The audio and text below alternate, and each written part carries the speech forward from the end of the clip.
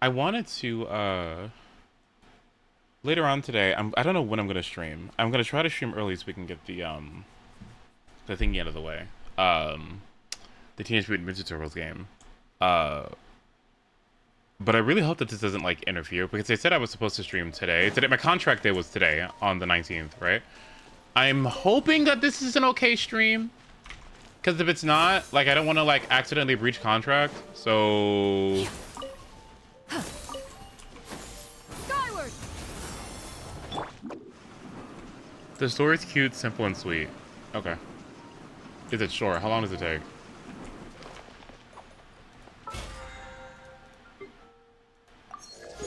What's the name of it? I think it's Shredder Returns. Let me check my contract.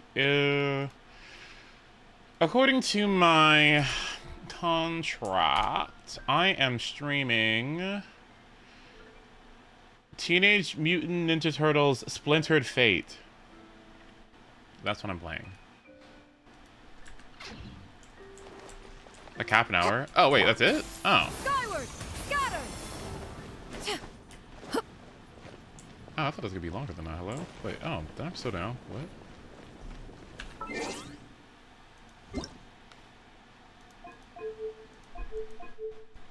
Also, I'm hoping I'm not the only one who's complaining about this, but like... Yeah, something about Genshin's performance. It's playing like shit.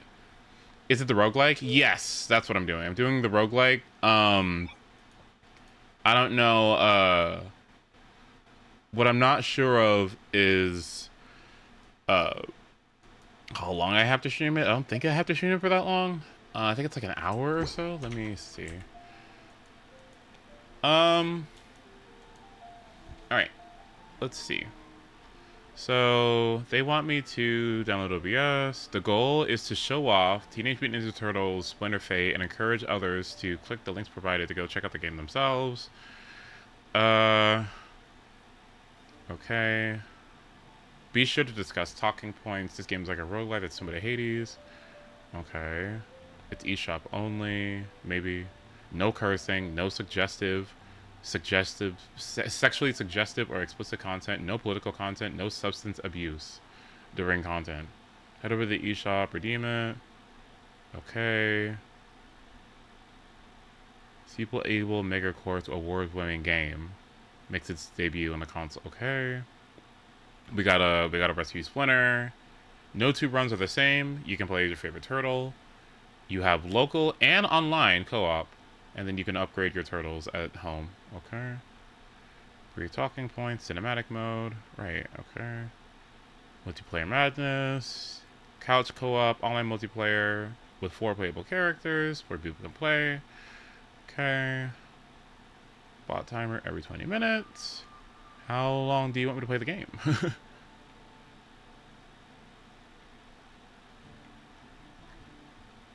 How long do they want me to play it? Hello?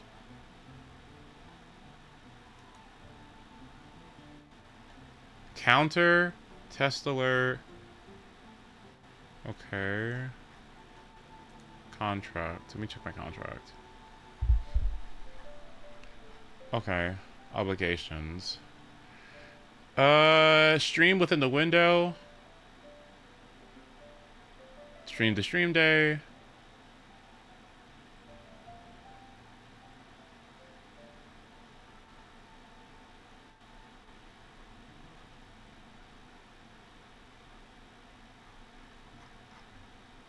What's the duration?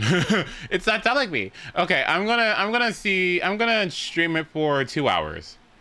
Because there's nothing that's in here. I should have read this contract more thoroughly. Oh my god, hold on. Maybe I should email my manager or my agent and see if I can get some more information on how long I should stream it.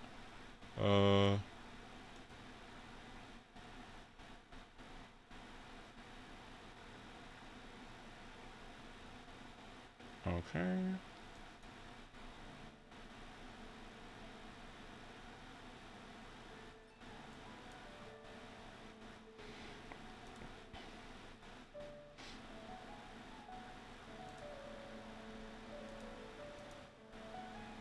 Give me just a moment to fix this.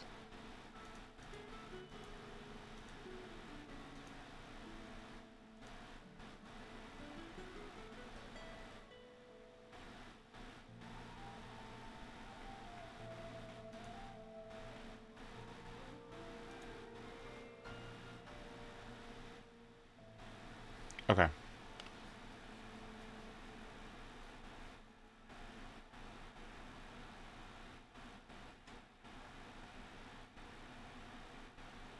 Right. Okay, cool. Okay, so they want you to check out their Discord, and they also want you to... Okay, cool. Fascinating. They want you to go to their Discord, and they want you to play the game. Okay, cool. All right, sounds good. All right. How... And then let me email... Hello. I just wanted to clarify how long is this stream intended to be? I haven't seen anything about stream length anywhere in the briefing, nor in the contracts. All right, there we go. Perfect. Nice. So does this free 10 pull count towards the Yelan funds? Oh, not at all. Not at all. Not at all. You would think, but no. It wasn't gonna exist prior to the bug, and I'm not gonna count that. Yeah, sorry. Yeah. Oh well. So what we're gonna do is what is it, 4:30 a.m. So what I want to do is, before I get started, I need to spend up the rest of my resin, and then once I do that, then we can get started. Okay, sound good? No, okay. I'm like, so what made them, what if the company doesn't listen to people when it comes to people of color being in the Hoyo game, but they listen to Nubalette not having his charge attack work properly? What's the contingency? Like, what are we doing? Whoa. A lawsuit. What would the lawsuit even have been? Strike a pose. Let my name echo in the same place. Loaded. Okay.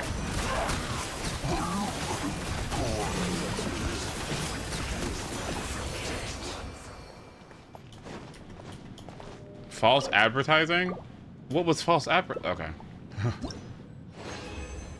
I wouldn't have been shaking in my boots, but whatever. Sure. Wings of darkness. Yoo-hoo! Time to shine. Go get it, Uruguay. Uruguay. Ready.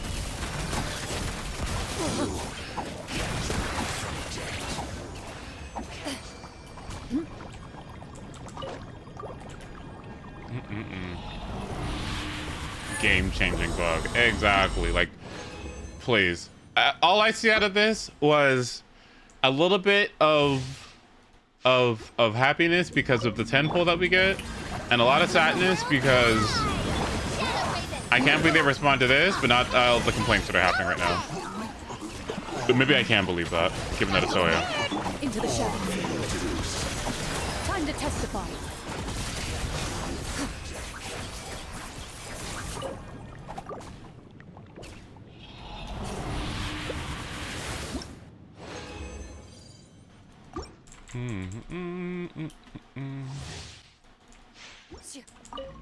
As you wish, mate. Strike a pose. Time to shine. Go get him, Uruguay. Uruguay, you're up. Come from those.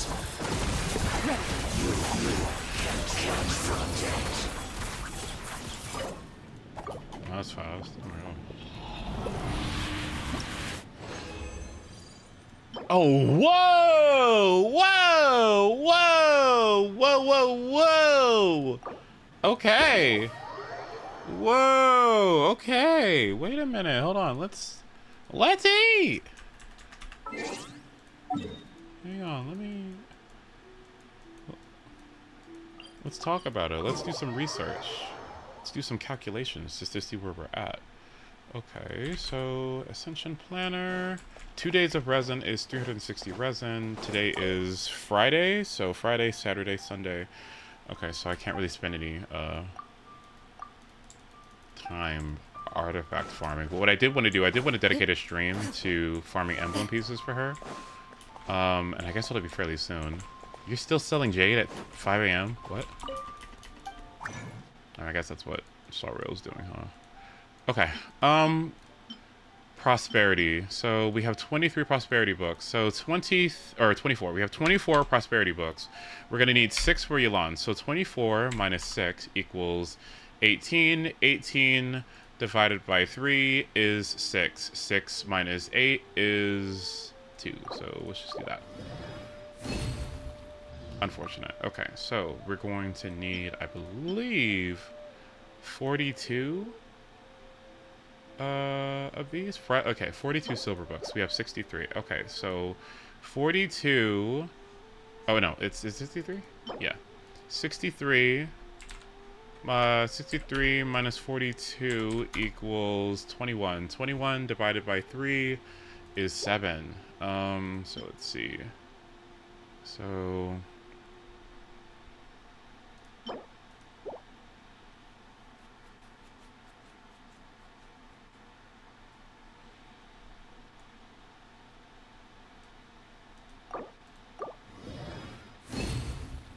that's really sad. Wow. Okay. That's really unfortunate, actually. Oh well. Okay. So that means we are left with 6. 42 and 44.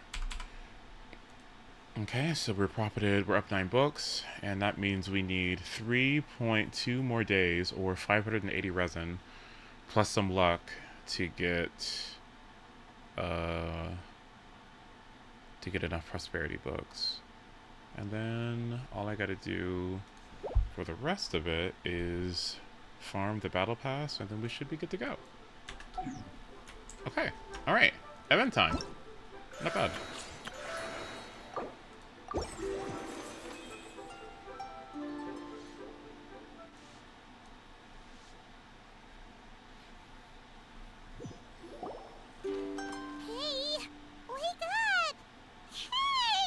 What? You're finally awake. Paimon was worried sick. No idea. Paimon just woke up and then we were here.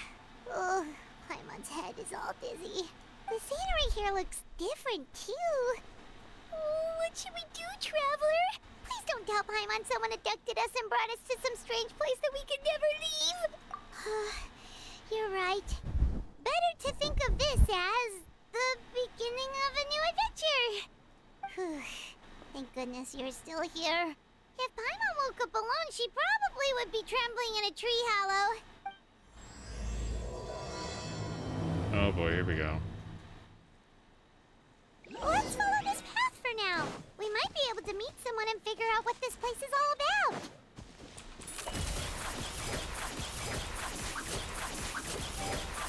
Is there stuff to explore here, or what? Is this like a temporary map? Traveler, did those plants by the road look weird to you? It almost looked like they were made of paper. And those 2 frogs over there? Yeah, they look like pieces of origami. Oh, by the shade of a lotus leaf stream, don't tell me you forgot how to jump. I didn't forget, Firecracker. I'm just not sure if what I remember is correct. Next thing you know, you'll have forgotten how to sing, much less notate a score. You still remember why we call you Stream, don't you? Yeah, because I've got a great singing voice. Although these days, name seems more ironic than anything. Not just a great voice, one that evokes the gentleness of early morning dewdrops flowing into a spring. So cheer up and make the jump over. If you're still unsure, just use that roll of magic thread. I won't laugh, I promise. Now, don't tell me you've forgotten how to use that as well. I haven't forgotten everything, Firecracker. Your name, for instance. It's kind of hard to forget that you're named after your fiery temper. Now do me a favor and pipe down for a second. I'll be right over.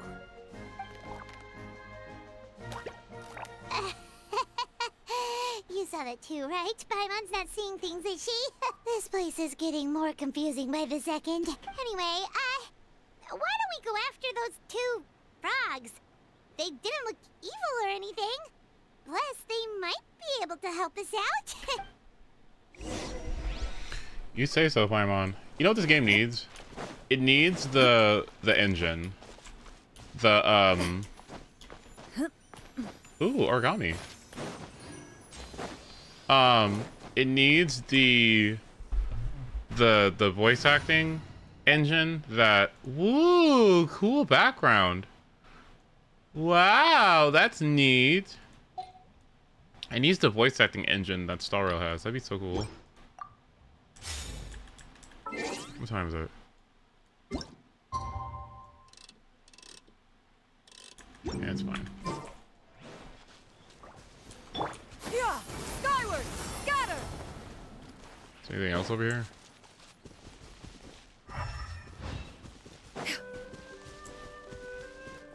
How about we explore the area ahead of it later? How about we explore the area ahead of us later?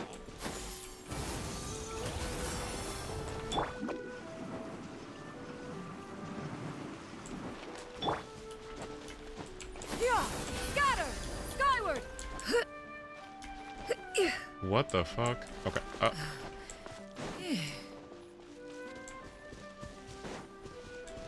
Is there no resources over here? Yeah, skyward. Scatter. Oh. Is that where we're going?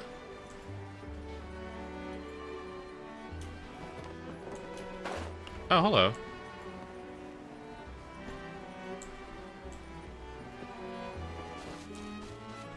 Where am I?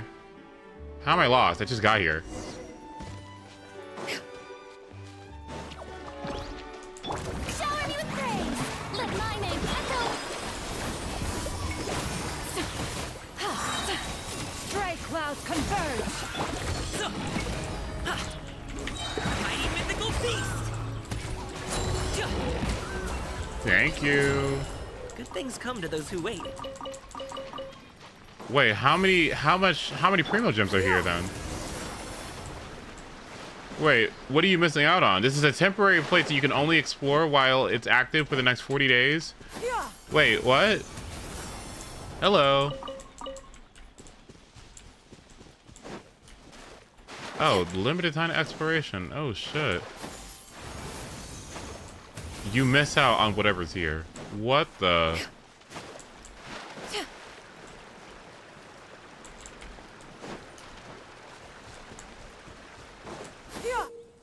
Paper frogs live in the Rainsong Pond and are depth jumpers. Press the interact button to pull the magic thread.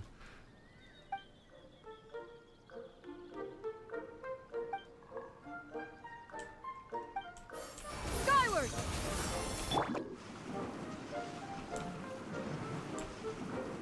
Is there an exploration guide? Hello. Ooh, what's in here? Maybe a growth serum?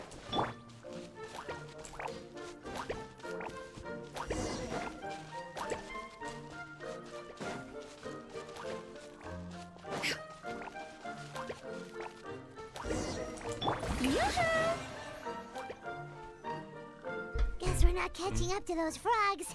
They were so fast. Paimon couldn't even tell where they hopped off to in the end.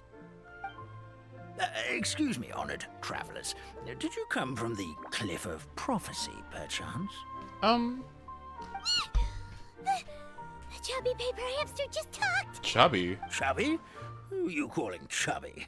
I've just got a slightly thicker layer of paper on me, that's all. Allow me to introduce myself. My name is Armand, and I'm an elder of the Forest of Blessings. I've been waiting here for the hero of prophecy to arrive. Traveler, could you pinch Paimon just to make sure she's not still dreaming? Pinching, you say? Well, I can help with that. Although you'll have to get a little closer. My arms are rather short. That's alright. We just need a minute to collect ourselves. Okay, let's think things through. We know for sure this isn't the world we're familiar with. The talking paper animals and all the paper trees and plants make that pretty clear. The hero from another world, supported by their companions, shall restore peace to the world. That is what the prophecy says. Dearie me, I completely forgot to introduce you to this world, didn't I? And here I am, getting all excited by the arrival of the hero. You'll have to excuse me. This old brain isn't what it once was. All shell and no nut. Oh well, perhaps my once glossy paper has faded past the point of no return. It's okay, really. You can just tell us all about this world now. Let me think. Where should I even begin? Pretty much forgotten everything that happened in the past. Right. I believe the story circulating along the pulp of this forest goes as follows. This VA, I love this. Long time ago, 3 goddesses created this world and named it Simulanka. The goddess of creation, who presides over matter and magic, created the mountains and rivers and gave us life. Her powers also paved the way for Simulanka to exist in numerous worlds. Okay. After the goddess of creation came the goddess of prophecy, with dominion over the stars and the course of fate itself. She induced the sky to spin and the earth to move. Even to this day, her statue still stands tall at the highest point of Constellation Metropole. The final goddess was the goddess of fate. She who reigns over all treasured tales and dearest wishes. She bestowed upon us the fierce and everlasting feelings of love and hate, and showed us the meaning of death and hope. Whoa, they all seem super impressive. Sounds like they really did a lot. Of course. All new residents of Simulanka come to the forest to thank the goddess of creation for founding this world, and travel to Constellation Metropole to witness the divinations of the goddess of prophecy's numerous oracles. After that, they make their way to the end of the world and tell the goddess of fate about their most cherished dreams. Well, at least that's how it used to be. How it used to be? Did something bad happen? Oh, yeah. That has to do with the hero you're waiting for, right? Yes, this old brain of mine may have forgotten many things, but I will never forget the day the evil dragon descended upon our forest. It came down from the skies in an ominous black mist and ravaged our homeland. Its gigantic footprints can still be seen in the kingdom of breezes and bells. We're incredibly fortunate that no one was hurt. Sounds terrifying. The terror doesn't stop there, I'm afraid. Ever since the attack, the Calligraphy Tavern in the forest has been closed. No one knows why, but it's a catastrophe of the highest order for us, forest dwellers. A catastrophe of the highest order? All because a tavern closed? If we were talking about Mondstadt here, Paimon might understand, but is it really all that serious? Good goddess of creation above. We'd take even the greatest flood over the closure of the tavern. Wet paper will dry out with time. So this is Fallen not trees this can be is restored. But the magic tonic. this is like whatever, right? Like, well, is this just summer, or is this like something? Not sure how we know that. well. This is just fun. Oh, you betcha. Well, then she...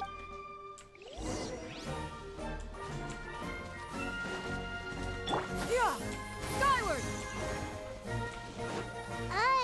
That meadow over there looks pretty strange. That's what the Calligraphy Tavern looks like. Now it's lost all of its color. Lake Light Lilies, cool. Skyward! It's summer, but it's also foreshadowing Natlan's Archon quest. Oh. Well, what can we infer from that?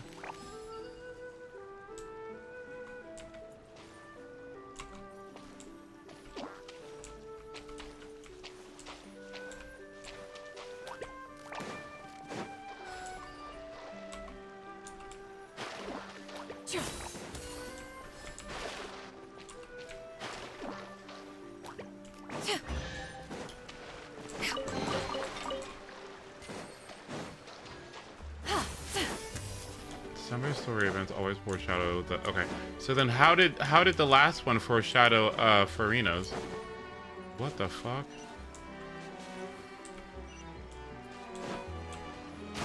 It can't just be me. It really cannot just be me, right? Like it. Skyward! Genshin performing worse? It cannot just be me. For Sumeru, it foreshadowed the heavy dream thingy. Oh, neat. What do you mean? It just stutters occasionally. I don't know why. Like... Yeah! Scatter! I cannot believe there are lake light lilies here. Ugh.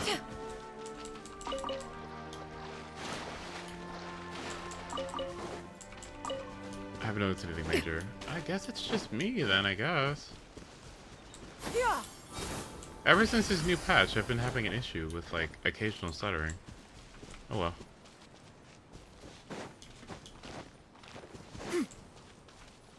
The heck is this? Yeah. Shower me with praise! Ah.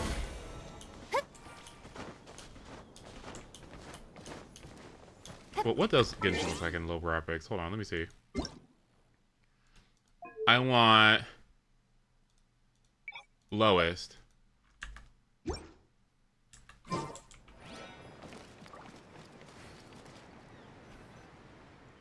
This is the place. If you could just wait a moment, the ferry should be... Traveler! Paimon! Paimon knows that voice! It's really you! I'm so happy to see you!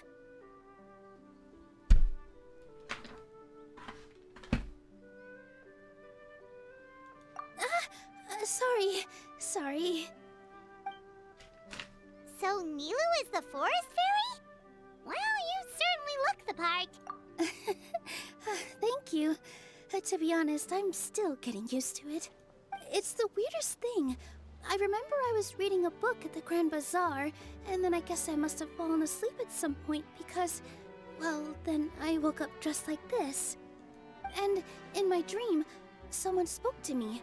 They said, "You are the fairy of the Forest of Blessings. Now go, save the forest with your magic." At first, I thought this whole world was just part of the dream, but no matter how hard I tried, I couldn't seem to wake up. I couldn't find anyone I knew from the real world either. Sounds similar to what happened with us. We also have no idea how we got here. Anyway, This looks like sorry shit. for my reaction back there. It's okay, we totally... Oh, blessed be the goddess of fate above. Grandpa Almond, thank you so much for bringing my friends here. Could you let the others know I'm coming? Of course, leave it to me. Hey ho, pistachio. Today truly is a blessed day. Wow, Nilu. Looks like you made short work of getting to know the locals. Well, when I arrived here yesterday, Grandpa Almond told me all about the state of this world. Since they think of me as their forest fairy, I just felt like I had to try to help them. Oh, so you mean like using some kind of forest magic to repair the tavern? Unfortunately, I don't know how to use the magic of this world. I've tried using my vision, but it doesn't seem to work here. If the books stored in this hut are anything to go by, this seems to be the place where the goddess of creation first made the townspeople of this forest. She folded the pages of books into small origami animals, gave them life with her magic, and with time, that's how the Forest of Blessings took shape. Maybe one of the books here could teach us how to use magic. I read them all, but only found one reference to magic. The incantation, abracadabra. means Abracadabra? to create what I say. This is a world made up of words, where fantastical powers can be wielded by all. Okay, so basically everyone in this world can use magic? That's nice, but still kind of vague. Yeah, from the other books I read, it seems like this goddess really likes to play fast and loose with the details. So, what should we do now? Oh, yes. I was going to help some of the other residents of the forest. They've been busy making preparations to reopen the tavern, so I thought I could help out. Got it! Guess This whole thing is making me pretty since and who knows? at least you're optimistic. Thank you. All right, let's go find the people of the forest to help them out.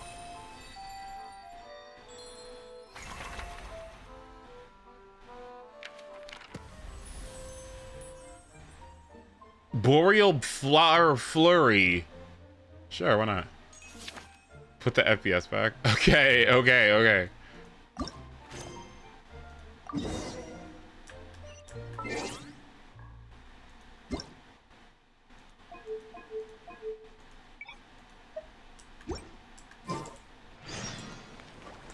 Oh my god.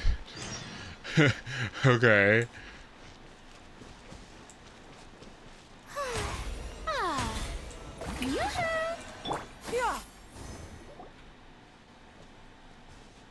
Look, the forest fairy is here, and she brought her companions. Grandpa Almond. Now was what are right, Pasta they do look and promising. Abby doing here? Hello there, Hello? everyone. I heard you were working on the piping for the calligraphy tavern. Is there anything we can do to help? Oh, we wouldn't dream of troubling you with our petty problems, my lady. Don't you worry, we have it all under control. You sure about that? Because from where Paimon's floating, the piping is looking pretty chaotic. Ah, yes. We have my careless friend to thank for that. He promised we could leave the pipe connecting to him, and, well, the results speak for themselves. Hey, I just wanted to inspect each pipe. This is the network the magic Pipe tonic has to inspector? function. Sounds like I was just trying Pasta. to think. So, I disassembled the whole thing. Yeah, and now you've forgotten how to put the thing back together.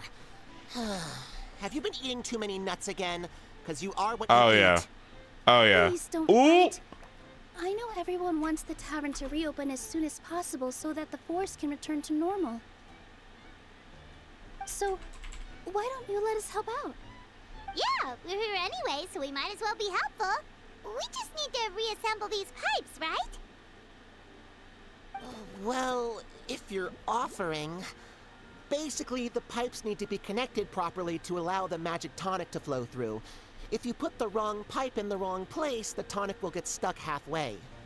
Attention to detail is key. Says the guy who messed up the whole thing in the first place. Mm-hmm. What am I looking for? I'm looking for...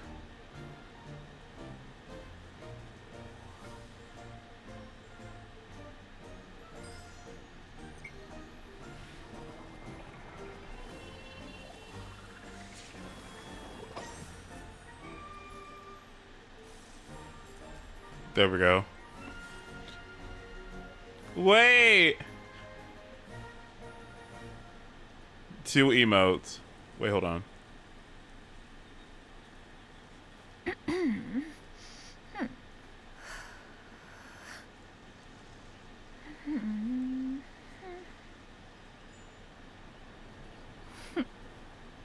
Okay, I'm adding a couple new emotes.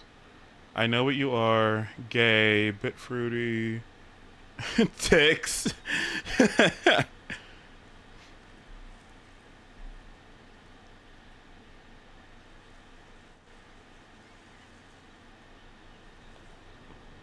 Gaze. Peace prevails throughout the land. There you go. And all things Gauge. are made new, as buds in the spring. All right, there we go. This is an auspicious era for humanity. Peppo gaze. Oh, there you go. Rotating pipe. What am I doing?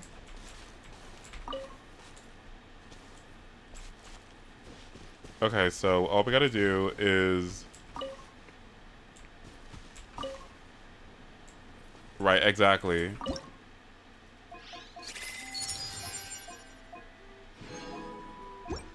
do you have this Squidward point emote with the super red filter? No?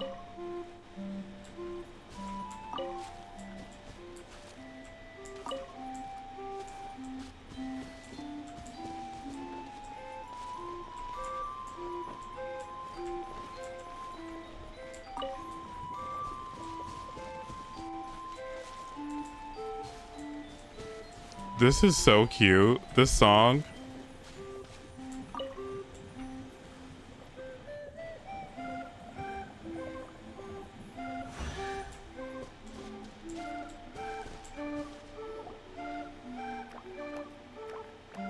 Oh, amazing! You did it! Now the tonic will flow into everyone's cups without getting stuck, right? Oh, gotta say though, Paimon is starting to get pretty curious about this magic tonic. Could she have a teeny... Stop being fucking greedy. It's not greed, it's curiosity. Mm-hmm. Well, if it's really just one sip, I guess that would be fine.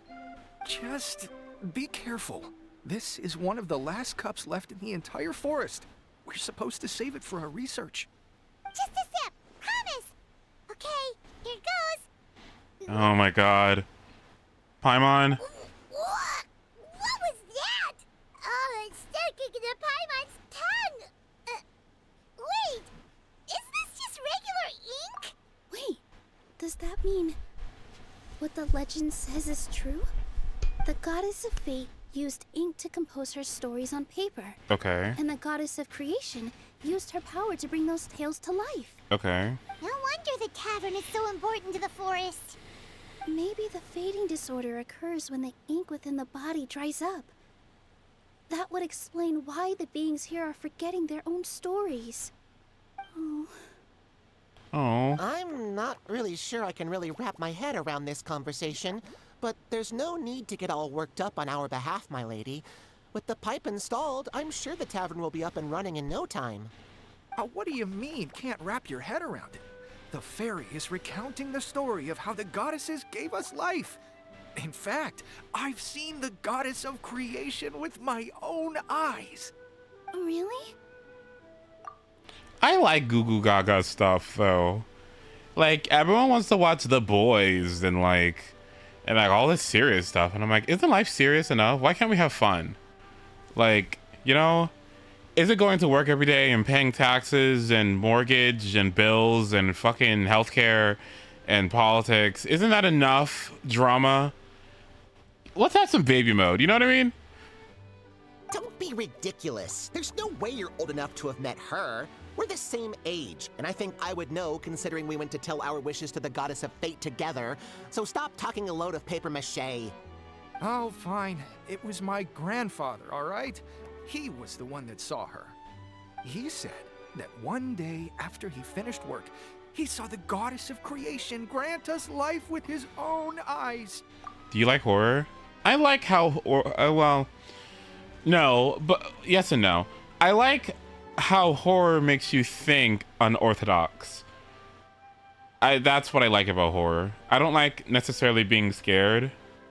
But I like how horror brings new context to otherwise very skippable or dismissible things. And I like that. Like houses that are empty, you know, or like a monster that exists because of this action, you know, like it's usually some weird arbitrary reason as to why a horror situation is happening, but when you think about it, it's kind of cool, isn't it? Like that a situation arises because of this arbitrary thing, and now you gotta like do something about it and act around it.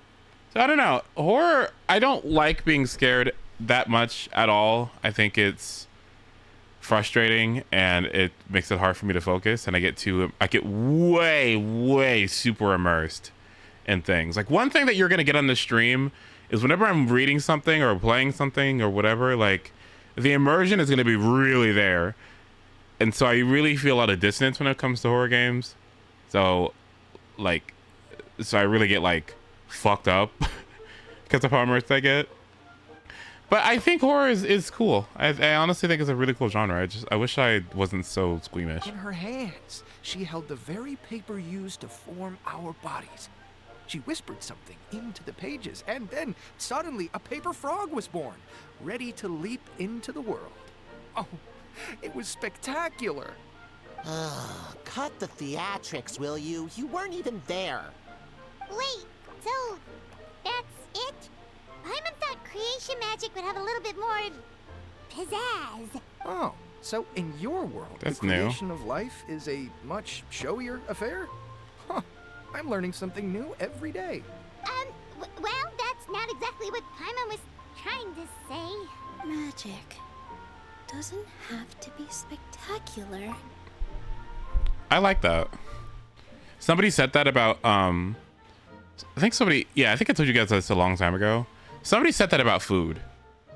Like, food doesn't have to be spectacular. Like, when it came to like how you like manage your diet and stuff, and like going out to eat and all that stuff, it was the perspective somebody had that like food doesn't have to be like a spectacle. It can be like a thing that, you know, serves to give you life. It doesn't have to be like this big thing, big deal. You gotta have the best stuff all the time. Like, it can be, but it doesn't have to be. And I like that perspective too. Sometimes, you know, it can be a little boring, but that's not a bad thing. I like this. I like that. And this is cool too. Magic doesn't have to be spectacular. I like this too, because magic usually is something that is spectacular. But this is a nice little. I like that quote. It's a nice quote. That's enough out of you. All your boasting is confusing our kind fairy. Oh, no, it's all right. I actually think I understand the magic of this world a bit better now. Thank you. The honor was all ours, milady. Traveler, Paimon, we should make our way to the next location. Yeah, I can appreciate horror for what it is. I'm just not the one. How about we make Genshin slowly more and more beautiful? Okay. That looks nice. Let's bring the beauty.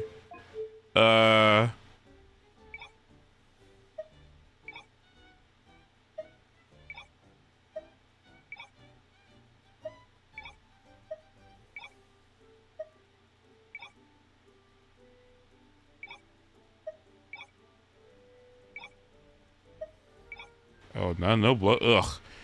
Actually, you know what? I hate motion blur, but I'm down to try it out. Let's do it.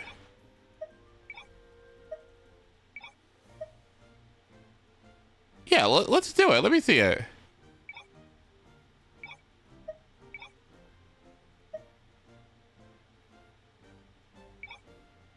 Okay, let's see the difference before and. Oh wow. Oh my fucking god. Oh my. Whoo! Oh.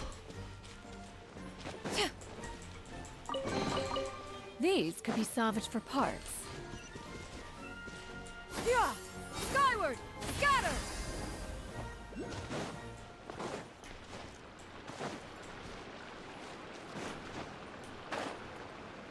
It is kind of pretty, huh? Of course, it could be prettier, but the flying squirrels get closed. Okay. Use the interact button to work together and direct them to the garlands. Hold the attack button while in. Okay.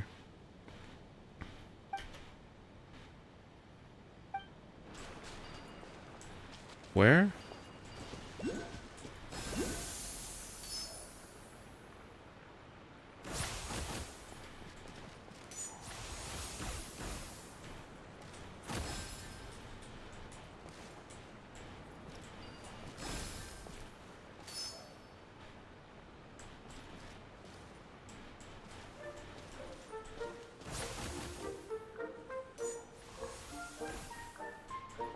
Is that correct?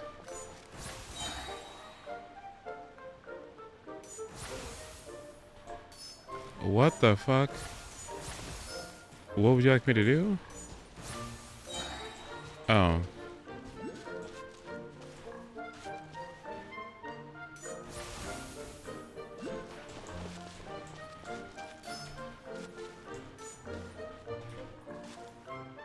Hi, Timel. Good to see you. Is this? Oh my god. This is just Mario Tennis. What? Oh my goodness. Boom.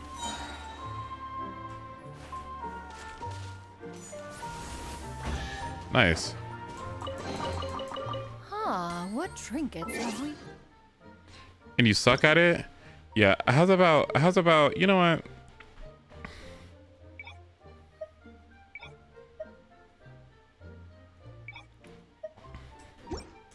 Present them for one's perusal. What the hell? Flowers that have curled in on themselves. Okay. They awaken after being hit by a squirrel. Okay. The character attacks and other shocks. Happens to really awaken. Okay.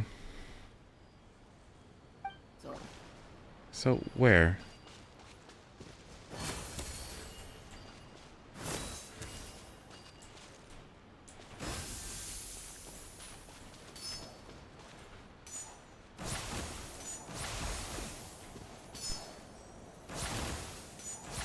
What does that mean?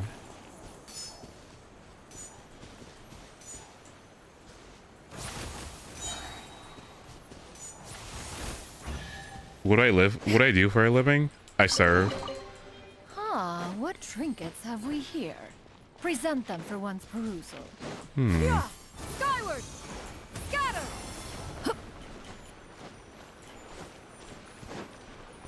Wait, so do I like grab this? Okay, good. Nice. Oh, military? Yes. Iraq. Scatter! That's where. Okay, just kidding. Okay.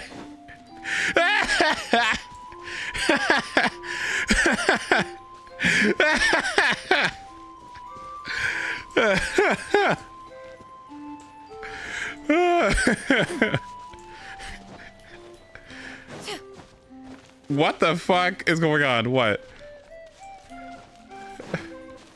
Yes. What is it? Are you here to take the trials as well? No, I'm here to leave. All right, where am I going? Skyward! Scatter! But no, what I do for a living is play baby games, as you can see. I'm a baby game caster, so.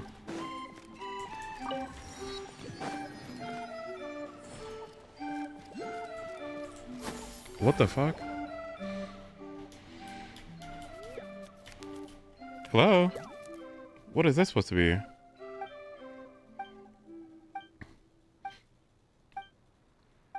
Am I supposed to be reading this? Oh, it's too bad. Sorry.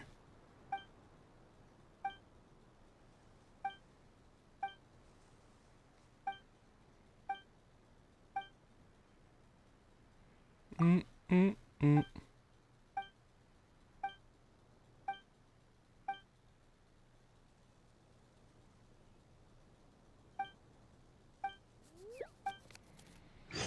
TLDR, the princess is gonna get something. Because these bozos are too old. Okay, nice.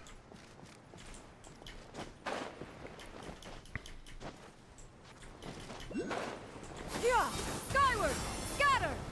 Alright, there it is. Thank you. Skyward! Who is texting me at 5 a.m.? Hold on.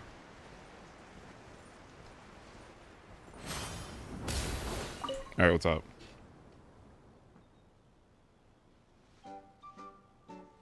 Trump? Oh no, please, not Trump. I told him not to text me when I'm streaming. Hold on. After that mishap last time. Hold on, let me see something.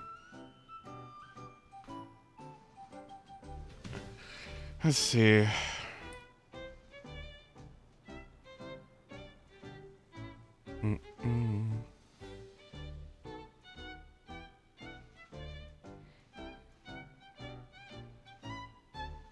Thank you.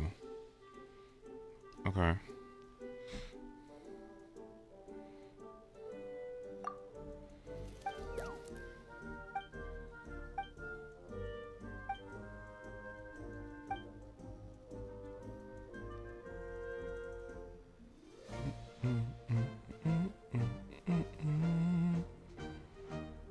2025 Graduate Leadership Program. Oh boy. Oh, I didn't turn on my bot. You're still right. Hold on.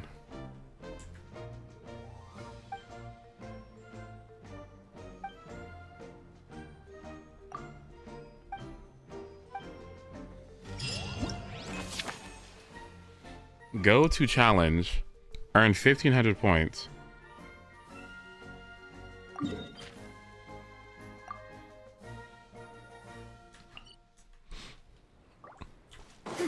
Yeah! Skyward! Scatter! What the hell is this? Give it a go. Pass through all the garlands within 120 seconds. Okay, so... Oh.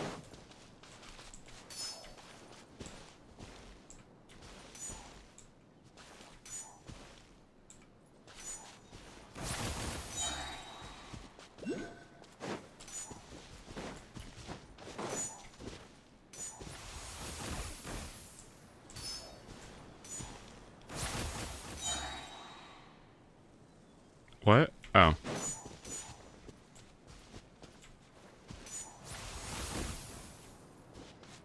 Oh! Boom.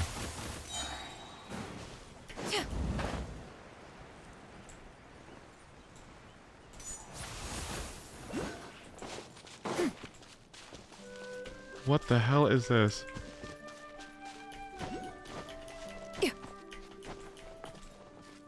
Oh. Oh.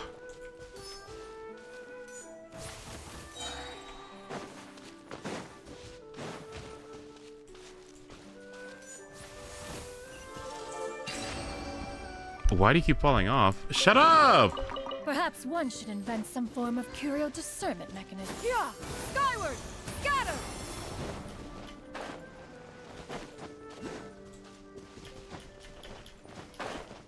Yeah! Skyward! Scatter!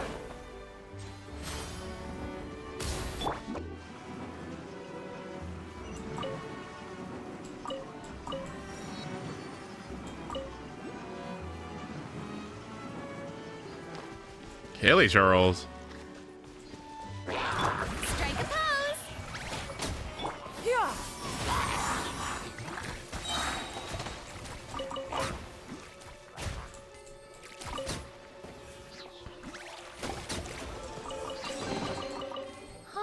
What trinkets have we here? Present them for once. Yeah! Skyward! How is Loper? It's kind of fucking not great. Kind of don't love it.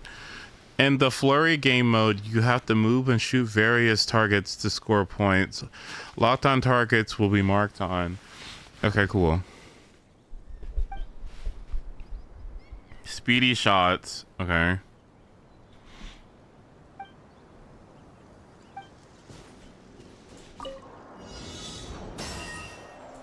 What the heck is this?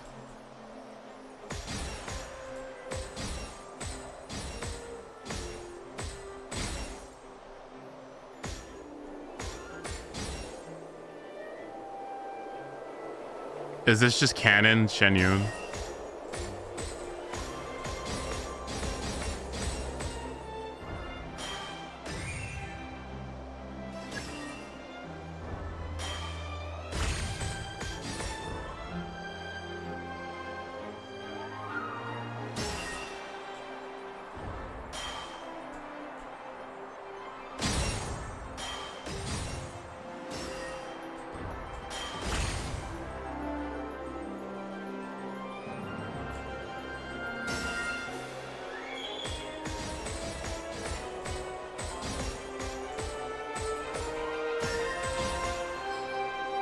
You missed out on Farina. Oh my god, how? Crew?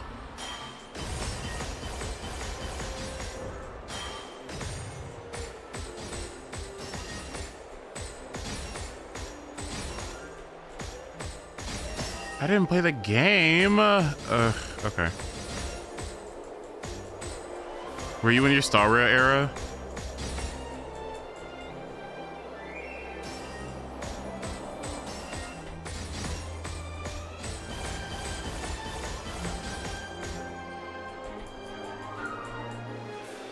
Okay, this is actually fun.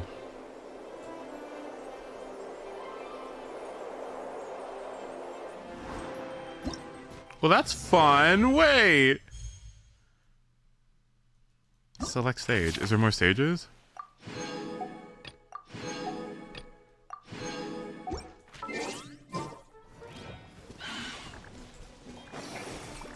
Shower me with praise! Let the world come alive! Seize the skies! Low blur is...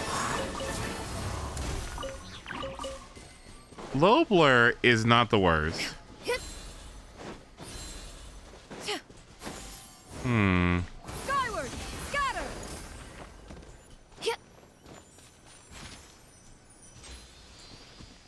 Wait, you guys playing Genshin on... Oh my god.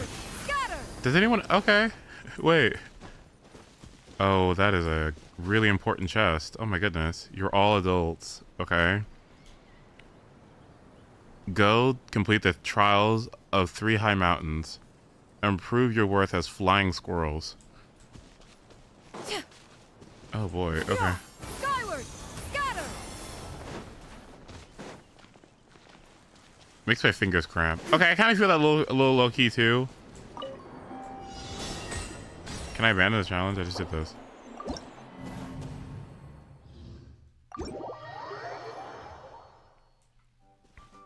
Okay, now where's the quest?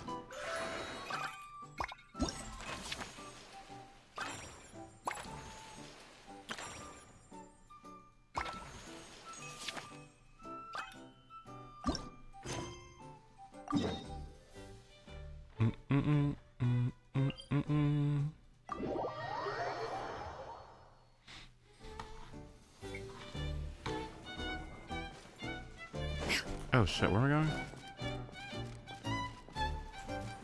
Yeah! Skyward! Scatter!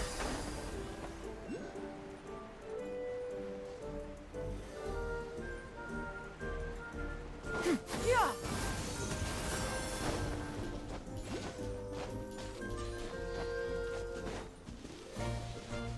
Yeah! Skyward! Scatter! Oh, my dear Citrus. Please tell me you're joking. We can't have you out of commission with the tavern about to reopen. I'm sorry, Grandpa Almond. It's the truth. I was just too excited for the reopening and must have fallen asleep in an awkward position. Grandpa Almond! We're here to help! Oh, hazelnuts on high. You could not have come at a better time. Please allow me to introduce you. This is the bartender of the Calligraphy Tavern, Miss Citrus. Miss Citrus is supposed to add all kinds of delicious fruits to the magic tonic. Her additions are what turn it into the finest brew in the land. She's indispensable to the operation of the tavern. I appreciate the kind words, Grandpa Almond, but... my neck. Are you alright? Terrible timing. Getting a kink in my neck at a time like this? Could you give my tail a little twist? That should help free up the movement in my neck. I would do it myself, but I can't reach my own, and Grandpa Almond is too old and as light as a feather. The neck and tail are connected? Of course they're connected. Just like how you can't have a rainbow without rain. Anyway, you just need to position me at the right height to pick the fruits. And then put them in the barrel over there. No more tutorials, please. I'm begging. Okay. Ah!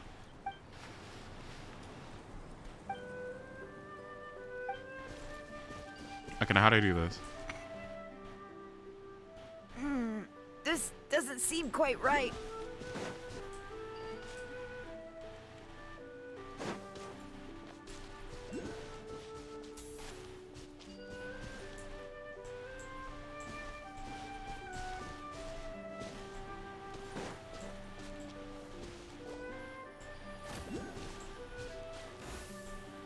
This is so stupid. This is so stupid. This is so stupid. This is so silly.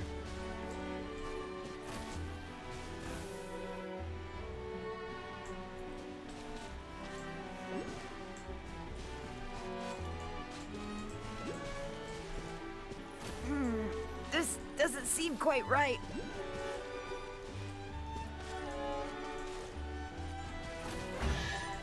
Nice. Perfect. My neck feels much better. So there really is some kind of connection between your neck and tail. Thank you so much, everyone. I can rest easy now, knowing the drinks at the tavern will be just as wonderful as before. That's another problem solved! We've got one final stop. Let's go. Okay. Okay, actually, can somebody check how many primo gems that you get from this whole event? Please, thank you. What the fuck? How am I supposed to get up there? Yeah,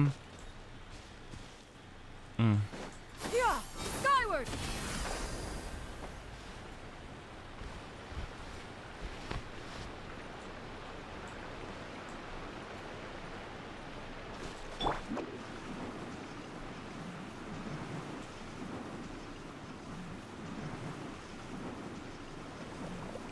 Oh gosh.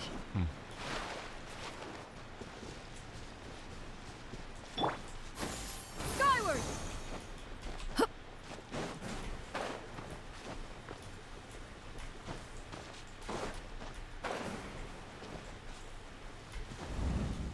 I wish. What? Yeah, skyward. Oh. Perhaps one should invent some form of curio dessert.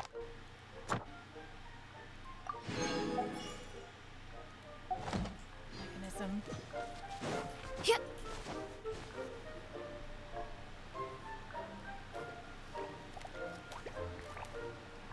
Oh, Stream! Your rhythm is off again! At this rate, it doesn't even matter if the tavern reopens. The band's not even going to get any gigs! I'm sorry. Hello there. I hope we aren't interrupting your rehearsal. According to this one calc, 1,000 from the event and then 1,000 from exploration. So 2,000? Why does that fucking seem like nothing? Damn! What? Oh my gosh. That seems like nothing. A 10 pole? Oh boy. How are you supposed to... Ugh. Wait. How are you supposed to get primo gems in this game? Without Welkin? Oh, what? How are you supposed to get primos in this game without Welkin? Abyss? Every 2 weeks? Well, Abyss and Imaginarium Theater. Quests, I'm assuming. Okay, so if you don't. Okay, so if you have quests done, where are you supposed to get fucking primos? Oh my gosh. Ugh. Wait, these are the two frogs we saw. Events, a commissions, while Abyss. ago. Oh wow, okay. Events, commissions, Abyss. Yeah, commissions sound right. Events do give you some. Abyss give you some. Yeah, okay. Gosh, if you didn't have an exploration available to you, I'm kind of like gagged. Oh, the forest fairy is here! For the love of lotus leaves and dewdrop stream, you've really got to put in some effort now. But Oh, don't pressure yourselves on my account. Are you rehearsing for a show? Sure are. You see, our group regularly performs for guests at the tavern. We've been out of work for quite some time, with the closure and all, but after hearing of the fairy's arrival yesterday, we figured we needed to get in performance shape right away. I understand how you feel. Back at the Grand Bazaar, Zubair Theater's always busy with rehearsals too. The Grand Bazaar? Do people there sing on lotus leaves as well? Yeah, they do. And it's a really big one. You're the conductor of your group, aren't you? You remind me of Mr. Zubair. Ah, then he must be an ambitious director. One who would do anything to avoid disappointing a single member of the audience. It's just... Is there anything we can do to help you, Mr. Stream? oh no, my problems are mine and mine alone. It's just after the tavern closed, I somehow forgot how to sing. I'm always a few beats behind everyone else, and I keep singing out of key. You were our trump card, our best singer by a mile. I know, but... So he is a victim of the fading disorder too? Don't be sad, Mr. Stream. Whenever I've forgotten important dance steps in the past, my friends at the Grand Bazaar always stick by my side to encourage me. They smile and patiently tell me everything's going to be okay. Then they play the melody for me over and over until the steps finally come back to me. Now it's our turn to help you. We just need to help you remember how to sing, right? The Traveler's got a great sense of rhythm. We can help keep you in time. Well, what do you say, Stream? I think it's a great idea. Just focus on the lyrics, and the fairy's friends will help you stay on beat. Are you sure? This is really asking a lot. Don't worry about it, Mr. Stream. It'll all be worth it when the tavern reopens and we finally have the chance to hear your marvelous Nilu singing is voice. like a modern All right, Princess then. Diana. Thank you so much, everyone. Okay, I kind of see it. I'll give it my best shot.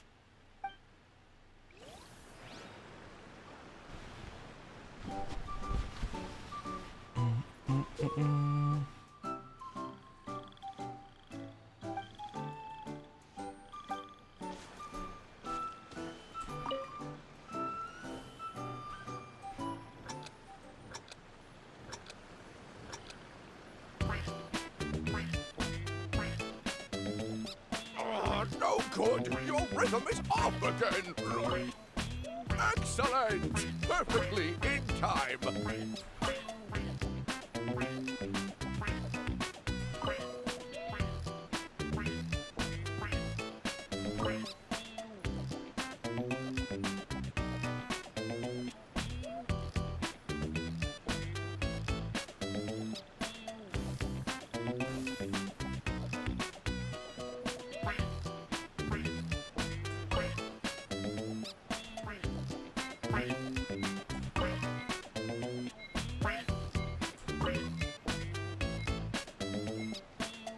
Why is it offbeat? I feel like I'm getting the hang of it again. Goddesses above. This better stick when it comes to the performance. Just do it exactly like how we rehearsed. Thank you, everyone. Thanks to you, my voice is once again as clear as a flowing stream. Glad to hear that you're feeling better, Mr. Stream. It's also about time for us to go to our next destination. Mm-hmm. We'll be looking forward to your performance at the tavern.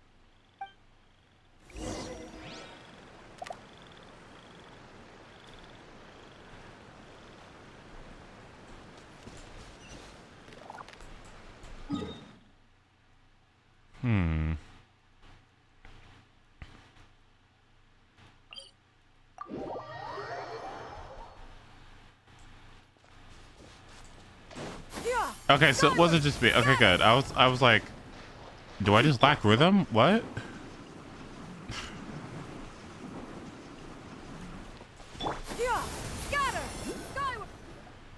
Well, The chest? since we've Oh, taken care fuck. of most of the tasks, all we need to do now is reopen the tavern. But we still don't know how to use the magic of this world. We don't even know why the tavern closed in the first place. Oh, what about the method that one hamster mentioned? You should try it, Nilu. You mean the creation magic his grandfather saw outside the Hut of Blessings? I wonder. How exactly did the goddess of creation give them life? Maybe you don't need to understand it. Just give it a try. Everyone here calls you the Forest Fairy. Maybe you have the magic powers already and you just don't know it. In other words, this forest is a stage. And all I need to do is step out into the spotlight? Sounds just like a fairy tale. Well, we are surrounded by talking origami animals and magic potions after all. Almost seems like anything's possible in this place. You're right, Paimon. We won't know anything unless we try. In that case, let's see.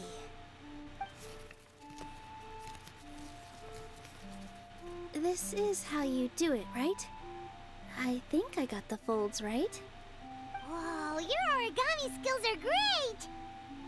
I once saw one of our prop people making something similar. It looked really cool, so I took some time during my break to learn the basics. It's not a bad way to stave off sleepiness either. Well, how do you feel? Sense any, magical powers flowing through you? No. No? What are we missing?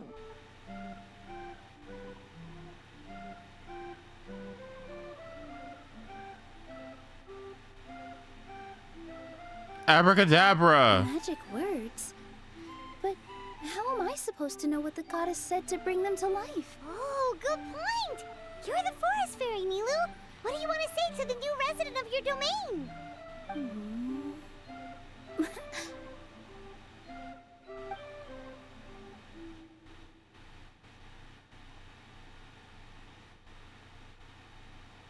I bestow upon you the blessings of the forest and offer you a home in this land.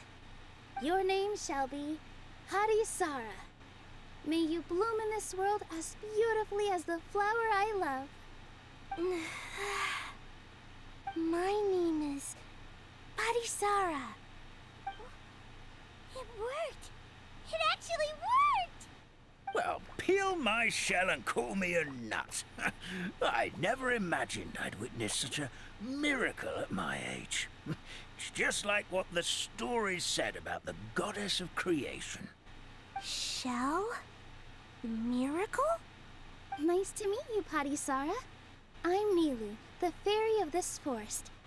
From this day forward, this place is now your home. Hello, Fairy Nilu. I hope you'll grow up happily in this forest. Grow up. Oh, you can leave the little one with old Armand for now. Oh, this sure brings back memories. It's been such a long time since we last held a welcome ceremony. Here, Padisara.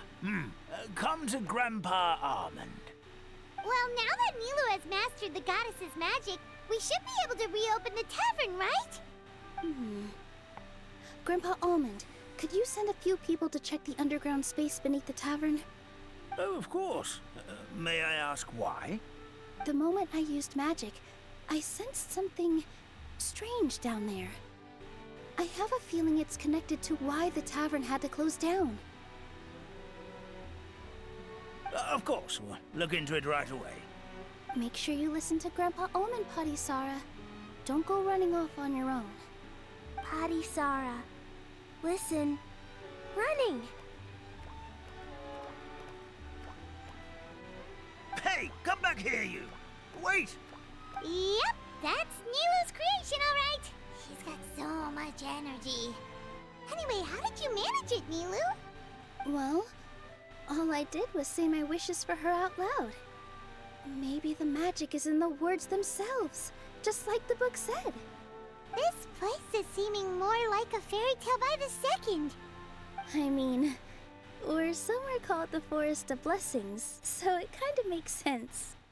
Well, anyway, Paimon thinks this magic suits you perfectly, Nilu.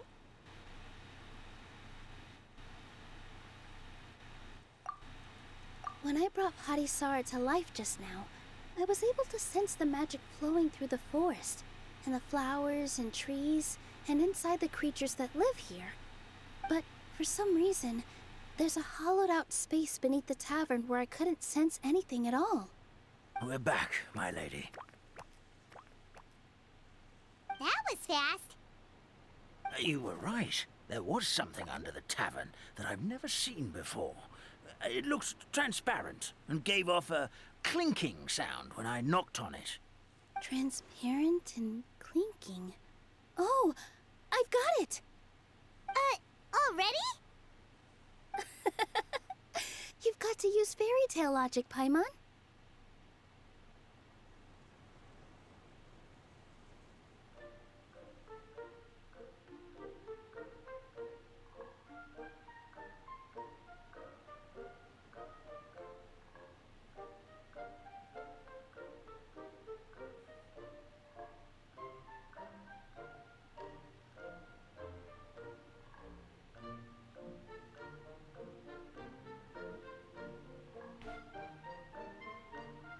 My bad. Sorry. That's right. An empty ink bottle, to be exact. Still remember I was looking the at my taste phone. of My the bad. magic Sorry. tonic you took a sip My of, bad. Paimon? Yeah, it was ink. Oh, Paimon gets it now. Traveler, Paimon, will you come gather some ingredients with me? I learned what we need to make the magic tonic back in the Hut of Blessings. Sure thing. What do we need to get? A setting sun that never sets, a dragon Sunsetia? that cannot fly, and a moon that only shines at night. Where are we supposed to find crazy things like that? Snapdragons and Neopot. What the fuck? What? How did you get that so fast? Logic, huh? Lucky guess, more like.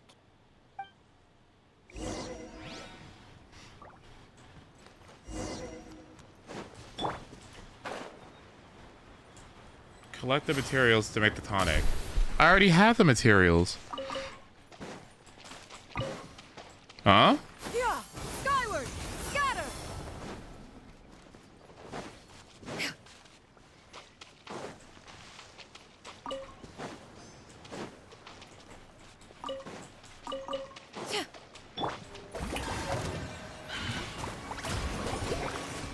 That should be everything, right? What should we do now? Let's go back to the Hut of Blessings.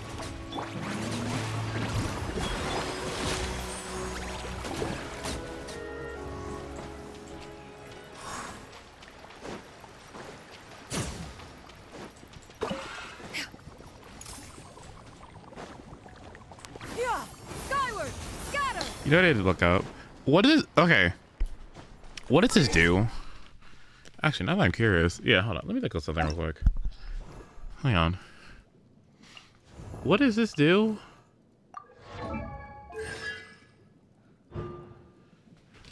A love is a rebellious bird that no one can tame. When using Let the People Rejoice, Farina will gain 150 fanfare. Okay. Additionally, Farina's fanfare limit will be increased by 100. So what does that mean? More damage? Percent bonus and more healing bonus, I guess?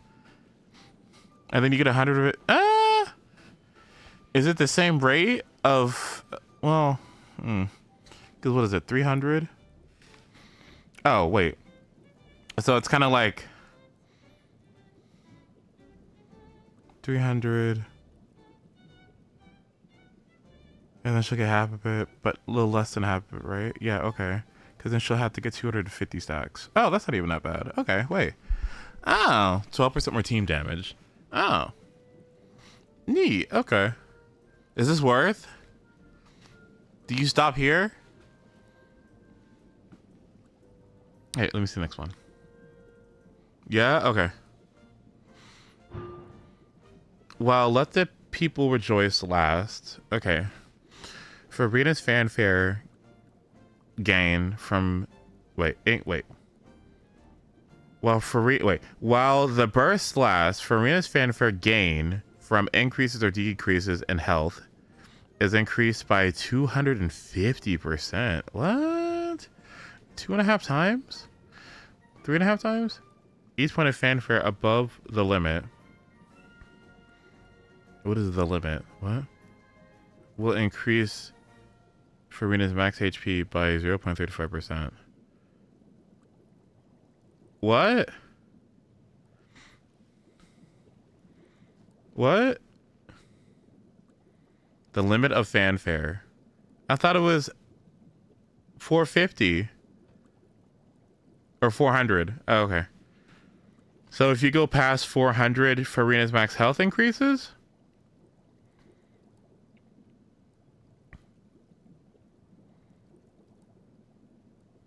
So overhealing is better with this then.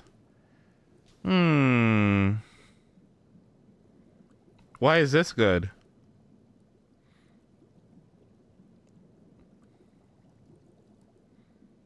Oh, wait. More HP probably means more damage, right?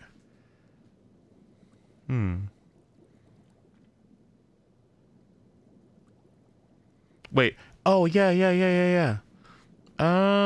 Okay, wait. So, yeah, the higher her HP is, then the more fanfare damage bonus you get?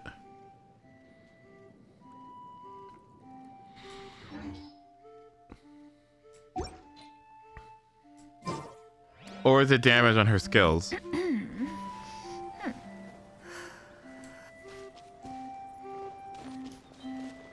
It's like a 20 to 25% increase to her personal DPS.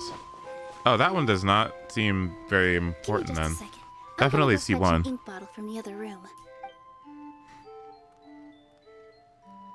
Paimon doesn't get it. All the ingredients are super tasty, but somehow the final product turns into ink. Well, anyway, Paimon's not going anywhere near this stuff this time. Not even if you bribed her. Sorry to keep you waiting. Let's see. According to the book, first you do this, then this, and then... it's done!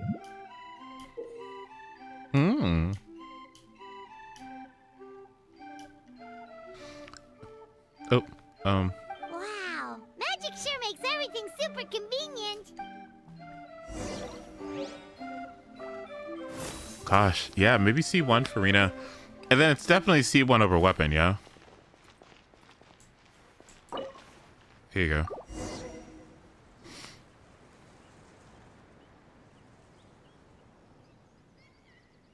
Yes, this is it.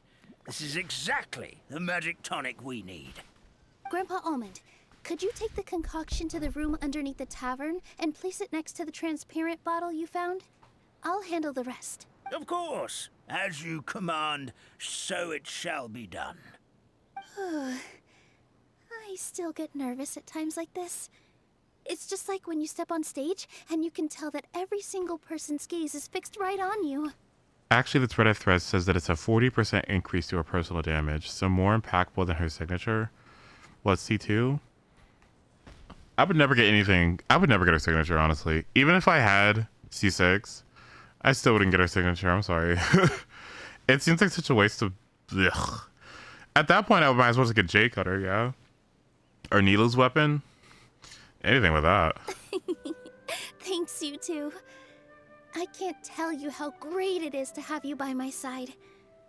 Almost makes me feel like I've been blessed by the goddess of fate, too. Let's go. We shouldn't keep everyone waiting.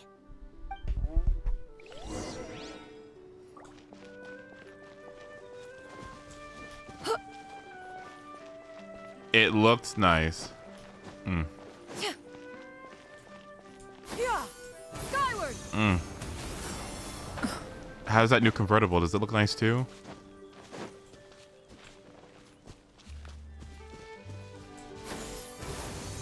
Scatter. Have you seen it on her? Yep, it's blue.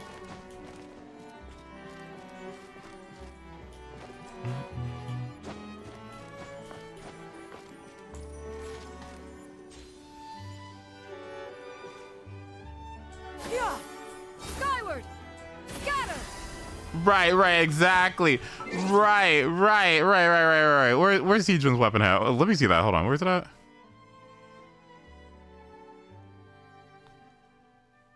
You know what's funny about this stupid weapon? I just think it's so hilarious that this stupid weapon... Where's it at?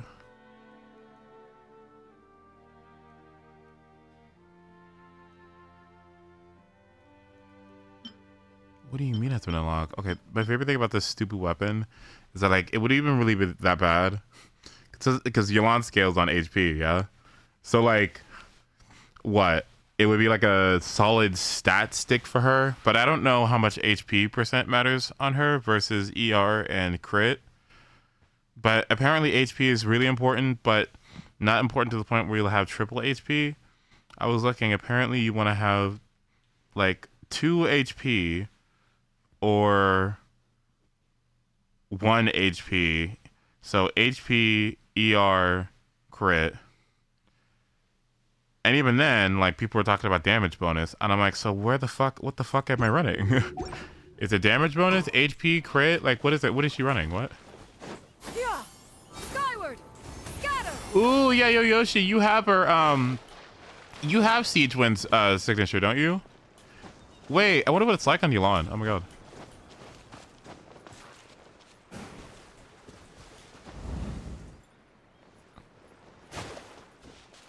Yeah. Skyward. Scatter. I got Marina. Wait, then who's the one? It's Junibees. It's Junibees that has it. Yeah, yeah. Forest, please heed my words and accept my blessings. May your spring of wondrous magic never run dry. And may all who call you their home lead happy, fulfilling lives.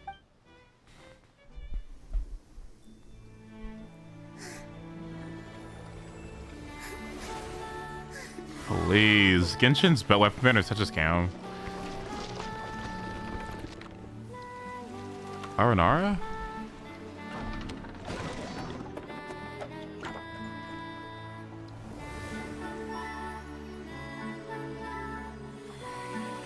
I still don't know if I should go for Jade.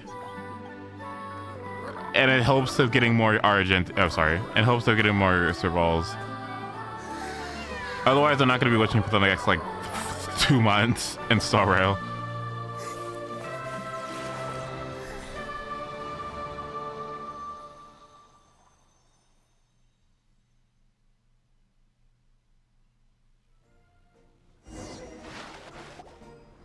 Fairy Nilu is amazing.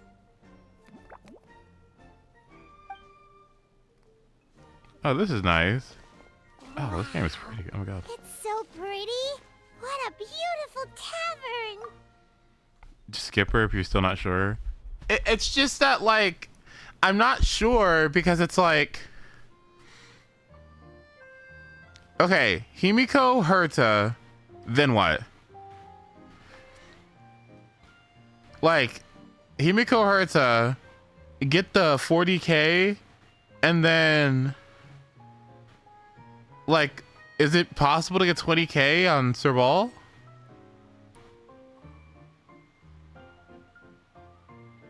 Are you actually going to sit here and tell me that that simply getting a Himiko... Stop. Okay, let me get this right. Okay, no. Listen to me, okay? Be 100% serious with me. All you need to clear Pure Fiction is just getting a random Himiko and the Herta that you get for free. That's all you need? That's it? So what's the point of summoning for erudition characters if you don't have Himiko?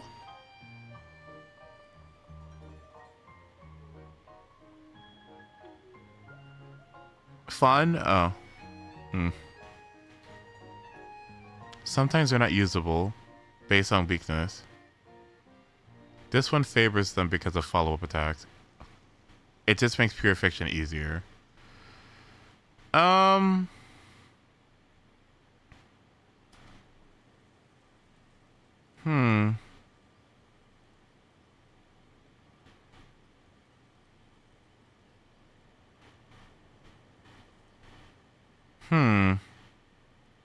Yeah, the thing that...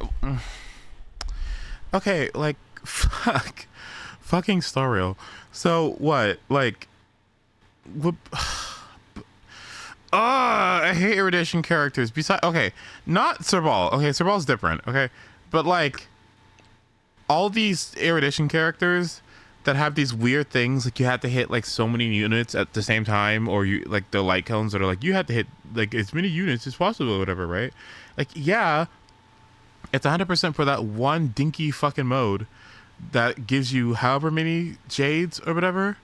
And so I'm like, what sucks and what's annoying, what's pissing me off is that, like, so what the fuck? Like, so you... Is that the only time I just pull them out? That seems like such a bad, like... Ugh. Like, because, you know, I would use my Robin or my Ranmei everywhere. I would use my tank or my preservation everywhere, right? But DPSs that are only good in one specific mode or something? Oh my god, why does that sound like shit? Oh, it sounds horrible. Ugh.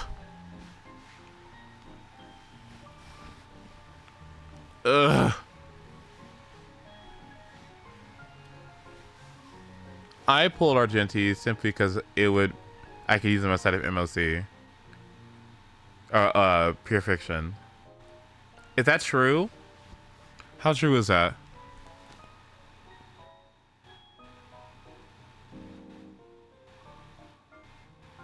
I wouldn't say that they're only good in that mode. It's just where they shine the most. Oh, I guess what I'm thinking about is like, you know how you don't like wish for a lot of DPSs, like in Genshin, and you should like go for supports first, assuming you're a new player, right? So like a new player who's recently started playing like me, right? I shouldn't be going for fucking I don't know, Navia, Nilu, Wanderer, fucking like Arlecchino. Like I shouldn't be doing that, yeah? Like I should go for the Kazuas and the Baijus and the Farinas and the Yalans, and maybe the Shenyuns, right? Like I should be going for the units like those for the most part, because they're gonna have more mileage. And I guess I haven't really wished for a DPS yet outside of Clorinde. Clorinde, I think, is the only DPS that I legit like wished for with the intent of getting a DPS, and that was because I had all the other pieces. So I guess what kind of fucks me up about Star Rail is I'm really glad that ratio is there, because like if you have DPSs, well then yeah, it's just what's her name? Acheron? Just get Acheron, right? It's just Acheron. Is it not? Is it not just get Acheron? Like, because I don't want to deal with that. Like, I don't want to deal with... Oh, God. Ew, that sounds so annoying. What was the point of me, like, losing a 50-50 and then, like, getting all those J's or spending however much money to get a fucking DPS unit just for them to be dog shit in a mode? No! Ugh, that sounds so bad. I hate that. Gross! You might as well just get Acheron at that point. So you could actually, like, how many more units are like that? There's the Acherons. Who else can clear both modes? Is there anyone else that can, like... I mean, I guess Himiko right now, that's good, in this particular MOC. But is there anyone else that can, like, do really good in both modes? I might as well just wish for her. Like, that's what I'll probably do that then. Oh my god. Firefly?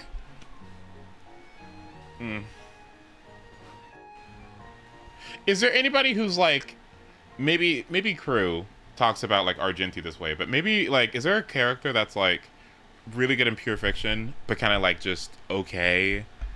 Like just kind of like okay in single player stuff? Okay enough to the point where you can make it work?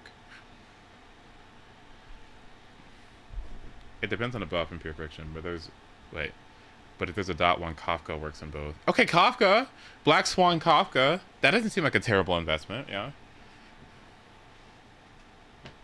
Sometimes Pure Fiction really favors Dot.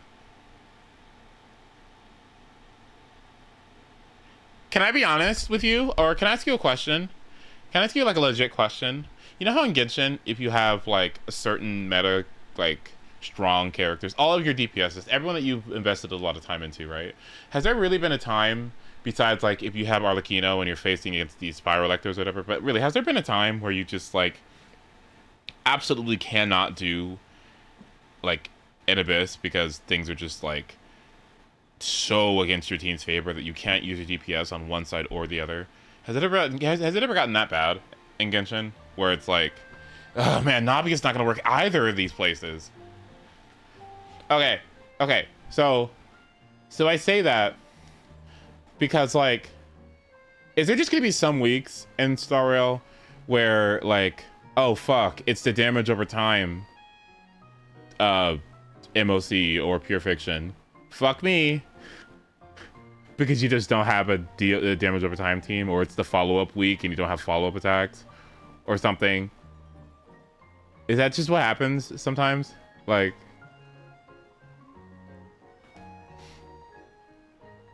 Using Monogena gets Abyss Hectors or whatever, feels like, well, okay, that makes sense, yeah. Starro weighs the buffs and mechanics a lot more than Genshin. So then what's consistent? Where's the Nubalette? Acheron? Okay, then yeah. Okay, yeah, then it's just Acheron. Yeah. Yeah, then it's just Acheron. It's just Pela and Acheron. Right? Hold on, let me look.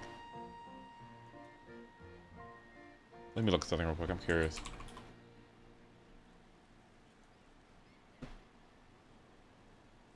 Oh, 100%. Cause like, look at this, like, okay. Acheron, tier 1. Okay. Blade. Okay. Where's Blade? Blade doesn't seem too bad. Blade is kind of staying around tier 2, tier 1.5. Let's see. Tier 3. Okay, wait! 1.5? Shit Yuan doesn't look too bad. Claire doesn't look too bad. That's annoying. That's acceptable, I guess. That's annoying. This is probably the best. This looks really good too. This is really, really, really nice. What? This is really, really nice. What? Both of these are really nice. Okay. These seem more worth it. Like, this is unbelievable. This is unbelievable to me. This is absolutely unbelievable. What a scam. Is this not a scam? What? This is a scam. It just is. Like, I cannot believe that. Unless you like the character. That is such a scam. What? No? What? What? You're telling me you're gonna farm that physical set. You're gonna do all those rolls. You're gonna spend all that resin to get this just for it to be useful in one mode. No, I can't. No. At least, you know, because Firefly's looking good. She's got a little bit of both. And that's nice. Okay, so this is worth. This scene's worth, this scene's worth, this scene's worth, this scene's worth. Oh, Topaz, thank God. Oh, thank God, Topaz. Oh my goodness. Oh, that makes me so happy to see. Oh, that makes me so happy to see. Okay, thank you.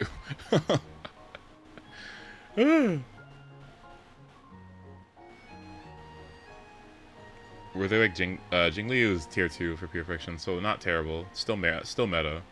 Blade doesn't look too bad. Some of these characters don't look too bad. Yeah. But I would not do this. What do you need, a sparkle? You're telling me that this bitch needs a fucking... Does he need sparkle? He really wants sparkle, and he really wants... Just for him to be tier 3 in pure perfection? Bye. Nope. Sorry. This is worth. This is worth. This is free. This seems okay. This seems not bad either. She seems... For what she is, this seems kind of acceptable. Honestly, Sela seems acceptable too. Blade looks particularly interesting. Does anyone who's used the Jade Blade combo, which I'm assuming that's nobody here because I'm not sure not that many people would wish for Blade and Jade. Does this work in single player content? Yeah, I don't think anyone in here. I don't think there's a single person who's hearing me right now that has Jade and Blade right now. But does this work in single player? Is it only useful at E1? Damn.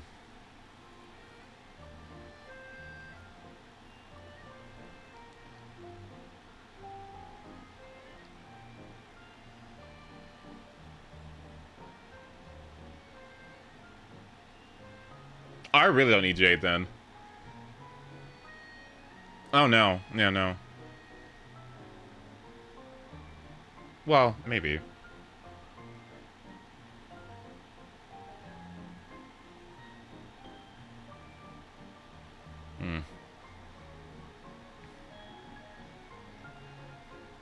Genshin is so much easier. It's insane.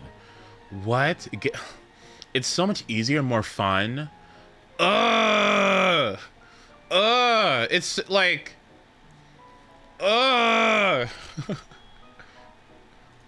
It's because of Farina. Ugh. Because of Farina and Bennett and some of these characters, you could just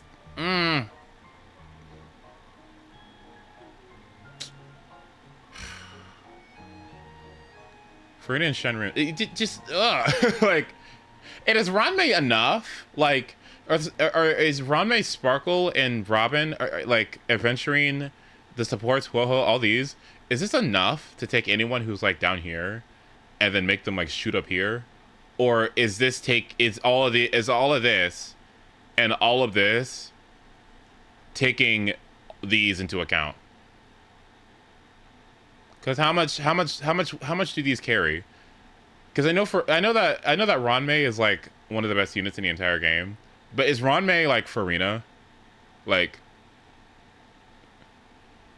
you know what I mean? Does that make sense? Like, okay, I guess is Ranmei to Star Rail like how Farina is to Genshin, where if you have her on the team, she just does so much on her own that she does a lot of heavy lifting and can mitigate a lot of the weak points that characters have? Or is it that like at a baseline you should have her and the content is kind of like built around Ranmei or Robin or Sparkle existing and you being able to overcome it, like, or not being able to overcome it as easily because it's built around them existing, so the content's kind of harder. Ranmei is Kazuha? I see, okay.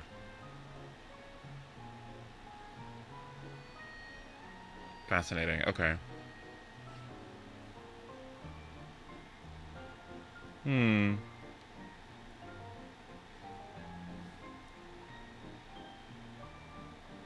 These are such interesting games. Gacha games are certainly fascinating, aren't they?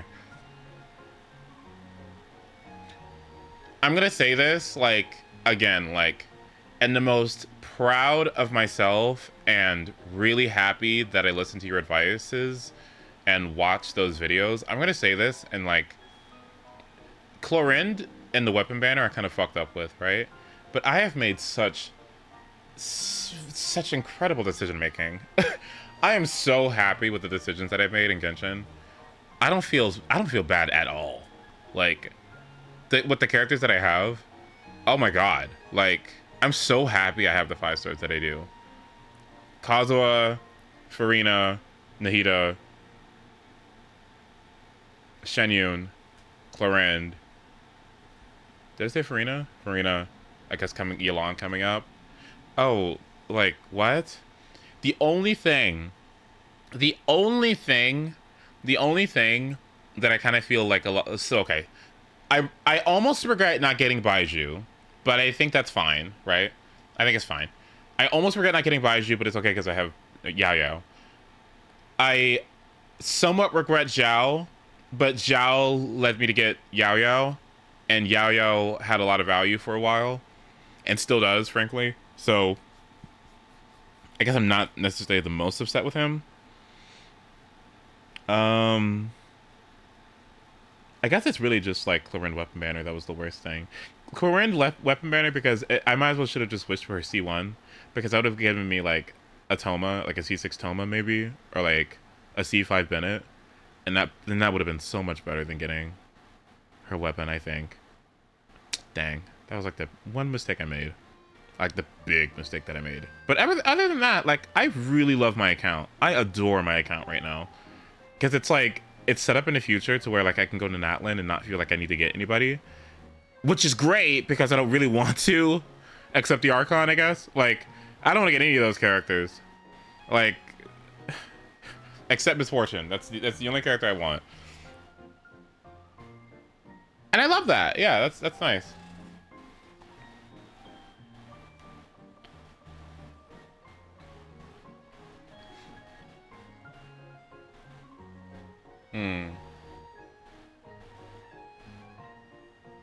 Whereas in this game, it feels like I'm fucked up. This game is fucked up. Or like my characters are fucked up. It just, ugh. I do not feel the same way. I got Fu Xuan when I could have gotten Adventuring. Like, or like, okay, I got Fu Xuan, but I really should have had Adventurine, right? Like, I got a break team, which is nice, but I have Shui Yi and not Firefly because I don't like Firefly that much. Like, Ratio's fine, but I refuse to build Pela. And Marge is my favorite character. Like, ugh! Fuck! Fuck, I wish it was easier. Fuck. No Topaz either? Ugh! Okay. I need to lock in. I need to lock in on this game. I really do. Because I do like playing it. And I hope you guys like it when I stream Star Rail too. But I think I need to lock in on this game. I think I need to be serious. Like a little bit. Just a little serious. I'm gonna lock in and be serious while also using my C4 Serval and using my new Hunt March. Okay, I'm still gonna be serious though. Okay, even though it's gonna look unserious, I promise you it's gonna be serious. It's serious. It's serious. I'm still serious. I promise. It's serious. It matches the scenery of the forest perfectly. I was so surprised when it suddenly opened up like that. Just like a pop-up book. I remember now. I remember everything. It was me. I was the one who went to the top of Constellation Metropole and witnessed the goddess's prophecy. The hero who shall save this world will descend upon the cliff of prophecy. The hero, supported by their companions, shall restore peace to this world. So the prophecy really did have all the answers. You just forgot the first half. That's why I was waiting near the cliff of prophecy. Wonderful. Simply wonderful. There's still some hope left for old Armand after all. Is the Cliff of Prophecy that place with the huge mural? 'Cause that is where we woke up, but we don't remember anything about how we got there. Also, we didn't get a change of clothes like Nilu. Are we definitely the heroes? If not you, then who else? You've already helped the fairy revitalize our forest. Alright. Either way, we're going to keep adventuring, even if it's just to figure out how we can get back to our world. Yep, that's exactly right. Helping people we meet on the road is kind of our thing. As expected, the words of the goddess of prophecy always come true. I'll come with you. It can't hurt to have a magical fairy tag along, right? Heroes and fairies, dragons and new adventures. This is sounding more and more like a fairy tale by the second. I would say your next stop should, once you've arrived at the astral... Are you? I'm afraid so. There are still other people who need my help. I won't go far, so be it. I'll head to the station. Sounds good. Oh. Oh, well, if you're offering. Paimon will take a glass of Buell fruit tonic. But... Oh boy. Okay.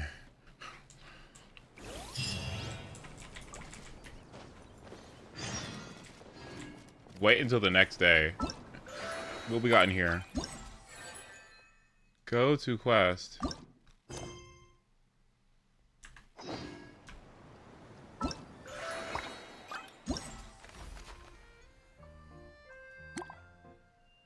Oh, this is a lot. Oh my god.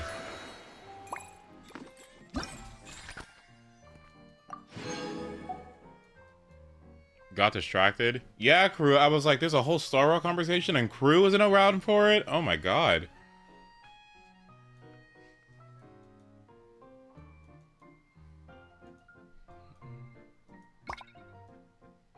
What the hell is this? Invite character. What? Oh, I see what's going on. Right, okay. So the more of these little thingies I find, the better. Okay.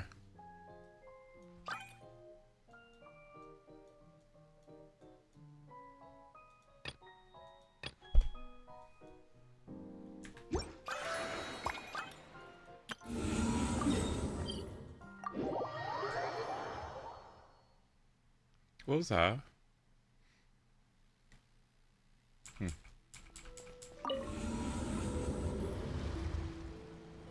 Let me do it.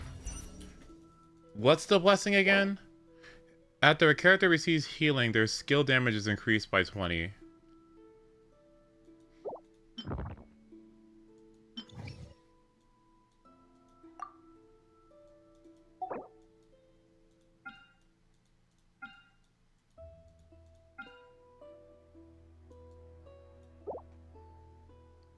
Yeah, that's kind of insane. What? Okay, anyway.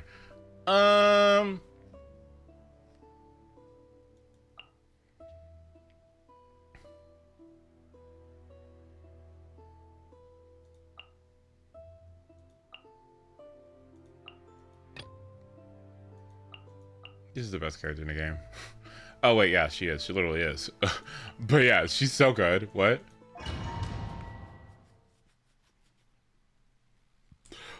Ugh. Oh.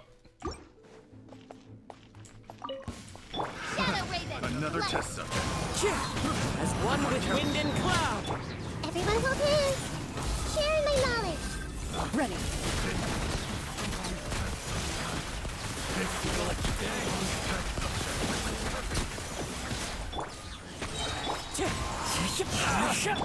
Hey! To the very finally, I to the very.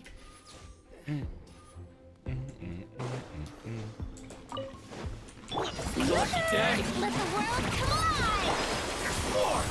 Stray cloud converge. Everybody stand back! Many happy returns! Congratulations!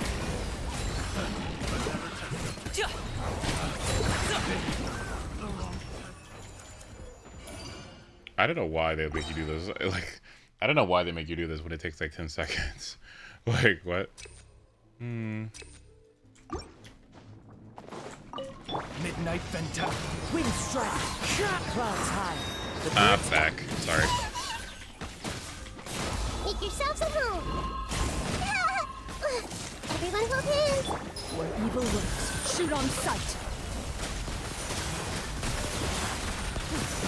Another test subject. I see everything!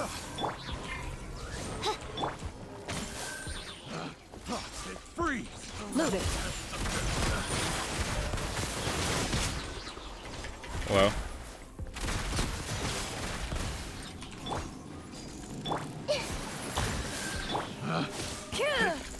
The wrong test subject. Ready.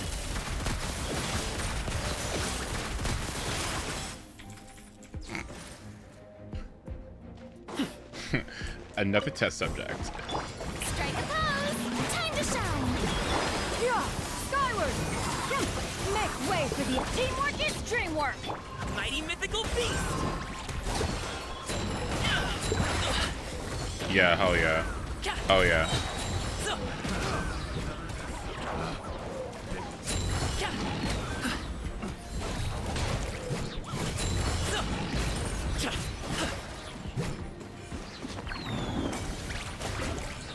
Have a little taste. Shower me with the... That is Scott. Oh yeah, that is definitely Scott, yeah. Oh, 100%, that's Scott, yeah. Another test subject. Ah! Rolling leaves. Adorn my nut. Sharing my knowledge! Yeah! I summon...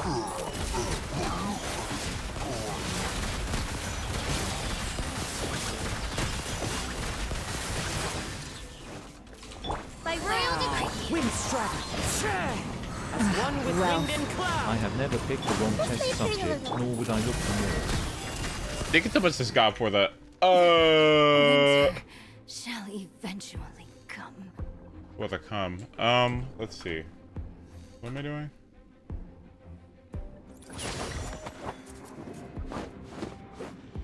For that $3, I appreciate it. Thank you. Yoo-hoo! Let the world collide! Scatter! Seize the skies! Everybody stand back! Up to it, Monzai! Alley-oop! Sorry, pal.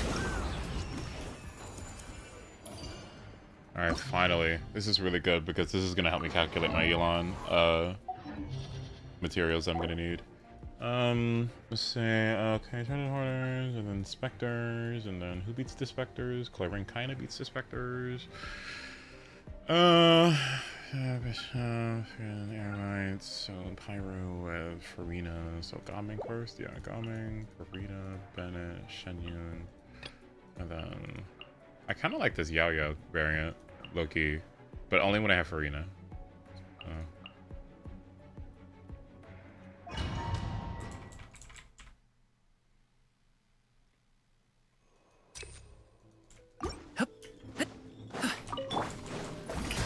Time to shine! Skyward! Strike cloud converge! You know, this Abyss should be even easier because if what I'm thinking, oh my god, if what I'm thinking is correct, then the buffs that you get from Imaginarium Theater should make it all easier, yeah?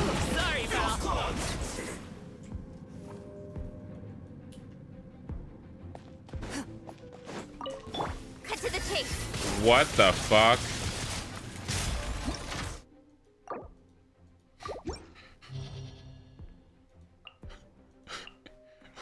Okay. What the fuck? Okay.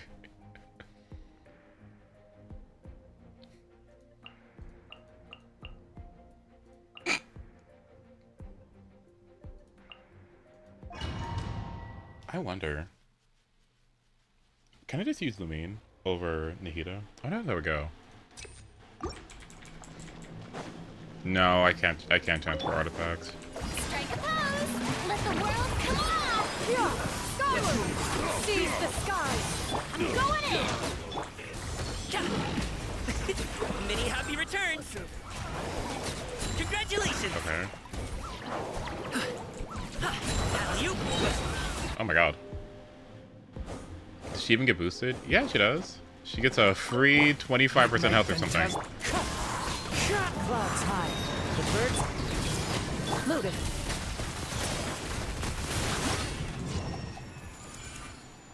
Oh, that was a waste of time. Okay.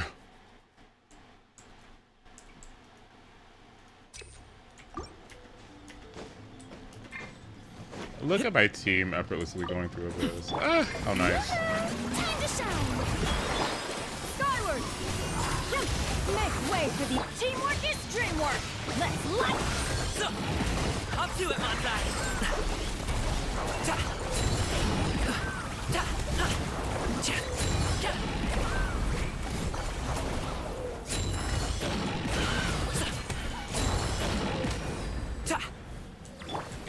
Hello. Let my name echo in song! And consequence! Oh my god. Seize the skies!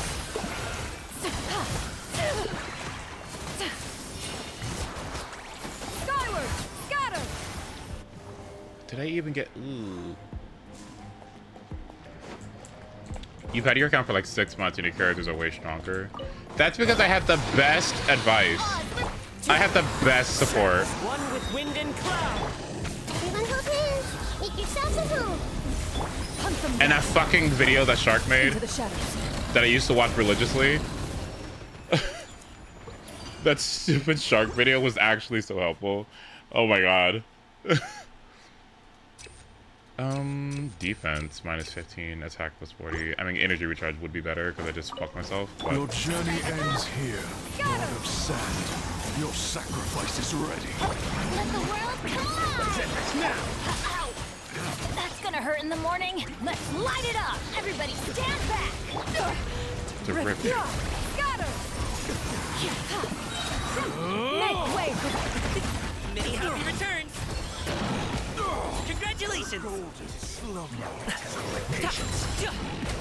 He needs EM. You know what? He really does need EM. If he had Rain Slasher, I almost feel like he'll do. No, it's probably fine. Like royal Wind strike. Falling leaves. Adorn my. Share my knowledge. Enough. That's surprising. Time to testify. Loaded. Right, next.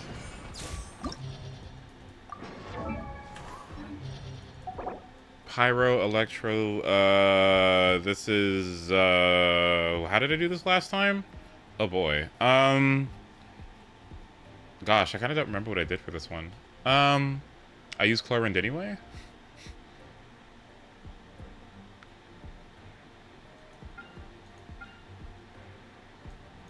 No, I think what I did is I used...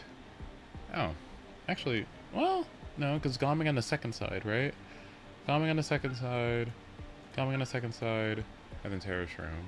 So... why don't I just do something like...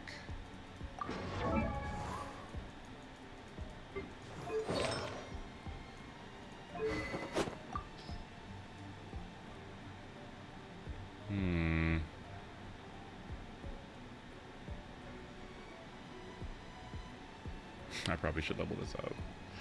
It does seem rather important, actually. Especially if I'm going to get Yelan soon. It probably should level up the Sacrificial Sword, shouldn't I? Or this one. For Farina, one of the two. Well, because I'm going to use all 3 units. No, I'm not going to use Kazuo. That's what it is. Right? Yes, correct.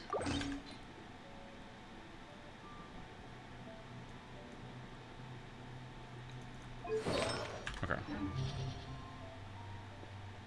So it's boom, boom, boom, boom, and then boom, boom,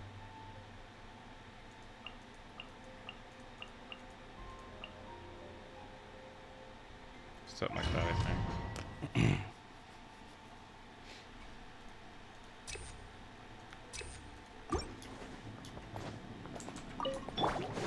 Shower me with praise.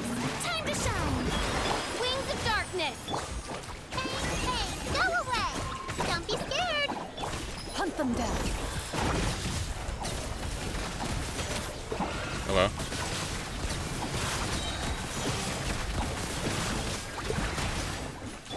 Yoo-hoo! Let the world come alive.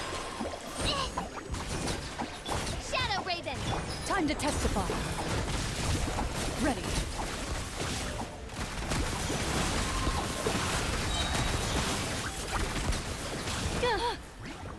Hello? Time to shine. Strike a pose. Ready, go! Stay put.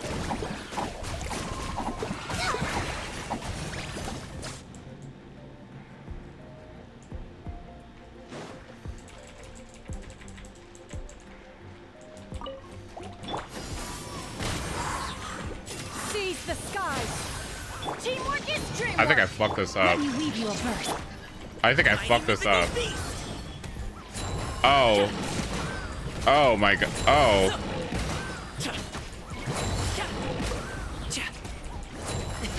Sorry, pal. Oh my. Oh. I'm going in.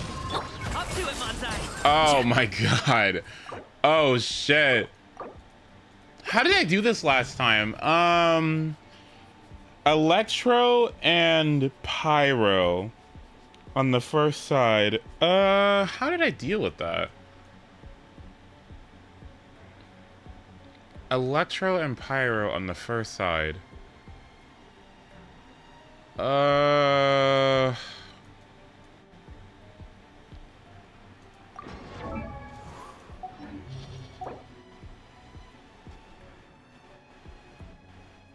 actually don't know. I know I did it. I just don't remember how. I think I... You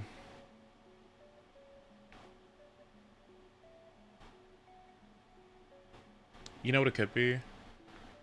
Maybe, actually. Yeah, I think I know what it might be.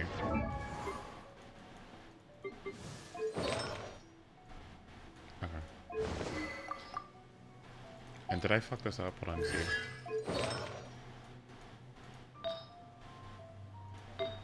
Okay, good.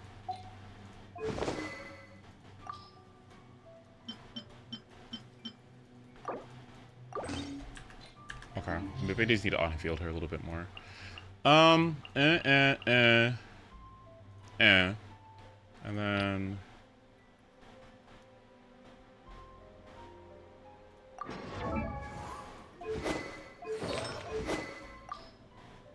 Wait, does this matter? Wait.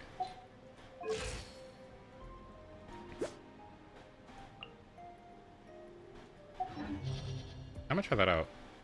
And then...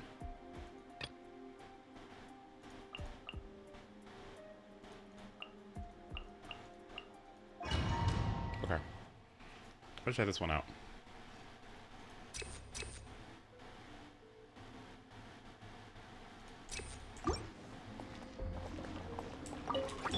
I see everything. The Temple of Wisdom. One with nature. Clouds high. The birds call. Wings of Darkness.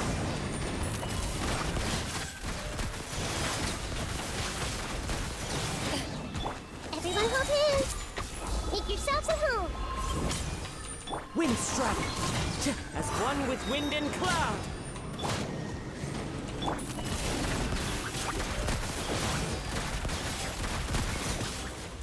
Hey.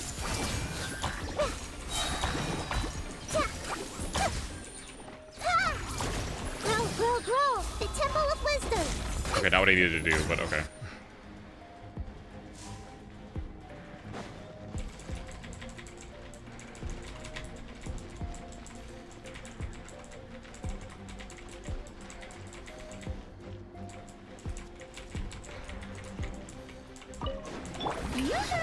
Let the world collide. Stray cloud converge! Everybody stand back. Mighty mythical beast. So.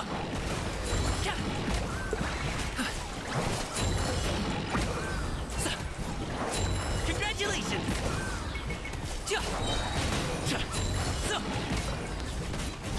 Strike a pose. Time to shine.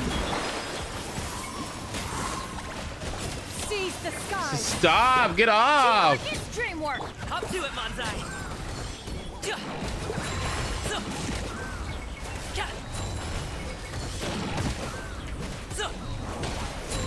Ah, fuck.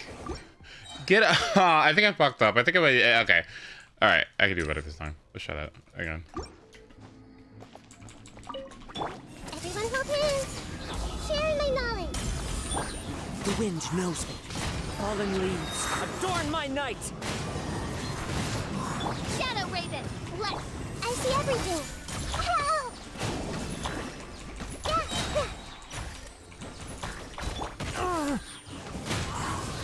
As one with wind and cloud. Make yourselves at home. Why is Corinne fighting the Electro half? Do you want Gaming to fight the Pyro half? Is that correct?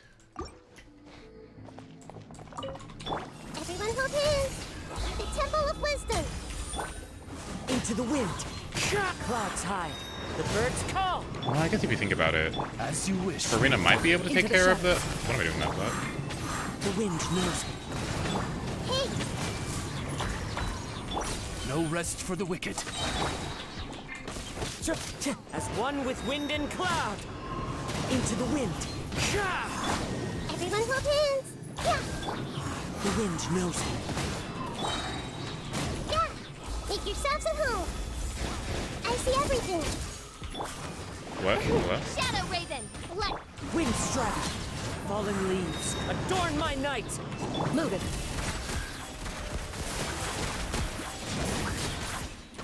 This may hurt a little.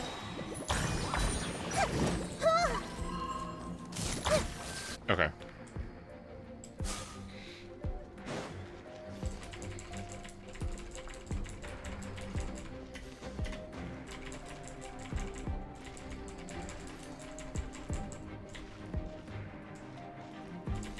Okay, one more. Let my name echo in song. Yeah. Make way for the adept. I'm going in. Mighty mythical beast.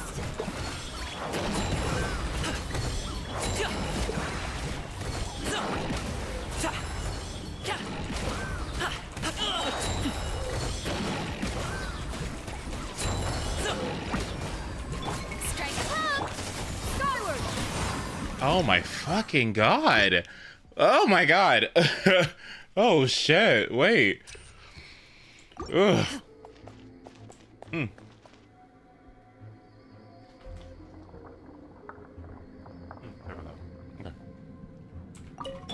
Everyone hold hands. Sharing my knowledge. As one with wind and cloud. Oh my god, so when they blow up, they... Oh my god. Okay, I didn't know that. Okay.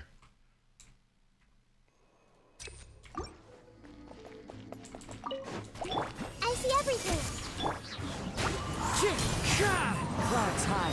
The birds call. Everyone hold hands. Midnight Phantasm.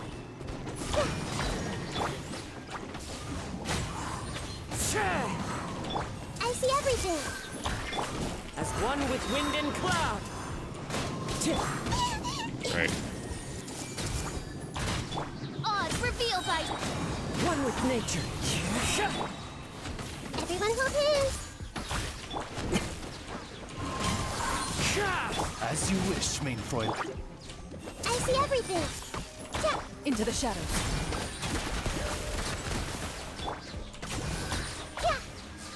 A minute to memory. I feel like that was bad. Okay. Well, whatever. Everybody stand back. Stray cloud converge. Time to shine. Up to it, Manzai. Sorry, pal.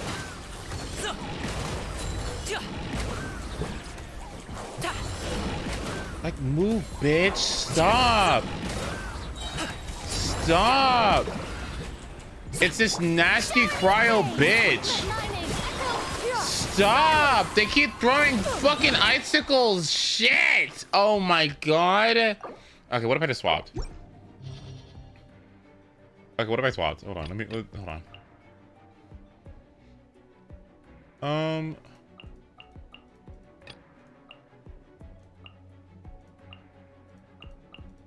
I mean, this should be a million times easier, yeah? Yeah. I forgot how I did this before. I know I did it. Yeah.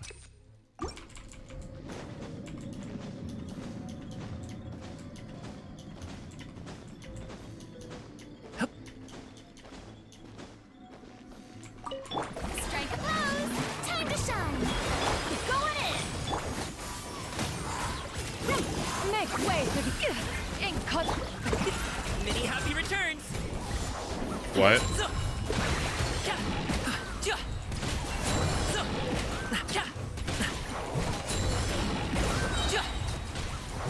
Congratulations. Morning. Guess everything that happened yesterday wasn't just a dream then. Well, it's time for our next fairy tale adventure. We should head to the station Grandpa always told us about. Okay. A little busy, but okay.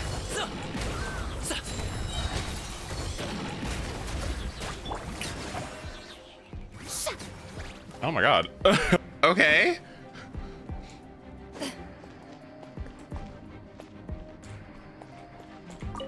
Wings of darkness. The winds knows me. Fallen leaves. Adorn my... Everyone hold hands. Move it. Hunt them down. I see everything. Clouds high. The birds call. Grow, grow, grow. Make yourself Oh my god, not Nahida burst, help. Move! No! Time to testify.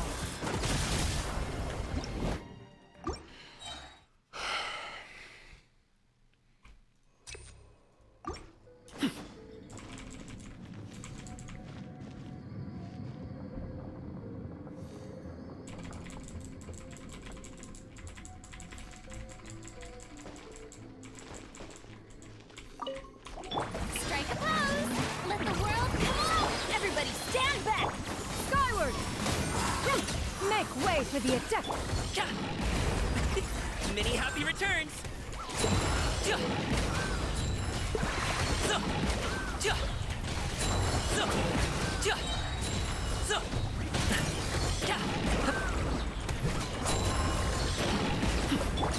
me with praise. Time to shine. Yeah. Seize the skies. Adventure time. Huh? Teamwork is dreamwork. Okay. I guess there's no high time to skill, honestly. Wait, what?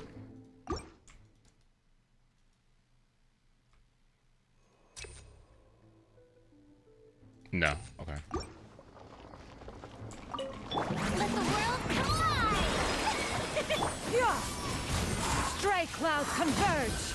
Everybody stand back. Mighty mythical beast! Alley-oop!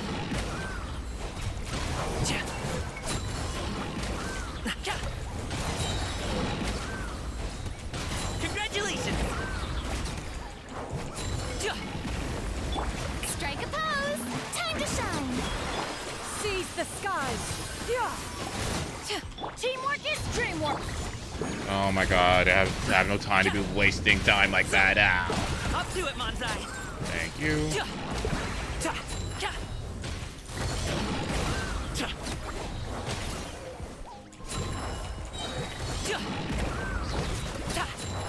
Thank you. When they blow up, they hit the... Okay.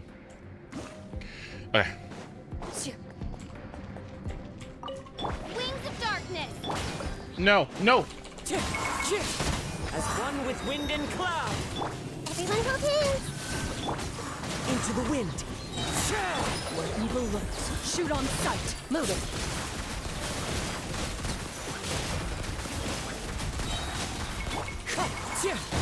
Midnight fantastic. Clouds high. The birds call! Hunt them down. Into the shadows.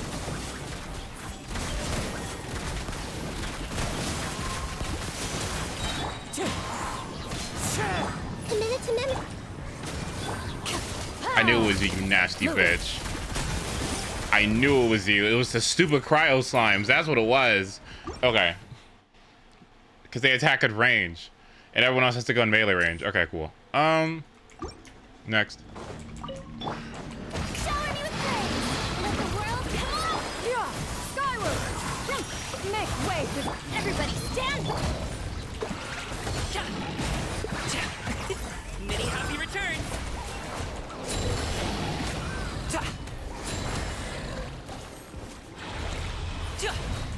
Alley-oop!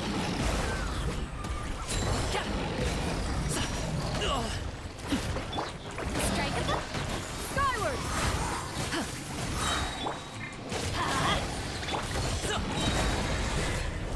I mean... The feeling's mutual. Karina does so much fucking damage. Oh my god. Holy shit. Why did you do so much damage? It's just bubbles. darkness. Wind strike. Oh boy. I see everything. Sharing my knowledge. Where evil lurks. Shoot on sight. Ready.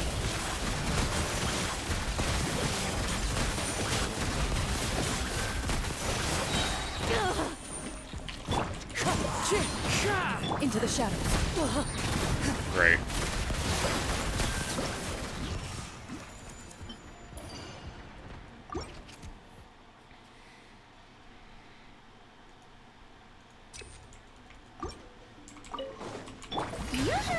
Time to shine. What? Seize the sky. Teamwork is dreamwork. Let's move up to it, Manzai! Sorry, pal.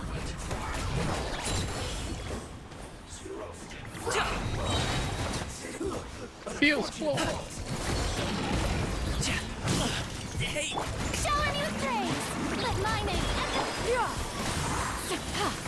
Stray clouds converge. Everybody stand back. Mighty mythical beast! Nice. Why'd I have to be gomming? Like... Shadow Raven. Wind strike! Fallen leaves! Adorn my night!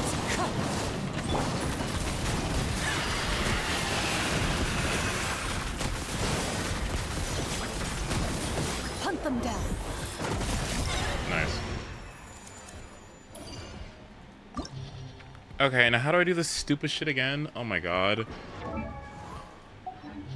What was it? It was like it was Sing Cho and Farina on the same side, and then on the other side it was I have no idea. I think it was something like this. Something like this. And then how am I gonna do this on the other side? What? What the fuck are they supposed to do on the other side?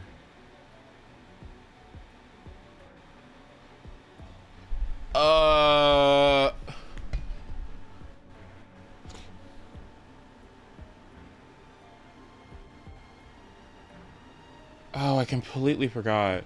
Kaching on the top half. Funny. I'm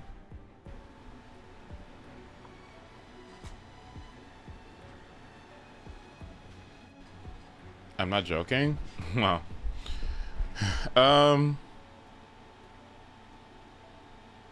How did I do this?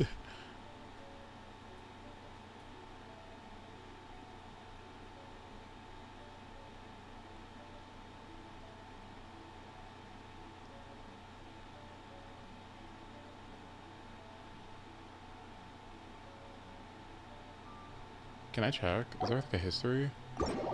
Is there an abyss history? Wait, hold on. Let me check. Hold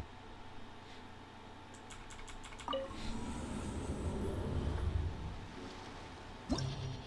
Okay, with what artifacts? Hold on. With what artifacts? Wait, did it not tell you what I did last time? Oh no. What? No. I don't know what I did.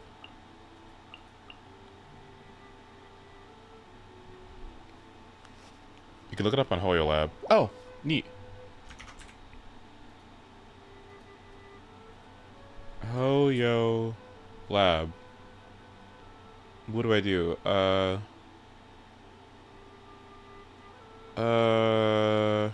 Hoyo Wiki Toolbox? Hoyo Sketch. Enhancement Progress. Traveler's Diary.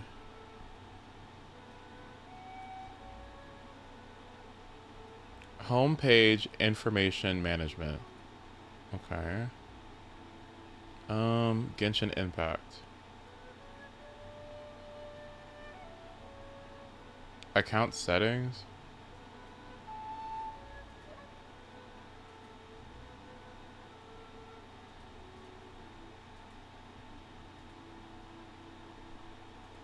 One second.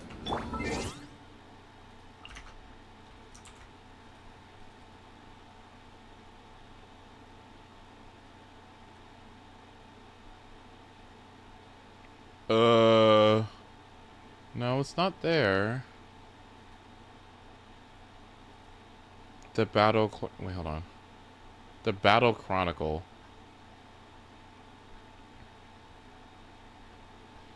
I've been playing Genshin Impact for 194 days with 44 characters. Okay.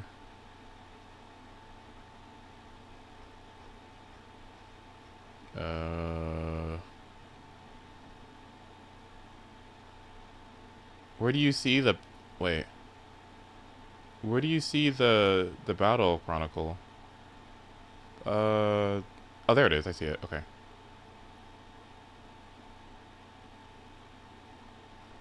Alright, I got it. Okay, I'm in. Okay, so,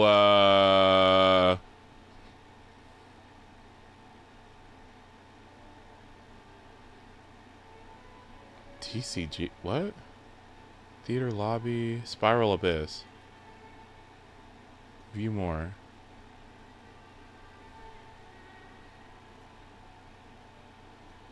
Okay.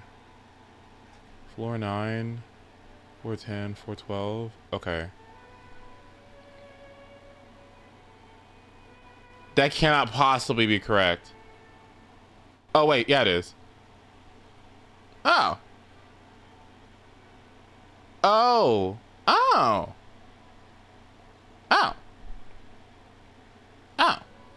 Yeah. Yeah, I can do that. What? Okay.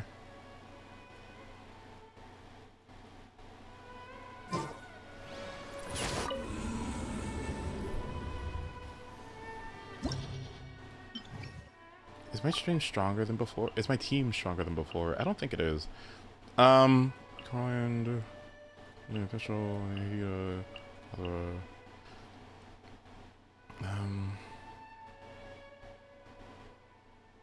let's see, Gaming, Farina, Sing Cho, this.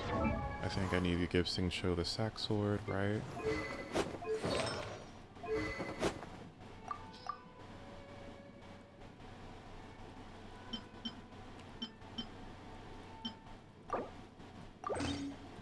Okay, that seems good. Yeah. Well, yes. Yes, exactly. Yeah, that seems good. Okay. Alright, let's do it. Burst damage. No. More HP. Burst damage. Burst damage.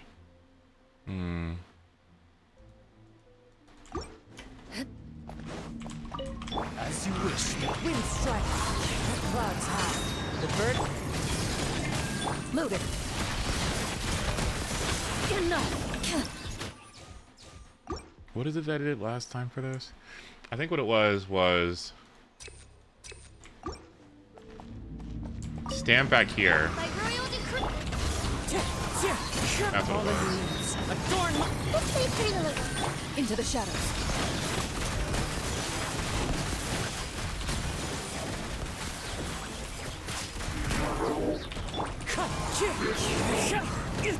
Oops. Shadow Raven. Loaded.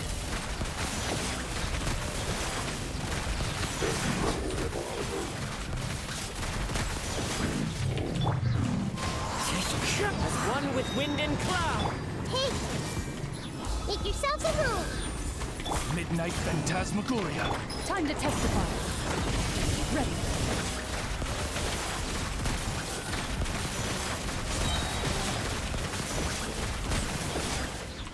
Odds reveal. Loaded.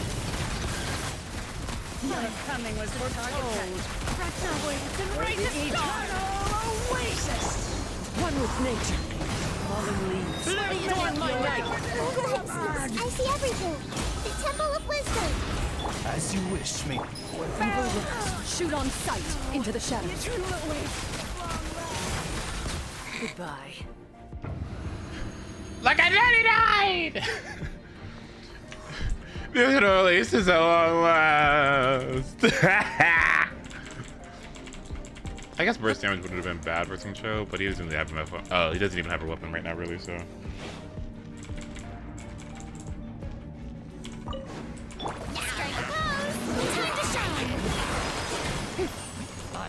What? Hello? Hey? Outlines your fate. Skyward! Seize the skies!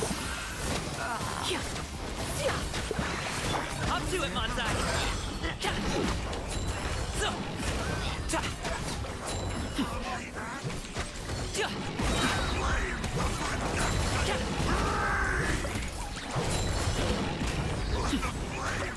Shower me with praise. Let my name echo in song. Let me weave you a verse.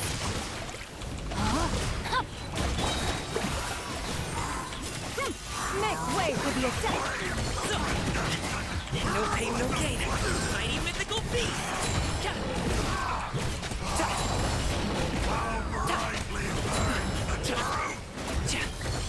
Why'd I do that? Why'd I do that? That's bad. I shouldn't be doing that. Time to shine. Rain cutter!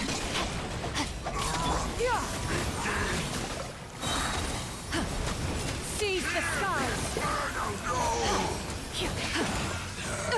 That's not good.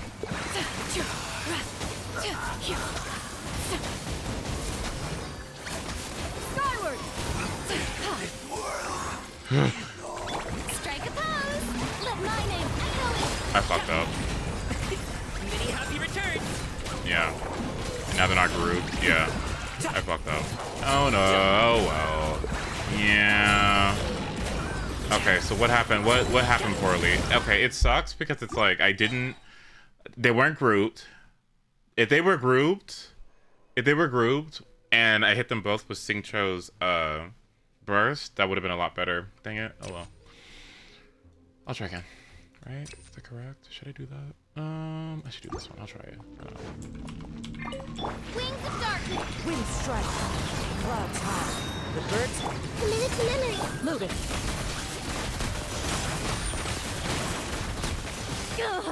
What? A sharp.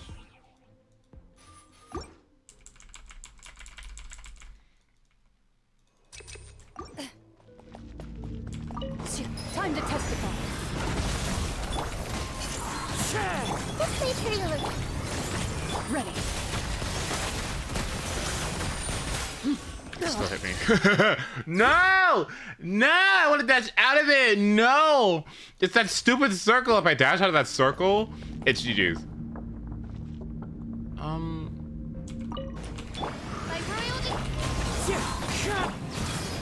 Into the shadows. I wonder if I should just burst here.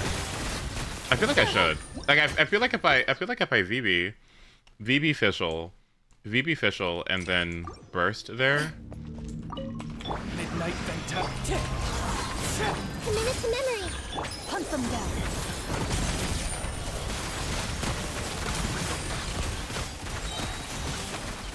Okay, that's better. Falling leaves. Adorn my... This way, trailer. Share my knowledge. Wings of darkness. Loaded. Enough. Annoying.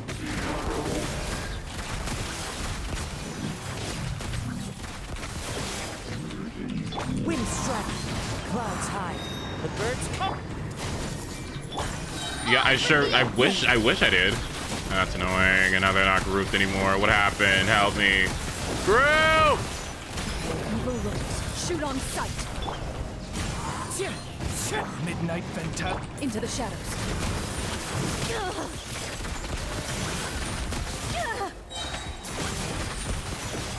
Not good enough. Coming was foretold. One with wind and cloud. Oasis.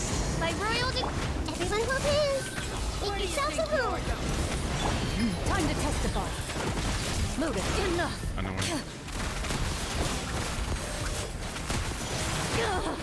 Neither of them died? Nobody died? GG's.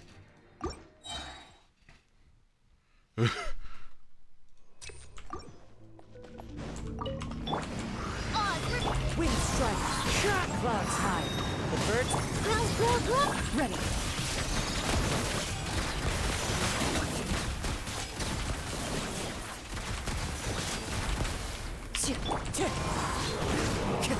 This way, trailer. As you wish, mate.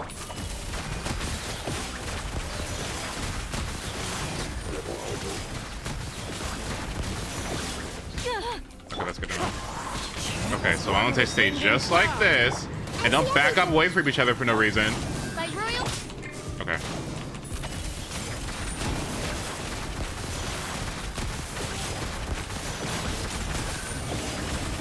Hunt them down. Want a hyper bloom? I don't have a good hyper bloom, unfortunately. Shadow race. Loaded. Coming was foretold. Crack their wings and raise the eternal oasis. The winds rosy. Clouds high. Bloom as the flowers and bird. The temple of wisdom. Evil looks. Shoot on sight. Enough.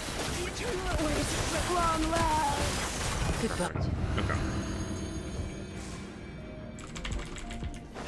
Not a wait.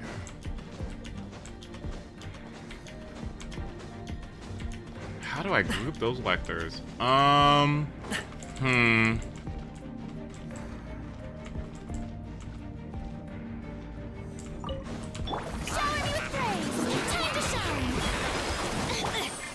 Let me weave you a verse. Skyward! Stray clouds converge! Up to it, Manzai!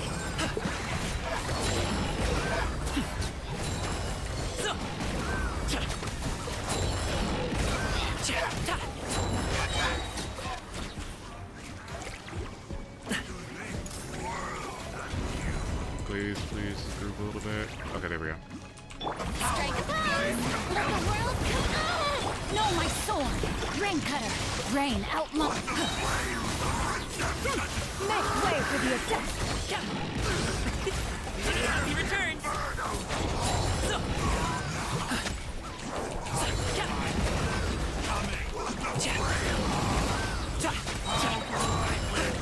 Yoo-hoo! Let my name echo in song! Know my sword! Witness the power of God! That's fine.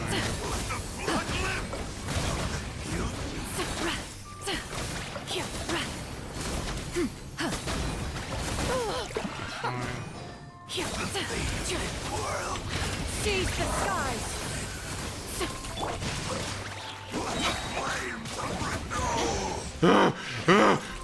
Shower me with rain! Up to it, Manzai!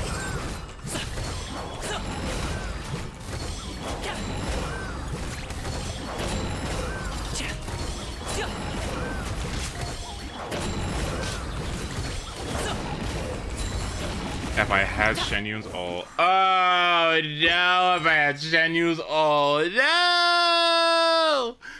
Oh no! If I wasn't on HP. No, fuck. Fuck. Oh well. We'll try again. Oz, reveal! Fallen leaves, adorn! I summon!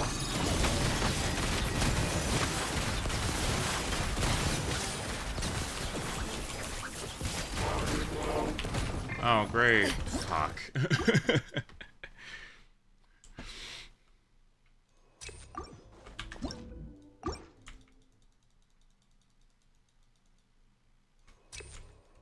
Okay. Midnight fantastic! Clouds high. The birds... Grow! Time to testify. I cannot believe that. That's fine.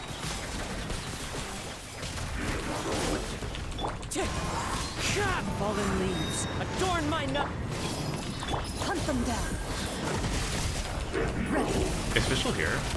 It's fine, I don't need her. Just wait for you a little. As one with wind and cloud! Time to testify. Into the shadows.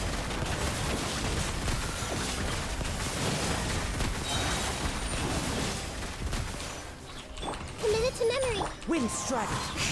Blaze! Shadow Raven. Blaze, just kill it! Kill him! Ah! No way! Thank you. Coming was foretold. One with nature, eternal fallen leaves, adorn my... Hey! Sharing my knowledge. Where do you think you're going? Hunt them down.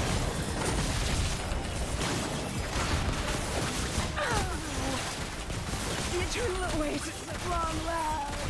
Okay, if I didn't miss that last one, okay. Well, whatever. A little sloppy, but it works. It's okay, it's winnable. I mean, I don't really think it is, honestly. I probably should aim for 850. I should probably aim for 850, and anything less than that is a little much. Like a 1 minute and 50 seconds to do everything. Okay, the first thing I need to do is stagger you. Strike a pose! Time to shine! Rain cutter! Gray clouds converge. Mighty mythical beast!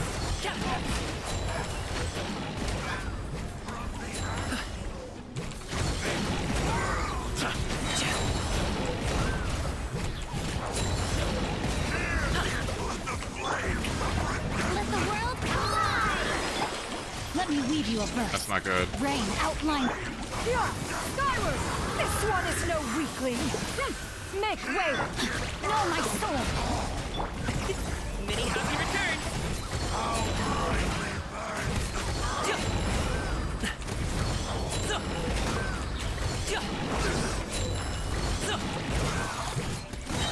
Stop it now!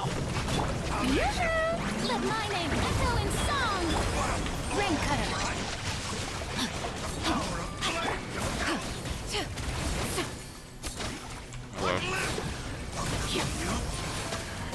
Hello. Forget about me. Like, fuck. Fuck. Oh, shit.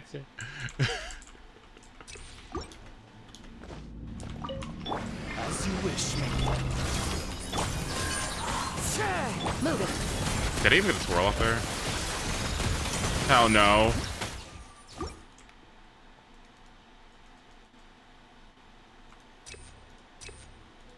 I don't know which one's better. I feel like, Midnight Phantasm. Let's play pretty little. Into the shadows.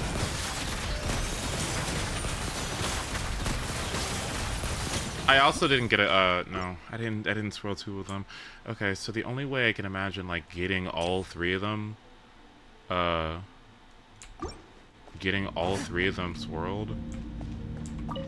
As you wish, the wind knows it. Okay, there we go. A minute to memory. There we go. Okay. Rest.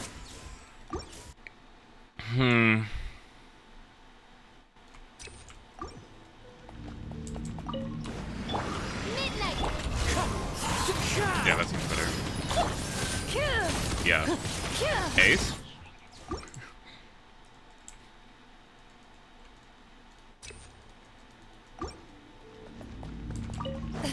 Wings of darkness. Wind strike. Clouds high. The birds. Make yourself a home. Where evil lurks. Shoot on sight. Move it. Well, that wasted so much time for no reason. I meant to go into Clorinda and start bursting. Dang it!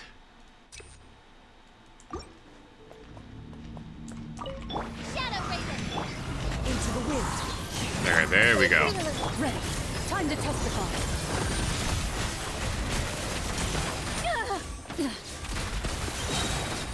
I keep messing this up!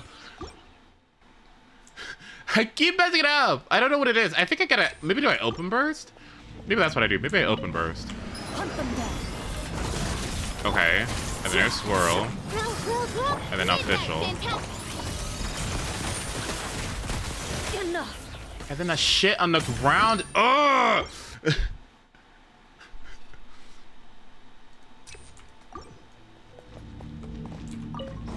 As you wish, A minute to memory. Into the shadows.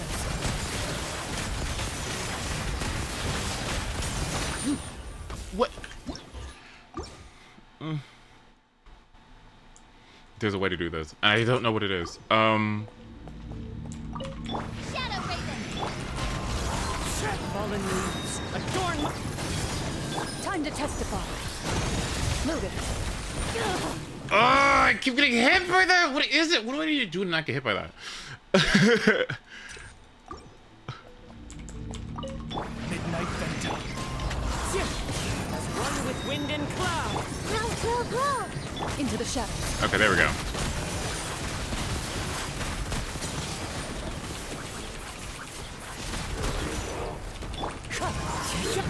A minute to memory.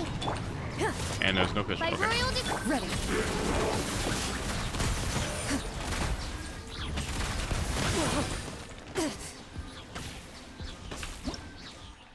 And why does Fischl's damage seem low? What? That seems low as fuck. What? Hang on. No, what? That shouldn't be that low. Why would it be that low? Wait, no. Wait. Did I mess up her artifacts? No, she should be okay, right? Crit rate, crit damage. Did I do something? 60. Why does she have, like, no attack? What am I missing?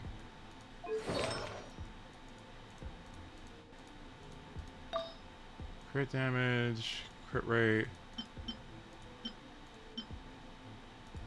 Okay.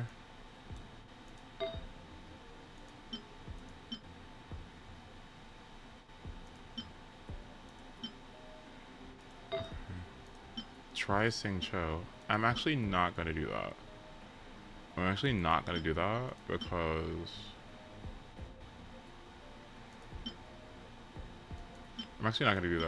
if it's telling me that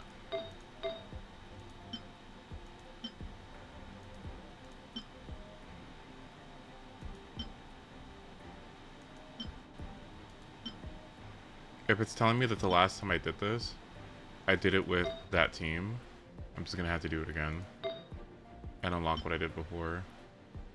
Is this correct? Yeah, this is correct. This is correct. Okay, is everything correct? Theoretically, this should be easier than last time. So, yeah, then I just need to get good.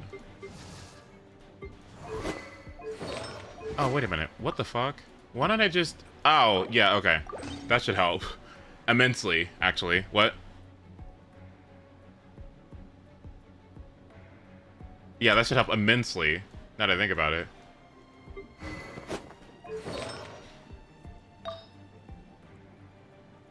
Now, should Sing Cho get... keep his sack sword? No, he should do damage, so... Sing Cho grabs this. Farina grabs... this. There we go. Yeah, okay, much better. Alright. Yeah, that should be okay. Okay. And then Nikita has damage weapon, right? Yeah, she does. Okay, cool. Alright. Alright. That should be better. That should be ever so slightly better. Okay, yeah, because his EM was a little low, that's why. Okay, okay. And as for you, boom. Boom. And then if I check your artifacts, you should not have the EMPs equipped, correct? Attack, attack, attack. There we go. Energy recharge. This one with a little bit of attack percent. ER. A little less ER. Okay. This should be okay. Okay. Alright. Alright, that should be a little better.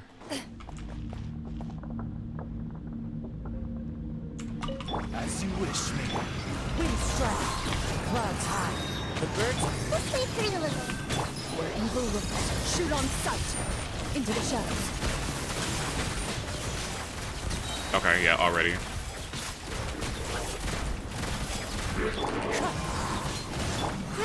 Grow. Share my knowledge. Midnight Fancy. Ready.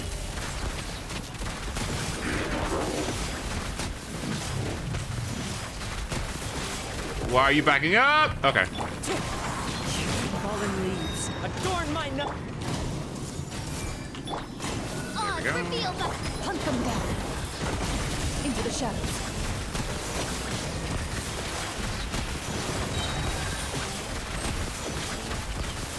Oh yeah, that's much better. What the fuck? Midnight fantastic. The wind knows me. Clouds high. The birds are gone. We're invulnerable. Shoot on sight. Ready. The eternal awaits at long last. Oh, that's 1,000 times better. That's my 850 that I'm looking for. Yes! The eternal oasis at long last. Exactly. That's what I'm saying. Okay, so open hitting the Samachurl or whatever. Hit the Samachurl. So I stagger it. Or sorry, stagger it. Then I go into Farina. And then stagger it again so it doesn't get up those stupid hedges. And then get the pyro shields off by autoing with Shenyun. And then switch into Gaming and burst. Okay. Time to shine. Rain outlines your fate. Stray clouds converge. There Up to it, Manzai.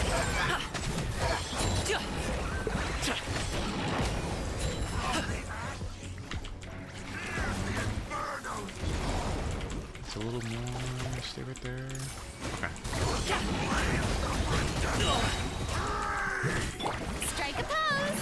But my name echoes. I think that achieved nothing, by the way, but it's okay. Seize the skies. Mighty mythical beast. That's annoying.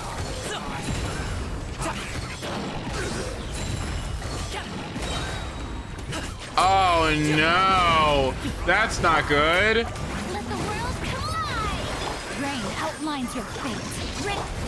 It's GG's.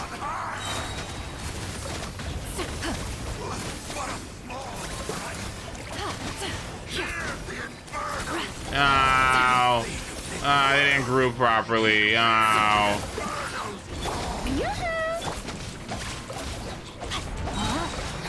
Let me weave you a verse.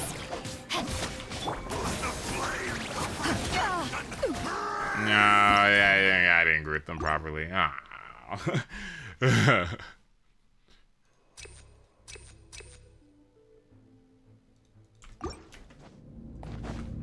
Good run, though. What happened on my stamina? Huh? What?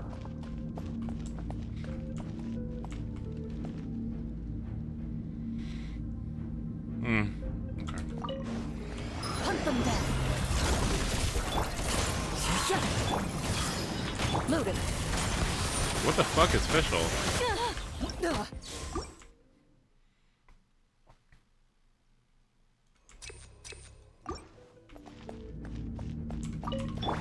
Wings of dark. Wind strike. As one with wind and cloud. This way, pretty little. Where evil lurks. Shoot on sight. Ready.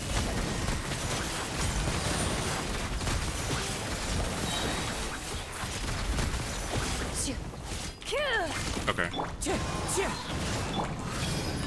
By royal decree. Into the shadows.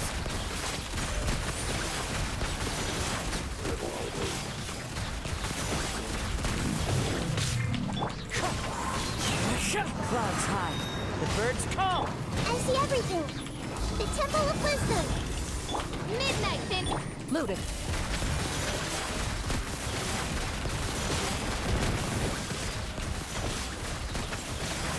Time to testify.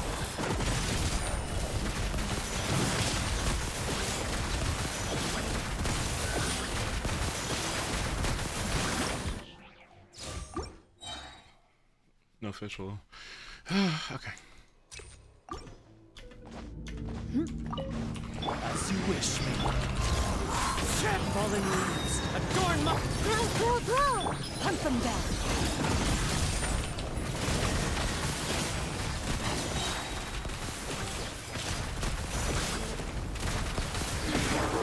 Wind strike. Shadow Raven. Ah! Hello? Ready.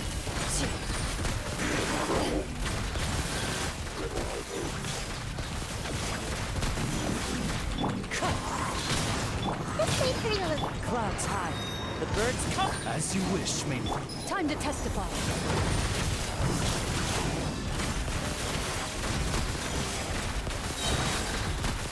That's massive. Oh, that's absolutely massive. Oh my god, that's massive too. Fallen leaves. Adorn my night. Bloom as a Shadow Raven. Hunt them down. Loaded.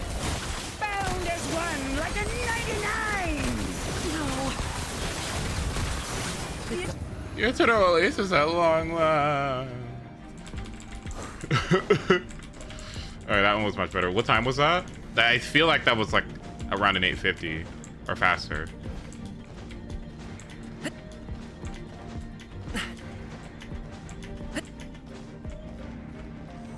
Okay.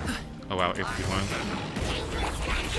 Let my name echo in song. Know my sword. Witness the power. Make way for the Adeptus. What is she talking? Exactly, what is she talking about? Many happy returns. Alley-oop.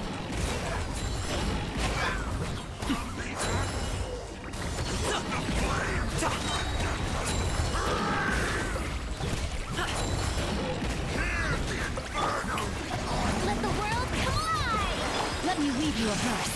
Rain outlines your... Seize the skies. Congratulations. Okay. Up to it, Montai. No, he went the wrong way! What the fuck? No, what the fuck? How did he go backwards? How did he go backwards? How did he go back? How did he go? How did he go backward? Oh my god! Did I fucking skill into him and he fucking went into me because of? Oh my god! This game is so bad. How did he go backwards? Help me! Because it always at long last. Fuck.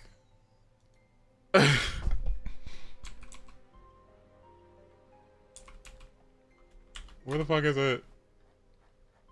The eternal oasis at long last. The eternal oasis at long last.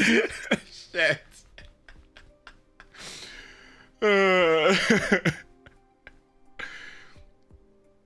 Found this one, like the 99. The huh? Okay, Grandma, I'll teach you in bed. Hang on. What is she fucking talking about? She okay, if you think about it, she's kind of like Kamala Harris. You know what I mean? You know what I mean? Do you get it? You get it? Right? The eternal oasis at long last. You know what I mean? Like, you know what I mean? Like, do you get it? If you get it, you get it. If you don't, you don't. Hang on. Where's the other one? Bound as one, like the 99. You think you fell out of a coconut tree? You think you found the eternal oasis?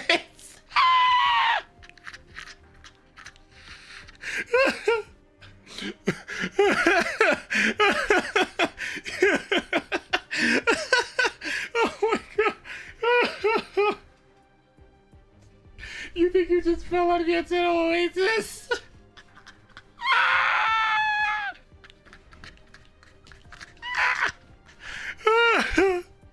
Oh, that's so funny.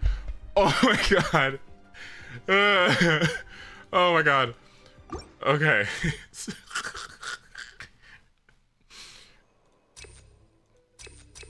Okay, so is 4,000 HP for Farina for fanfare, or is it for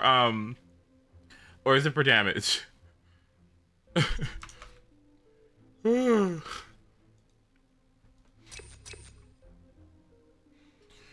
Oh boy. Because I don't know what this means. Like, I want to get it because I know it benefits Farina, but I'm not sure exactly what that 4,000 HP threshold actually means. So, like, I guess that's more damage for her, and I guess she does do like quite a significant amount of my damage, right? Burst damage doesn't help you that much anyway. I guess that's fair, yeah. Midnight Phantasmagoria. Into the wind. Clouds high. The birds. Time to testify. Into the shadows.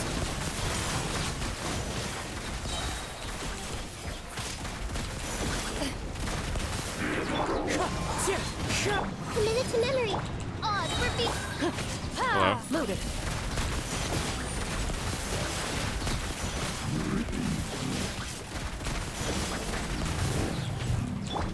One with nature. Fallen leaves. Adorn my... What? Hey! Midnight Phantasma... Hunt them down. Into the shadows.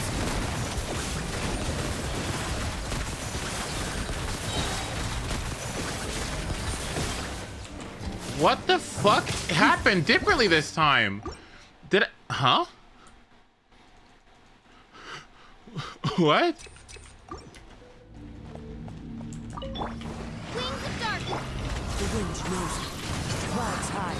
The birds... This may prove a little. Time to testify. Loaded.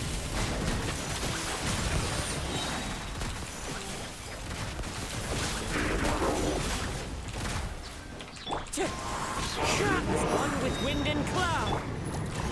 Midnight Phantasmagoria. Did I even... Into the shadows.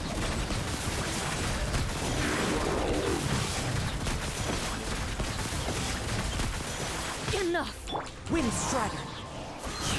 Clouds high. The birds... I summon thee. What?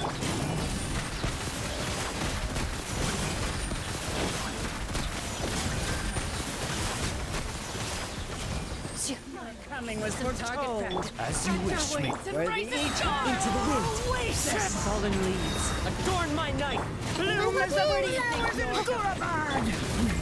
Oh my. Where evil lurks. Shoot on sight. Ready. The eternal oasis.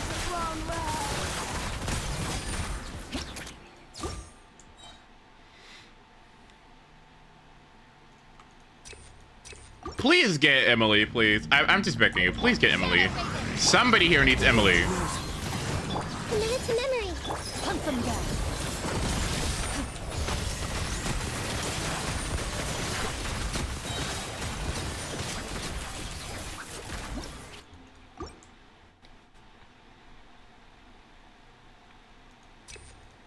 Why do these bursts take 10 years? But that's my question. Like, Midnight fantastic. did I even? You know what? Yeah.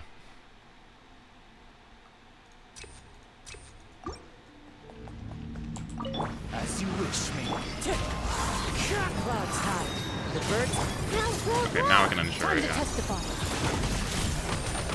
What the?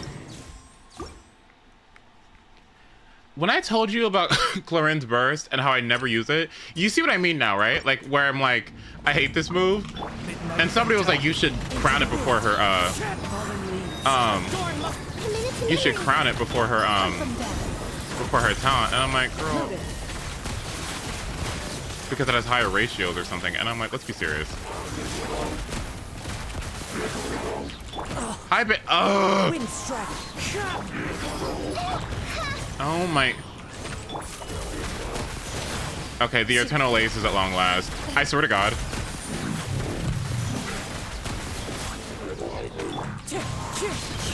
one with wind and cloud. Grow. Midnight fantastic. Ready. Why are they perking up? The Eternal Ace is at long last. Shoot on sight.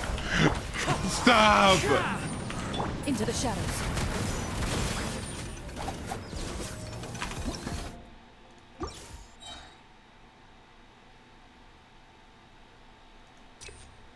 The flowers are not blooming as they do in Gurabard.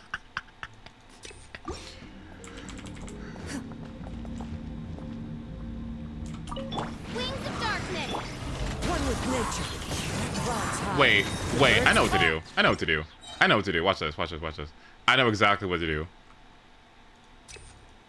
Why doesn't my fucking ADHD ass just wait a second until the first tick of Electro appears? Like, just wait. As you wish, me. There we go. Okay. Hunt them down.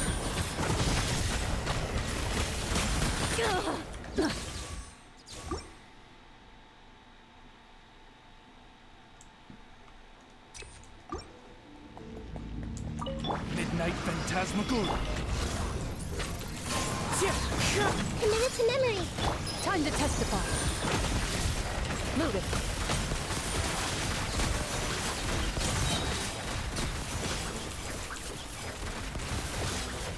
Wind strike. Grow. By royal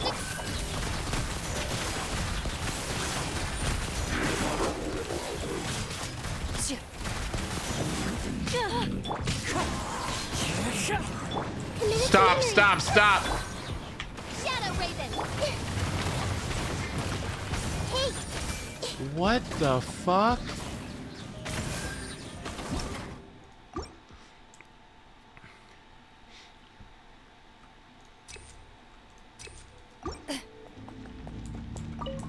As you wish, me. This may turn a little. Where evil lurks. Shoot on sight.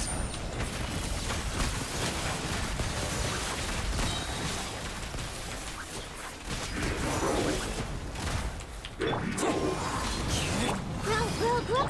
Odds repeat.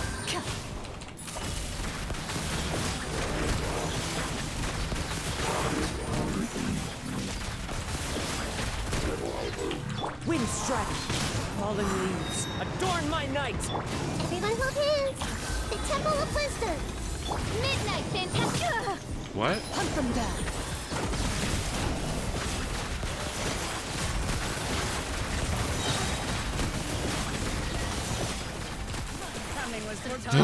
Move! Oasis! As one with wind and cloud. Where do you think you're I going? see everything. Make yourselves a room. Welcome to Witness. Shoot on sight. Ready. The eternal oasis at long last. Bound as one, like the 99. The eternal oasis at long last. Why is that so funny? That's fucking. What is?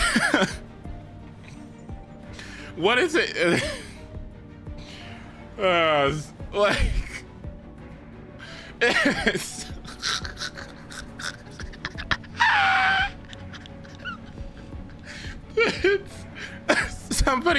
Somebody pointed it out like a long time ago. Like, hey, you really love these enemies, and I'm like, what? Why? I get it. I gotta watch the Honkai stream. The what? Oh, is this some sort of like Honkai Star Rail? Strike a pose. Time to shine. Witness the power. Make way for the Adeptus. Oh my god. Mighty mythical beast.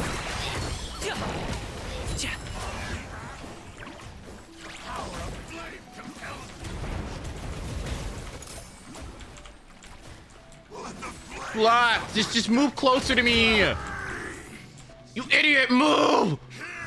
Move!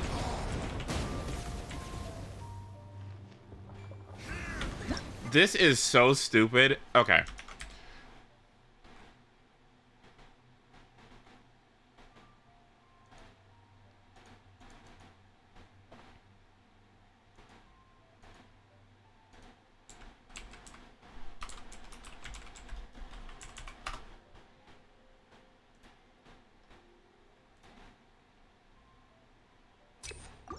The first half is another boss after them, and the in the next half of Turtle is waves. We start with 2 Pyro Abyss Mages and a Dendro Samaturl. Be careful of getting inflicted with burning, but if you have good Hydro and or Electro application, you can disable the Pyro Mages quickly, and the Dendro Turtle is easy to kill.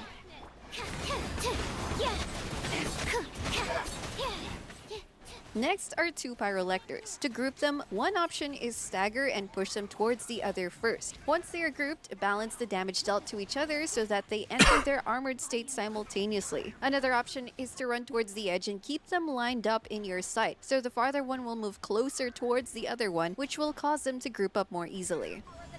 The other one will move closer is to run towards the edge and keep them lined up in your sight, so the farther one will move closer towards the other one, which will cause them to group up more easily. So simultaneously. Another option is to run towards the edge and keep them lined up in your sight, so the farther one will move closer towards the other one, which will cause them to group up more easily.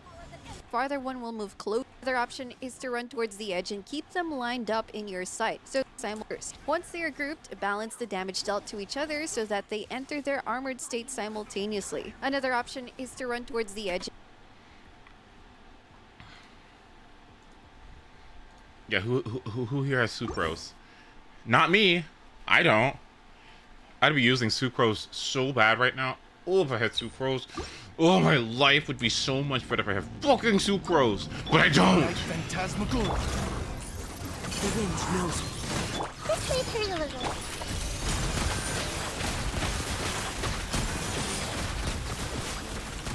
Look at that. Like, what? Roll. Move it.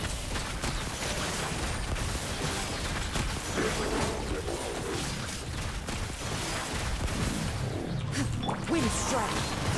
Fallen leaves. Adorn my night. Hey! Shadow Raven! Hunt them down. Ready.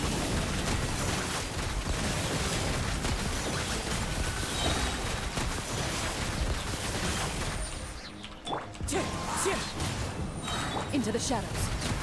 Your coming was foretold. Spread your wings and raise the eternal oasis. One with nature.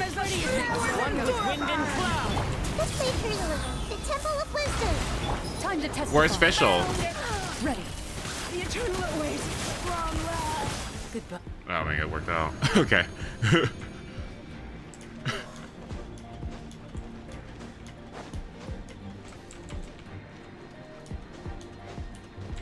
The eternal oasis at long last. Where is it? The eternal oasis at long last. She needs to get paid. Like, please give her money. My name, echo in song. No, my sword. Let me weave you a. Seize the skies.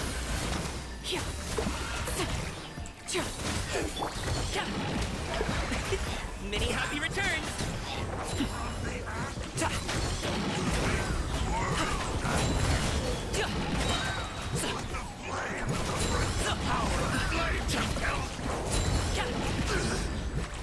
Strike a pose. Time to shine. Hello? Body and mind. Witness the Make way for the adept. Mighty mythical beast.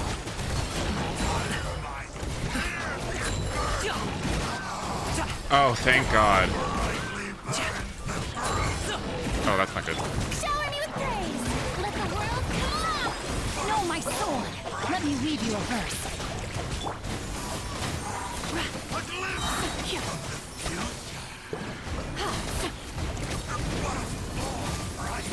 Oh, please. Oh my God, I'm dying. Thank God. Okay. Ugh. Stray clouds converge. Rain cutter. Time to shine. Up to it, Monzai.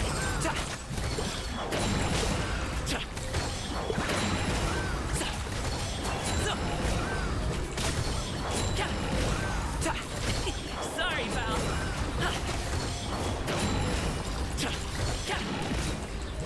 Oh my God.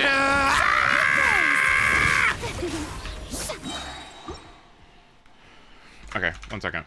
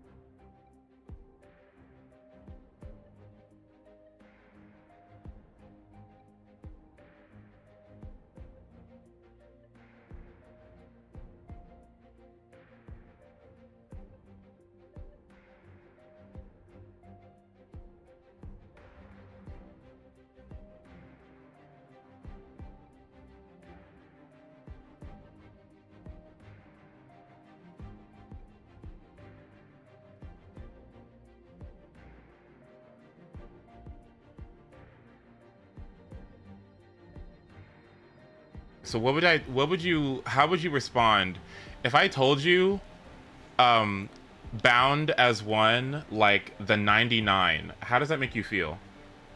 You know what?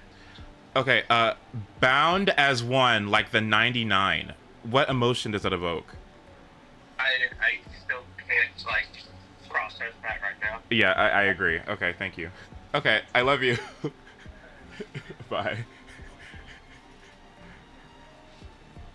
Okay. Okay, sorry. I had to wake somebody up. My bad. Oopsie. My bad. I can't process that right now. All right, anyway. As you wish, Mayflower. Into the wind. Grow, grow, grow. Evil looks. Shoot on sight. Into the shadows. That didn't touch me. Sorry. Sorry. I didn't mean to get so emotional. I'm sorry. Wind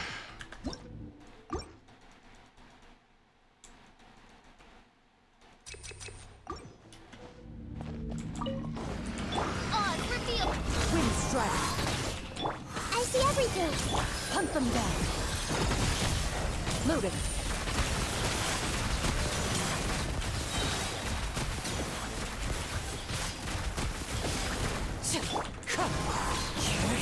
Committed to memory. Shadow Raven.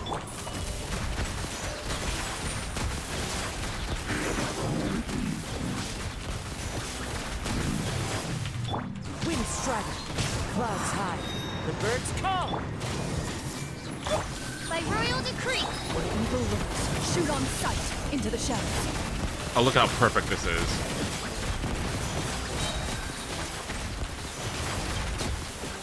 Coming was foretold. Spread your wings and raise a Midnight storm. Phantasmagoria.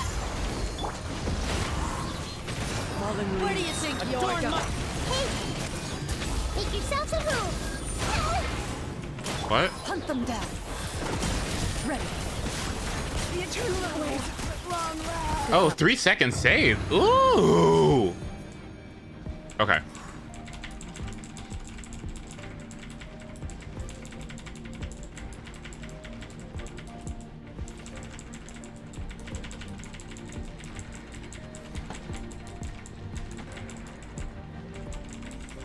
Okay, what? Which direction? Which direction am I going? wait, what direction is it? Oh shit. This one. Let the world collide. Rain outlines your fate. Seize the skies. Oh? We have to go to a bombing. Why? What do you do?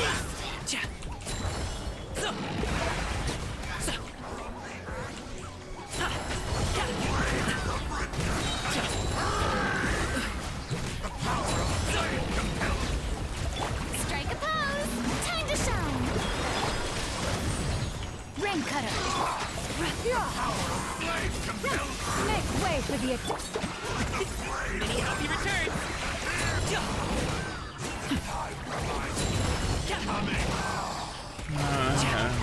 It's okay. Let my name echo in song. Body it, let me weave you a bow.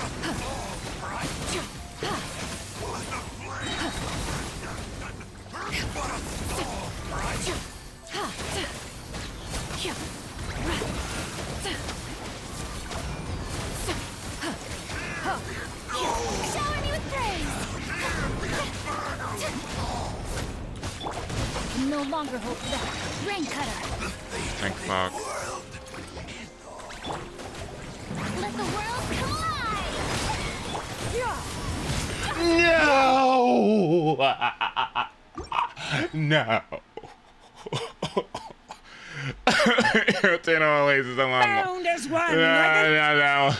The eternal oasis at long last. The fucking Eternal Oasis, bitch. Fuck. Wrong one.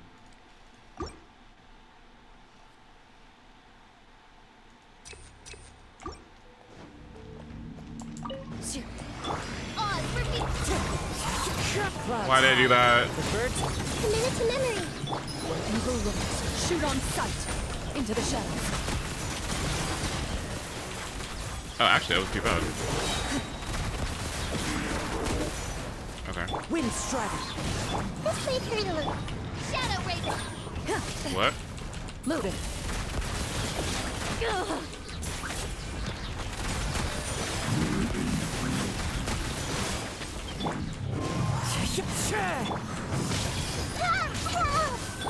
By royal decree. Time to testify.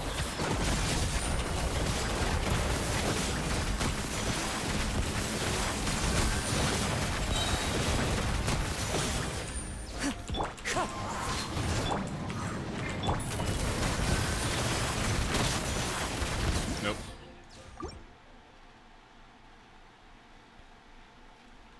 There is sagacious discernment. That's the only one. Sagacious discernment. There's only one. There is only one.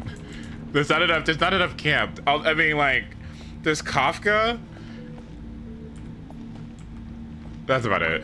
As you wish, Mayflower. No, that takes too long.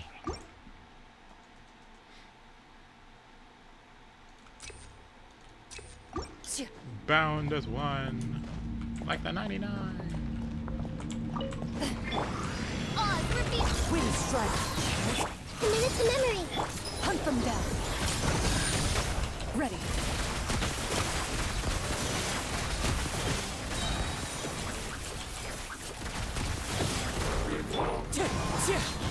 This way, Prelude. Midnight, fantastic. Into the shadows.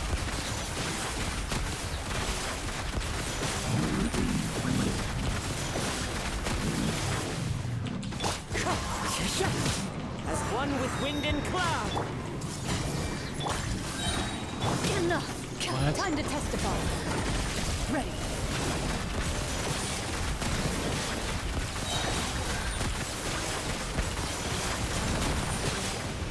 What? Die! Ugh. Told. Stretch your wings and As raise you a wish, star. Mayflower. The wind knows me. Clouds high. Where do you think you're going? Revival hands. The Temple of Wisdom. Evil winds. Shoot on sight. Into the shadows.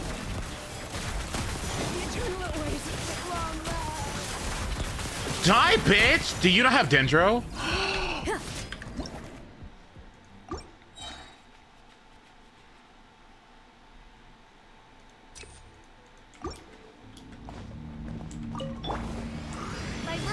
Wind strike. Grow. Hunt them down. Ready.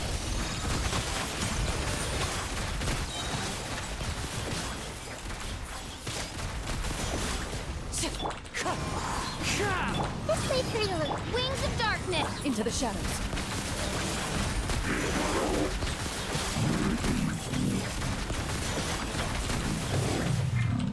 Wind strike. As one with wind and cloud. Oz, reveal them. Where evil lurks. Shoot on sight. Loaded.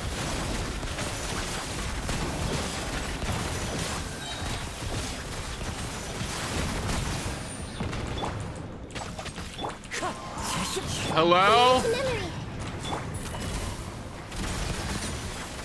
Coming was foretold.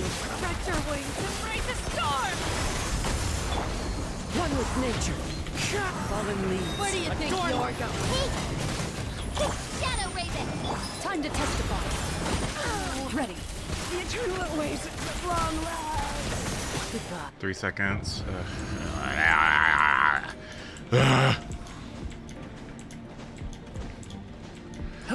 The eternal ways This is of at long last.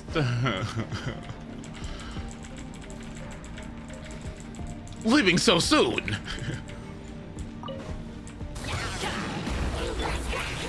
Let my name echo in song. Let me weave you up. Seize the skies.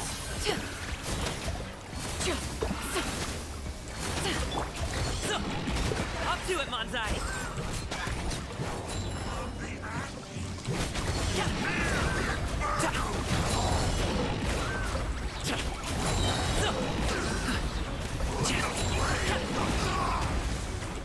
Strike a pose. Time to shine. Make way for the Adeptus. Witness the power. Mighty mythical beast.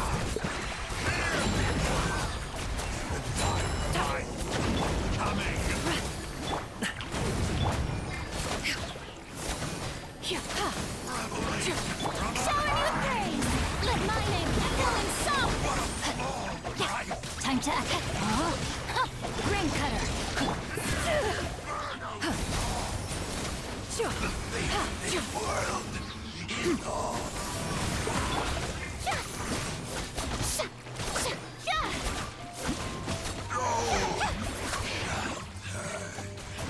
Strike a pose. Hello. Time to shine. Yeah. Wait. Timing.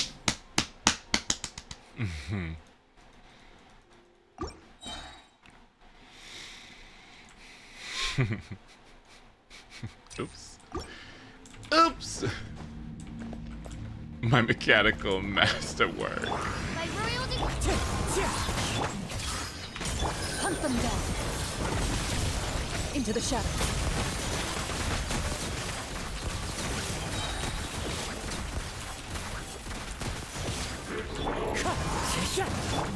Roll. Share my knowledge. Sure. What?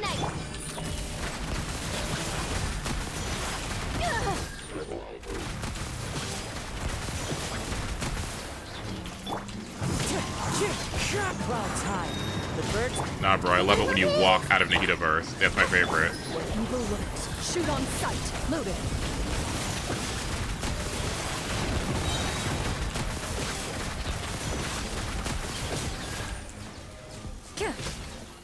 Oh, wow. What? Shadow Raven. Let night fall. Storm. The wind knows me. As one with wind and Where do you cloud. think you're going? Hunt them down. Into the shadows. The eternal oasis. Goodbye. Oh my god. Okay, it's winnable. It's easy now. Okay, it's consistent. It's been consistent. I'm figuring something out. Yeah, it's winnable. Okay. All you gotta do is keep the lectors together. That's all I gotta do. The 5? Yeah, it is. Shower me with praise. Let my name echo and know my sword. Witness the power. Seize the skies.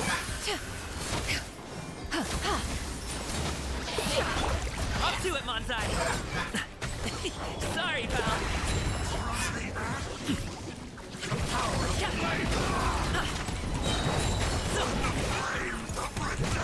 What the fuck?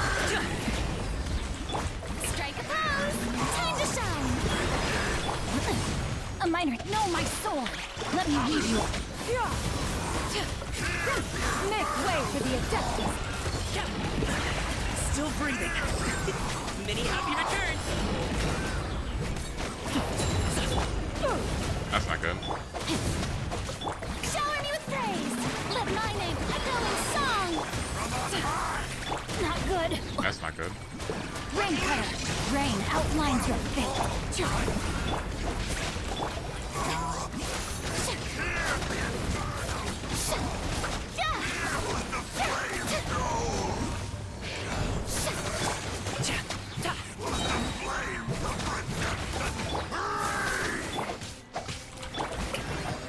Time to shine.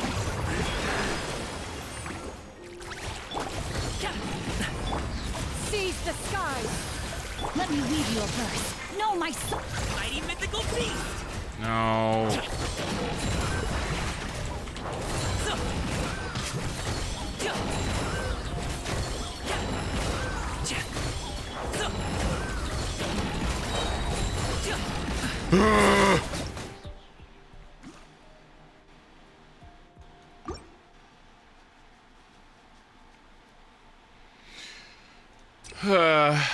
What's going on? Is the live event happening on Starrail? Hang on.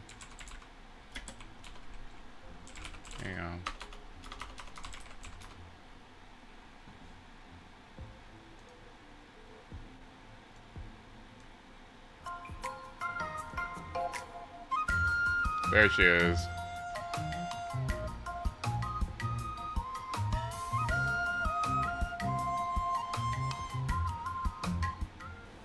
On returning to the Cienjo, March 7th is brimming with excitement for the upcoming war dance and decides to learn swordplay from Masters Yun Li and Yan Qing. I still vividly remember instructing Yang Qing in the way of the sword. Now he's already passing on his knowledge to others.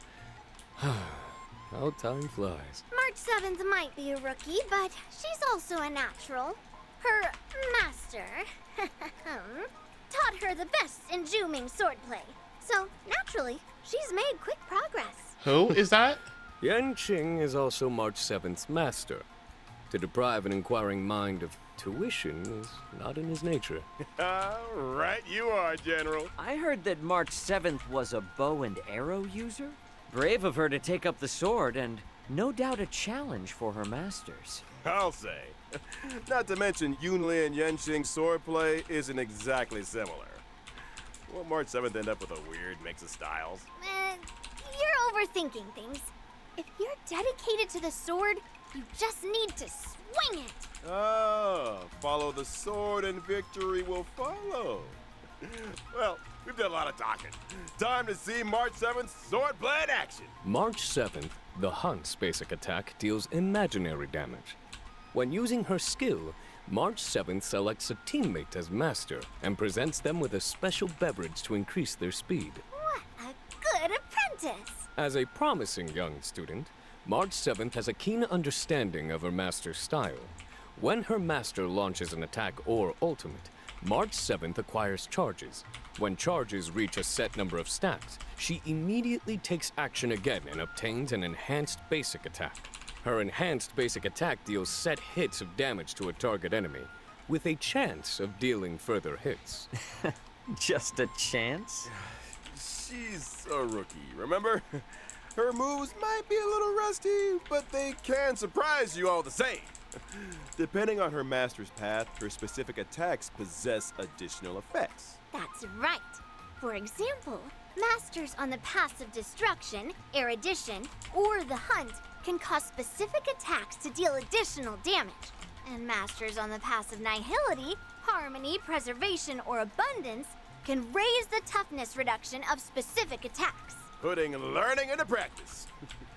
Where do I find an apprentice? After using her ultimate, March 7th can deal damage to a target enemy while improving her next enhanced basic attack. And for those who were wondering what having March as an apprentice is like, there you have it. March 7th is humble and learns from all her allies. During exploration, for every time a teammate uses their technique, March 7th acquires a charge at the start of the next battle. When using her own technique, she regenerates energy at the start of the next battle. It must be a great privilege to have an apprentice with such powers of perception. Well, get this. Completing specific tasks in the version 2.4's Trailblaze Continuance will unlock March 7th the Hunt. Once unlocked, a path-switching option will appear in the character interface for this. That's my apprentice. She certainly does have the aura of a heroine. I think we could all use a lie down. More exciting updates after the break.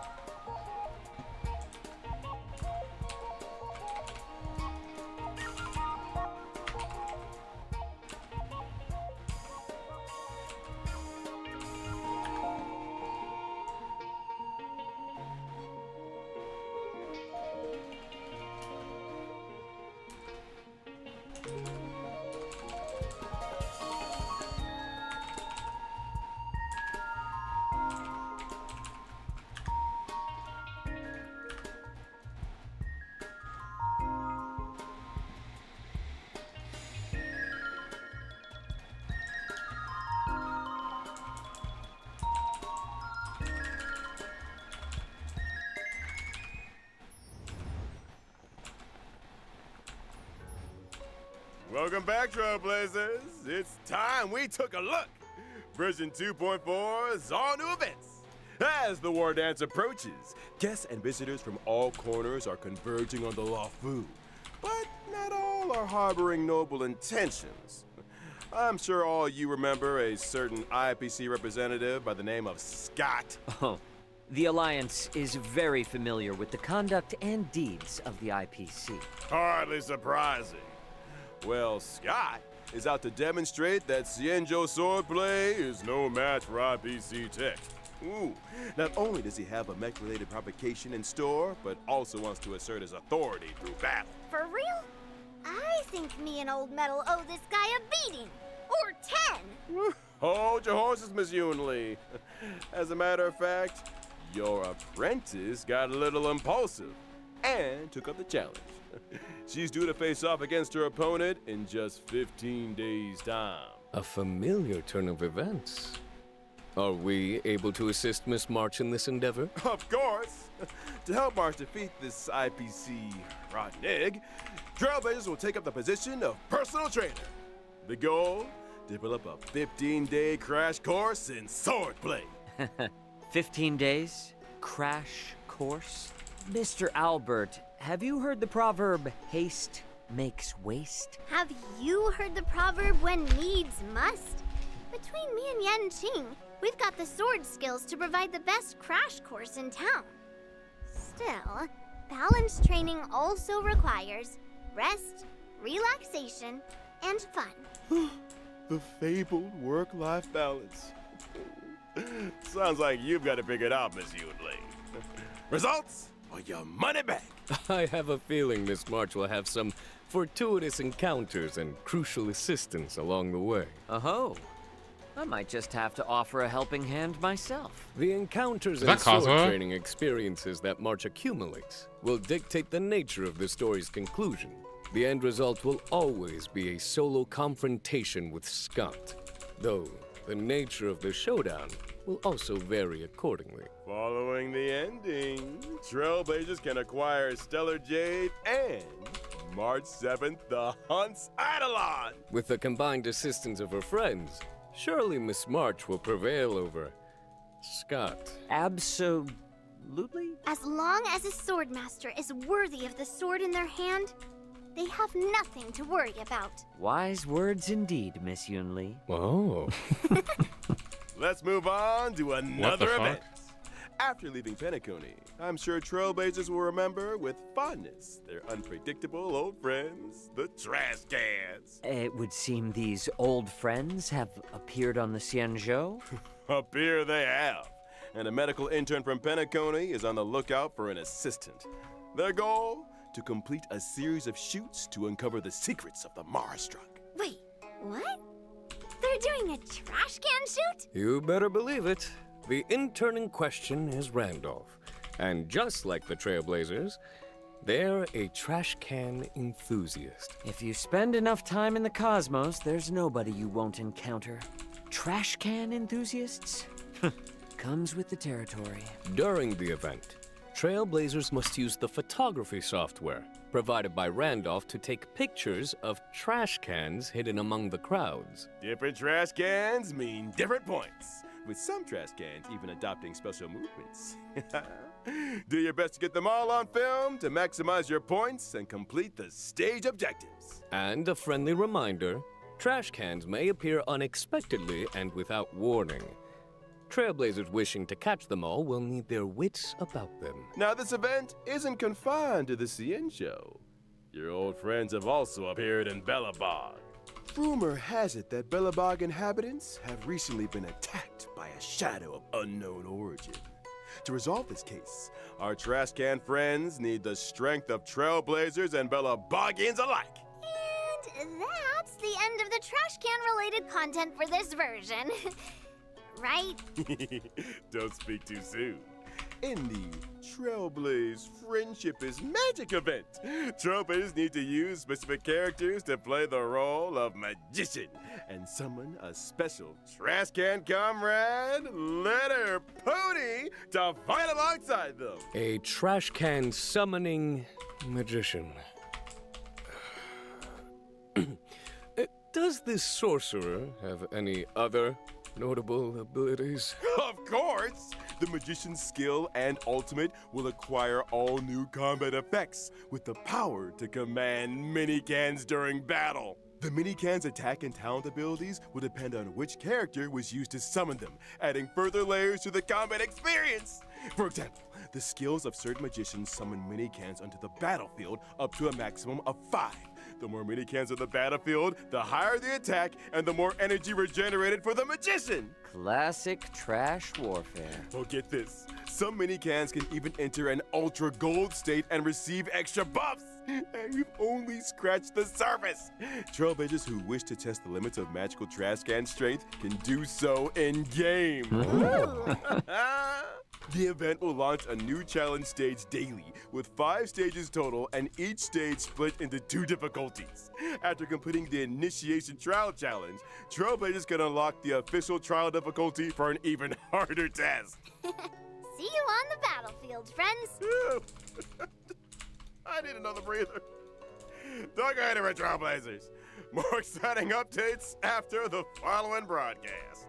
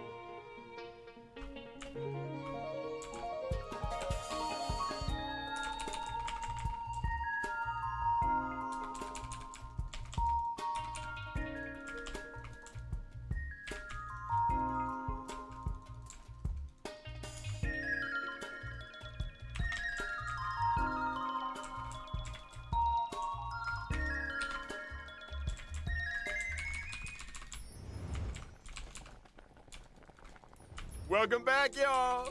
As always, in version 2.4, we'll be seeing the return of 10 free warps in the Gifted Odyssey check-in event! I was waiting for you to say that. Some comforts are here to stay. And of course, there's also the double events. Planar Fisher and Garden of Thank Plenty. fuck. Remember to complete the simulated universe or divergent universe for double planar ornaments. And we haven't even got to this version's system optimizations yet. Starting with the relic system. When using the filter function to screen relics already in your possession, filter choices can be saved for a faster selection process. Meanwhile, in the relic inventory, Trailblazers will find new quick lock and quick discard functions. When choosing relics for a character, relics will be sorted according to the character's relic set prioritization, with the most suitable relics appearing first. There's also a new feature for relic substat recommendations. By using the recommended relics feature, not only can Trailblazers view a character's most frequently used relic set, but also the recommended main and subsidiary stats. And finally, when checking Simulated Universe Interface and Cavern of Corrosion in the Interastral Peace Guide, Trailblazers can see recommended characters for the relics in question. How considerate. Now, to allow Trailblazers to come into faster contact with new versions, captivating events, and time-limited rewards, 2.4 has added an advanced access feature for both Trailblaze continuance and events. So if a Trailblazer doesn't meet the prerequisite conditions for a given event, they can still experience the new version's events and missions? You got it! Trailblazers who've reached level 21 will see a Play Now icon appear on the event page for events with advanced access eligibility. Just select the icon to join the experience. Now that's an optimization. Ready and waiting. In the mission catalog, missions with early Yeah, that would've been access nice, will huh? feature a special icon. Maps yet to be unlocked will get temporary map teleportation access, while also featuring a special icon. Trailblazers can freely switch between the displays for the normal map and the temporary maps unlocked as a result of advanced access event activation. And what if Trailblazers achieve the normal event activation requirements during the course of early access? Good question. In that case, the event will terminate the advanced activation state and the temporary map channel will close. However, game data will be retained and Trailblazers can continue participating in gameplay as normal through the event screen. Which is when I get my hands on the limited time event rewards. In other news, in the not-too-distant future, a new episode of Knowing the Universe will be upon us. We've invited celebrated novelist Yoshiki Tanaka to be with us on the program. Together, we'll be exploring thoughts and imaginings on the subject of the boundless universe. A huge thank you to Mr. Tanaka for his participation. Man, I can't wait to see that episode. And finally, intel on a mysterious collaboration destined for launch in 2025. Bracing for impact! For more info, stay tuned for official announcements, Trailblazers. Woo! That brings us to the end. Fate Stay Night? Wait, what? Wait, whoa, whoa, whoa! Whoa! What are we talking about? Whoa! Cienjo friends. You guys sure know how to get an old owl excited. Will March be able to perfect her sword play? 3 Xianzhou generals in the same place at the same time. Who knows what kind of stories will unfold? Let us all bear witness to the future of the Xianzhou Luofu. See you in the next one, Trailblazers. Till next time. See you next then. time. What did I just miss? Fate Stay Night?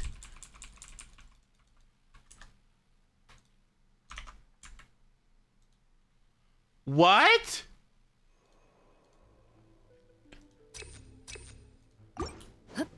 Oh my god, that's awesome. Hunt them down. Into the shadows.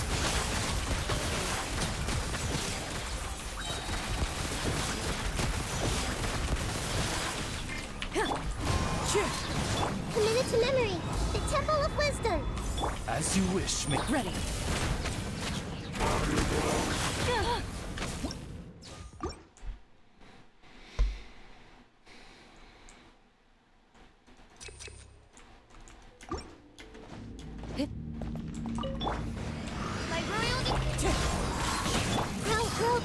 Where evil lurks, shoot on sight into the shadows.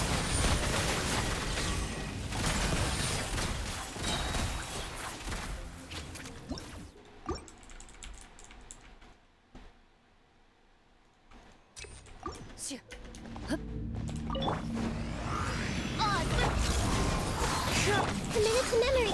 Moving.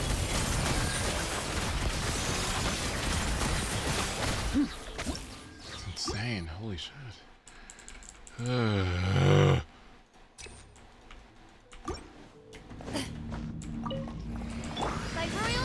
Wind strike. Hunt them down. Into the shadows.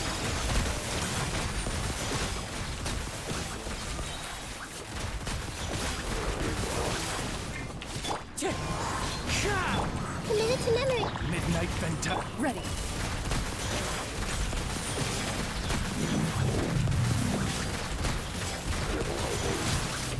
Wind strike. I see everything.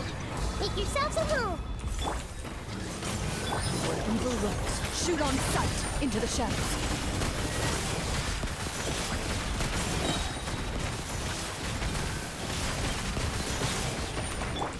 Midnight Phantasm. Moving. Your coming was foretold.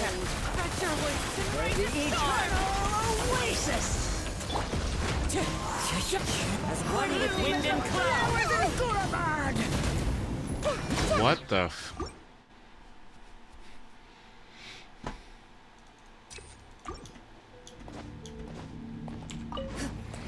On reveal. Wind strike. Let's play prelude. Hunt them down. Ready.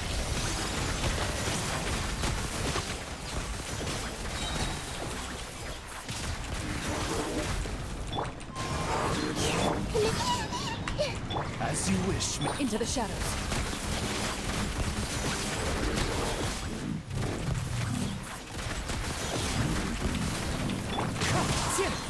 Fallen leaves. Adorn my... Grow. Sharing my knowledge. By royal decree. Where evil lurks, shoot on sight. Ready.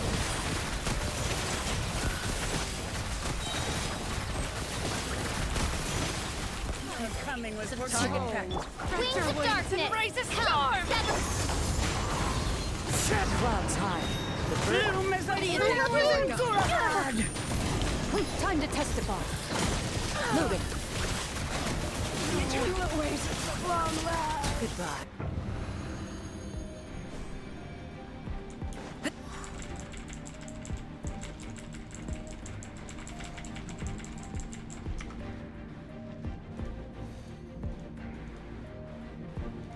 Welcome back.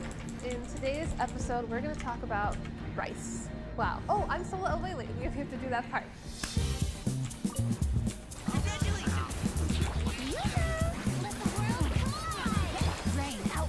Hi, I'm Sola Elwele, and today I'm at the New York Times cooking studio, and we're going to talk all about rice. We're just going to do a few basic things today so you can just like get a good foothold into the rice world. And it's also another essential ingredient that when you know how to cook rice, you can make any meal. Breakfast, lunch, or dinner.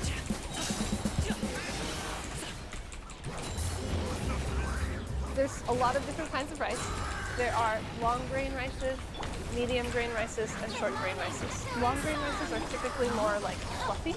The shorter the grain, oftentimes it's more sticky. That's not like a hard and fast rule. In general, that's usually the way it goes. And then besides that, you'll find brown rice and white rice. Brown rice is the whole grain. It's fully intact. So it's going to have the germ and the bran. And with white rice, the germ and the bran are removed. And then there are other things to look for in your rice. Parboiled, that means that the rice has been par-cooked and dried. What that does is it kind of enhances some nutrients, increases digestibility, and it makes the cooking a bit more foolproof. When rice is cooked and then dried, it goes through a process called starch retrogradation, which makes the starch molecules a bit more sturdy and strong, so you have fluffier grains. That's what Uncle Ben's is. It's a parboiled rice that's almost impossible to make incorrectly. Then you can also find enriched rice. This is similar to enriched flour, where basically it means that there are some added vitamins and minerals. The price range on rice can vary greatly, and unfortunately, with rice, you get what you pay for. So high quality rice costs more. Oh my god. It's still relatively cheap compared to other. If you're a big rice fan, I say go for it. It lasts forever, and there's quite a difference between... Okay, to be honest, low key. Okay, high key. That kind of was the Eternal Oasis at long last, actually. Like, The Eternal Oasis at long last! Finally, wait. An inexpensive rice and a slightly more expensive rice. And we're just talking about a couple dollars a pound. If you eat a lot of white rice, you can actually totally buy it in bulk. White rice lasts almost forever, as long as you keep it in a cool, dry place. Brown rice doesn't last that long. Because it's got the germ intact, it has these oils that will quickly go rancid. That's actually the reason why rice was initially pearled, which is the process of removing the husk and the germ. Increases shelf life to practically forever. If you got room, get a big old bag of rice, you'll always have rice. When I think about the pitfalls that might come along with cooking rice, a lot of it comes down to doneness. Overcooked or undercooked rice. There are a few steps that will help you avoid that. And then even if you do mess up your rice, I'm going to show you what to do with that rice. So no rice will ever go to waste. Growing up, rice was very important in my culture, and we were taught that you don't even waste 1 grain of rice. So today I'm going to teach you how to like never waste your rice. We're going to do some fun stuff with it. We're going to pick all of this up. This bag especially is coming home with me. We're using white rice today, and the great thing about white rice is that it cooks typically. So we're going to start by steaming some rice. This method most of the time is referred to as steaming, but we're not actually steaming it. The technical term for this method is the absorption method, because all of the liquid we're adding to the rice is going to be fully absorbed. This method will work with any kind of white rice. The only thing is, depending on the length of the grain, the ratio of water will change. As a general rule of thumb, shorter grains of rice do better with 1:1, so 1 part rice, 1 part water. Medium grains do better with 1 part rice to 1.5 part water. And then long grain rice, like basmati, does better with 2:1. That's a good place to start. And then tweak. Maybe you like your rice a little bit firmer or a little bit softer. So I like to write my personal favorite ratio on the package to go back to. And then if I buy that rice again, I'll write it down. You can like curate your rice cooking to your personal specifications, and I think that's really fun. So for steamed rice, simple process. First, we're gonna rinse our rice. Then I like to soak it. This is optional, but I'll discuss the details later. And then we're gonna bring it up to a boil, cover it, and cook it on low. We'll fluff at the end and a rest. Simple steps, but let's go through the details so you can like perfect it. Rice cookers. I know a lot of folks swear by one. I think that they're wonderful. I personally don't have one because I live in New York, and not only do I have limited counter space, but I have like one outlet for the entire apartment. This will work for a rice cooker too. You just don't have to manage the heat, but you rinse the rice and soak the rice and add the water in exactly the same way, and then you just press a button. So if you have a rice cooker, good for you. I'm like jealous. If you don't have a rice cooker and you're making it in a pot, any pot will work. The main thing that matters here is you have a tight fitting lid. If you don't have a tight fitting lid, you can always kind of like work your way around it by first wrapping the top with a little bit of foil, popping the lid on top. My favorite pot to cook rice at home is a little Dutch oven that has a really tight fitting lid. Nothing comes out of there, but that's really all you need. Okay, so to rinse the rice, I like to use a big bowl because you want to get in there and swish gently. You don't want to break the grains. You want to swish to help get every grain moistened, and then I'm going to tip it out and we're going to repeat. When you rinse the rice, you remove a lot of those exterior scuffed up starches. So when you cook your rice, it doesn't get all clumpy. And you don't have to worry about getting all the water out this point because we're going to just keep rinsing and then it's going to get a soak. Growing up, I was always told minimum of 3 times. I don't know why 3 is the lucky number, but I was always told minimum of 3 times. And you want to rinse until the water runs like mostly clear. It's never going to get totally clear, but you just want it to be clear enough that when you stick your hand in there, you can see it. I like to soak my rice in the cool water for about 15 minutes, up to 2 hours. This is not a required step, especially for medium and short grain rices. And the soaking step is especially essential for longer grain rices because it prevents the grain from breaking, cooks much more evenly, and you end up with like a longer, more like beautiful, perfect grain of basmati. Doing the little soak makes a huge difference and makes your rice a little bit more foolproof. My rice is soaked and I'm gonna drain it. Once you have soaked it, you wanna be a little more gentle with it because it's more likely to break at this point. So here I've got my 2 cups of jasmine rice. To that I'm gonna add water. Adding salt is optional. So if you're gonna have your rice with something really flavorful, like a curry, I don't season my rice. There's gonna be enough flavor coming from everything you're gonna serve it with. But if I'm gonna just have my rice with like an egg, I would season it. I grew up with rice that would never have salt in it because we had it with such flavorful things. So I'm not gonna salt it. And we're gonna start by bringing it up to a boil over medium-high heat. Just give it like an occasional stir as it comes up to boil just to make sure it heats evenly. And I like to do this a bit covered so we can lose as little water as possible. So once we bring it up to a boil, I'm going to turn it down to the lowest setting, and at that point, you do not stir. You do not peek. You set a timer and you trust that it's doing its thing. If you get in there in the middle of cooking and pop off the lid, you're going to lose too much steam and it's not going to cook right. And then once we open it up, we're going to look for some doneness cues to determine what to do next. We're going to go through some rice troubleshooting. So, I set a timer for 15 minutes. We are 20 seconds away. I have not peeked. So let's check it out. Wow! We're gonna get into the fork, fluff it up, and you want to make sure that your grains are tender and that there's no water left at the bottom of the pot. So if you get in there to fluff and you notice that you have a little water left at the bottom of the pot and your rice is still not tender, just cover it back up, put it on low heat, and let it cook for another 5 minutes and check it again. If you notice that there's some water at the bottom of the pot and the grains are cooked through, just uncover it and let it cook on low for 5 minutes to drive off that excess moisture. And let's say you uncover it, it's dry and it's undercooked. Just grab like a back of a wooden spoon and make a little hole right in the middle and pour in about it like a tablespoon of warm water. You don't need much.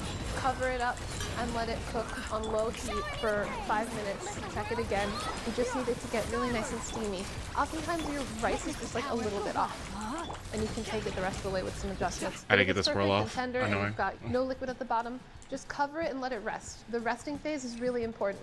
When you let it rest, the grains will firm up, become distinct, and any little bit of excess moisture will be absorbed. Okay, so next we're going to talk about making a pilaf. A pilaf can be many things, and it's in a lot of different cultures, often with different names. Pilaf is like the French word, but anyone who has rice has their version of pilaf. So a pilaf essentially at its core, it means that you're going to take grains, toast them in some fat, and then you add a liquid and cook it. Pilafs can be made with any grain, just like with the steaming absorption method. This is a great place to like really simply level up the flavor by changing out what you cook it in. So I'm going to cook this in water, but you can do broth or dashi or any kind of stock, do a mix of like water and tomato passata, or maybe water and coconut milk. This is just like the most basic, the most essential pilaf, but then you can get very creative with it and change it up however you want. First step, I'm just gonna toast the grains in some butter. The rice I've already rinsed and soaked, so we're starting out exactly the same way as we do with steamed rice. So this is actually a Stella basmati, which means that it's parboiled. The great thing with the Stella basmati is it can handle a longer cooking. So this is a great place to start your pilaf journey because it is a very forgiving rice. Now when you first add your rice, it's gonna sound like very simmery, very like wet. And you want to cook it until it starts to sound more sizzly, so you know that you've driven off a lot of that excess moisture and we're getting like a nice good toast on it. So be pretty gentle with your tossing, but keep it moving pretty frequently so that every grain of rice can have some time in that fat. So I'm over medium heat. I'm just gonna keep stirring and tossing, and we're listening to the sizzling, and we're also going for smell. So you want to go until it like smells slightly more nutty, almost like a popcorn vibe. It's going to make it taste more aromatic, much more flavorful. And then most importantly, it deactivates a lot of those surface starches which prevent it from getting too clumpy. So we end up with like a really fluffy pilaf at the end. So this parching step, this is really what makes a pilaf a pilaf. One way that I love to do this at home is I'll cook it with bone broth instead of water, and then it just like bumps up the nutrition, and then you just like, while it's resting, there's still a lot of heat coming out, and I'll just pile on some like quick cooking vegetable, like pile on some spinach, cover it, it'll wilt from that heat, and that's all you need, that's dinner. Okay, so let's just listen Hi, to it. Dime, it's good to see you. The sound is kind of sharp and like pointy. This is to help the resetting. And that's how you know that the moisture has cooked off and we're done with our parching.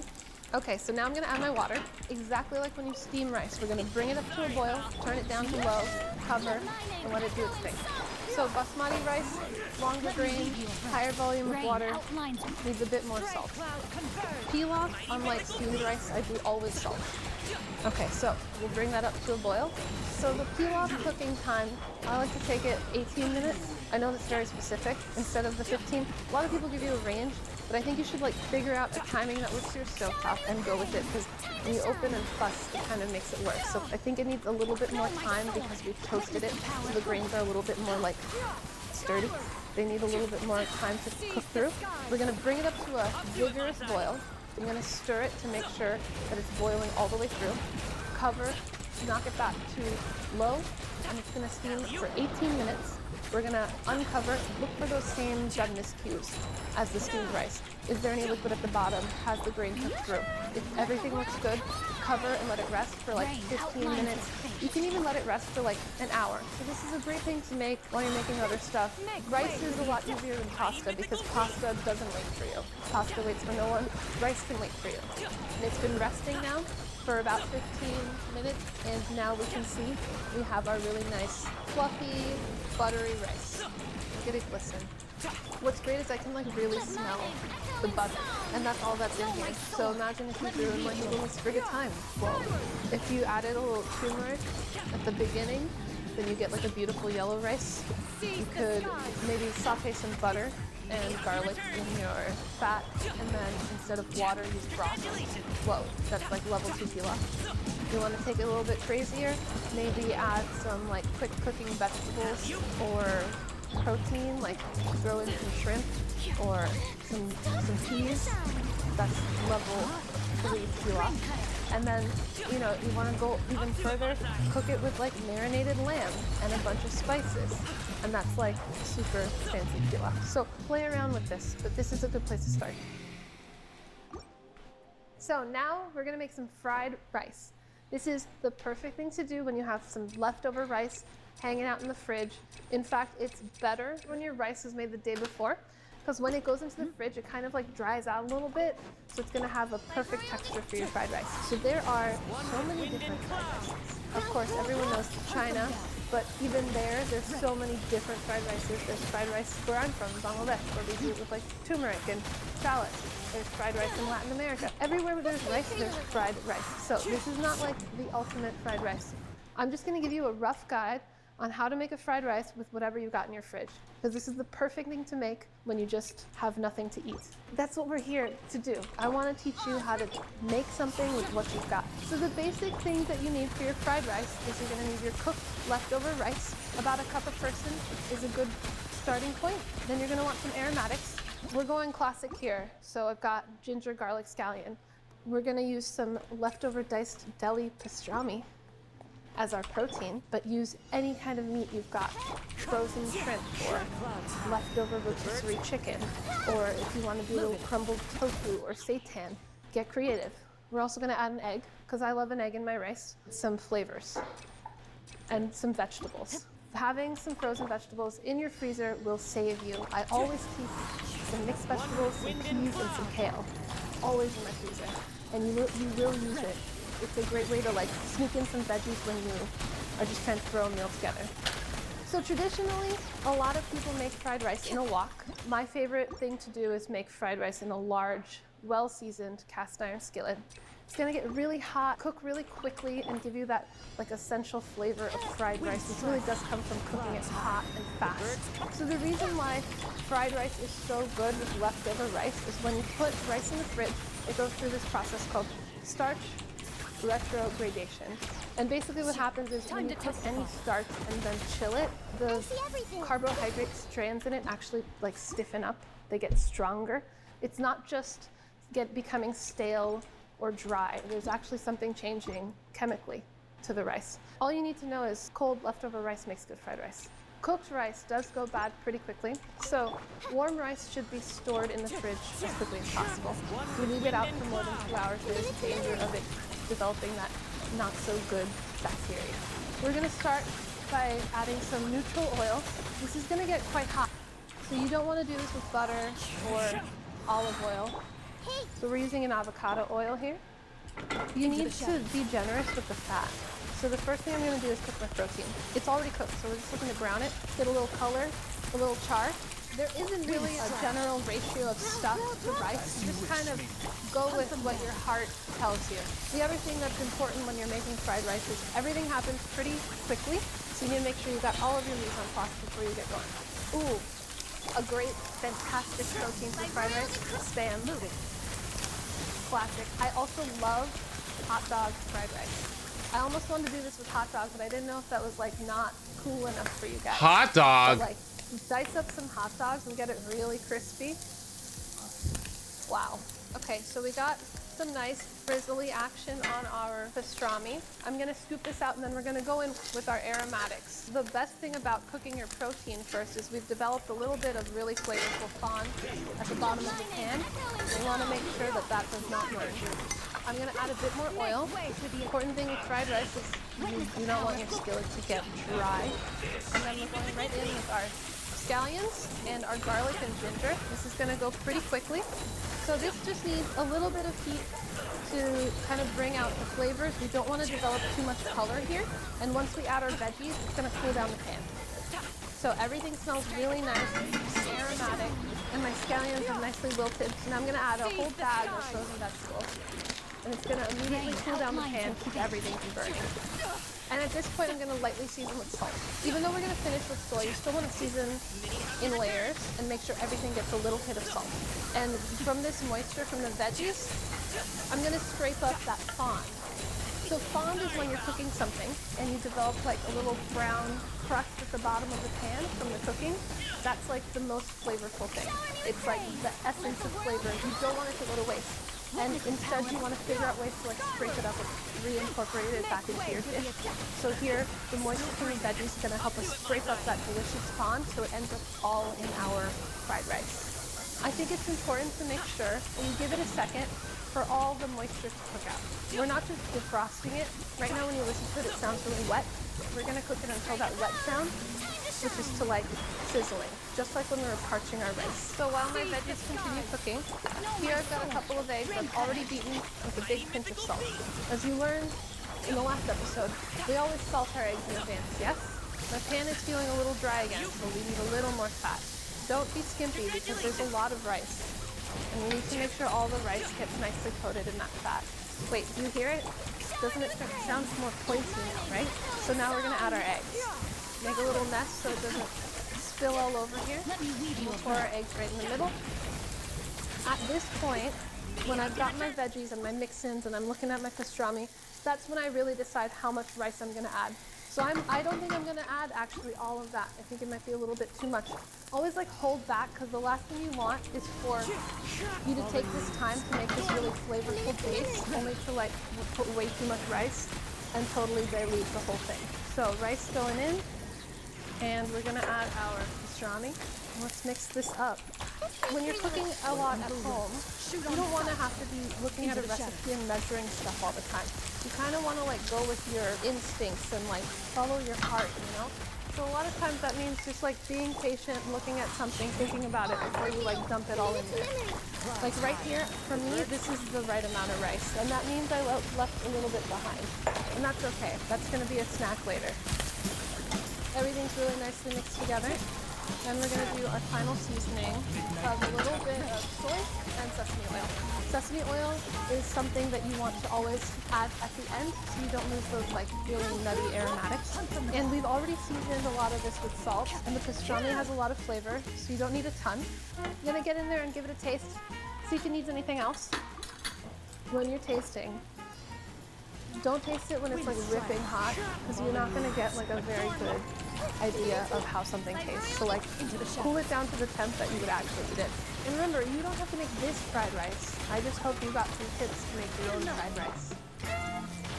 Okay, so we went over some basic techniques, but let's say you made a pot of rice and it's not perfect. It's not the end of the world. You can salvage it by making a porridge. So I'm going to show you to take some rice that maybe is like overcooked, mushy, maybe the grains are sticking together a little bit too much. Whatever it is, you don't want to eat it as it is. We're going to make a porridge. So here I've got a pot of sushi rice. It got a little too wet, it got a little too sticky. We're going to split it up into 3, and I'm going to show you 3 really simple porridges. I grew up with something called guluti, which was rice that was simmered with a little bit of lentils, so we're going to make a variation on that. But a lot of places you have kanji, which is like a very simple rice porridge, rice that's cooked until it's really nice and tender, and then it's topped with a few simple things. And we're going to do like an Italian vibe one with brodo and some pecorino and peas, so it's kind of like a lazy person's risotto. And the best thing about porridge is that it really stretches your rice. So we're going to take this little pot of rice and turn it into 3 big pots of porridge. And it's almost like magic how you can serve so many people with such a small amount of rice. And I think that's why porridge is so important in so many different regions that eat rice. My first one is going to be like a very simple kanji. Kanji is quite bland because it's meant to be kind of like a soothing comfort food. So we're just going to cook this with water. You can totally eyeball this. So if you're cooking this and it looks a little bit too thick, add more water. If you're cooking this and it feels a little thin, just keep simmering because you can't overcook it. So the second one is kind of loosely based off of something I grew up having called guluti. So to this I'm going to add water and some rinsed red lentils, and that's going to simmer all together. Now, our final rice porridge, I'm going to simmer this up with a little bit of bone broth. Now we're going to simmer all of these. Depending on how cooked your rice was to start with and what kind of grain you started with, it's going to vary in time, but anywhere from like half an hour to an hour. Stir it occasionally because it could scorch. We want it to simmer kind of vigorously to really break up the rice. And then take a look and see what texture you want. You know, like there's some people who like thin oatmeal and some people like thick oatmeal. It's the same thing with the rice porridge. So add more moisture or uncover and let it simmer and reduce depending on the texture you want for your final porridge. Okay, so my porridges have been simmering away and you can see they've really transformed. So you can see the rice has like fully broken down. It's really thick and creamy. This is the one with lentils, so those lentils added extra body and made it really nice and thick. And this is a nice texture for me, but you know, you do you. If you want it thicker, you continue cooking it down. If you want it thinner, adjust with water. We're gonna add some salt, season it up. It's always good to wait until the end to season because you don't know exactly how much or how little liquid you're gonna add. So let's give that a taste. It needs quite a bit of salt because we took that rice that was already not seasoned and then added a whole bunch of liquid to it, which was also not seasoned. So you need to take a minute, get the seasoning really nice, because that's like the key to the flavor here. So this is our plain rice. with just water. What the Nothing fuck going are on here. these? You can see it looks quite different from the rice with the lentils. It's a little bit less creamy and it has more of like a white hue. This is a good texture for me too. And this one I'm actually going to keep totally bland because we're going to top it with some very flavorful toppings. So I think that's good the way it is. And our final one. So this is the rice that we simmered in some bone broth. I did also have to add some water to get it to be the right consistency. But as you can see, it's like really, really creamy and soft and tender. And this one is going to get a few extra finishing touches. Just give me frozen peas. I think there's absolutely nothing wrong with frozen peas. It's something we always have in our freezer. And it really does often save the day. Sometimes this is the only vegetable in the house. So a little pecorino. Into the shadow. How about some pepper? And a little lemon zest. So this is like, it has like risotto vibes, but not at all. Not at all. This is not at all risotto. Risotto, the grains are like intact. But like if you want the comforting, creamy, Italian rice vibes, this is like a really easy way to get it and save your rice that maybe wasn't perfect to begin with. And I'm gonna taste this one after my cheese has a chance to like melt into it and incorporate, because the cheese does bring a lot of salt, so we don't want to over season. You know, whenever I'm adding a mix in like this, I do wait to season because it's gonna adjust how much seasoning you need. And this is feeling just a little thick for me, so I'm gonna add a little water. You gotta remember that this is on the stove and like piping hot. So once it hits the plate, it's gonna thicken up a little bit because it's gonna cool down a touch. Okay, so I'm gonna taste now and see how I am on salt. Even though there's no salt in there, it's pretty flavorful because we used bone broth and pecorino. But it still needs a good bit of salt. And I'm gonna add some more pepper. I'm actually gonna wanna brighten this up a little and finish it with some like a lemon juice. And then we're gonna plate these up and add some fun toppings.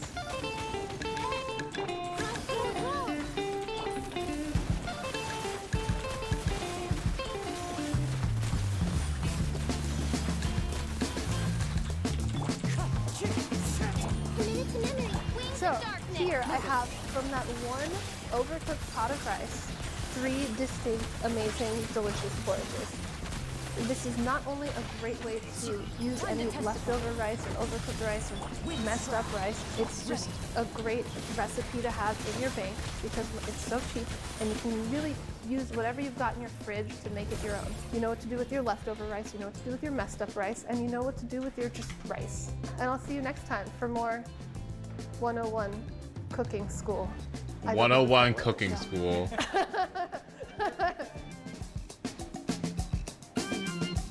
Sola, please say chocolate cake. I'm just gonna turn it on very low. It's not plugged in. Hold for extension cord. Thanks. These mixers, I tell you.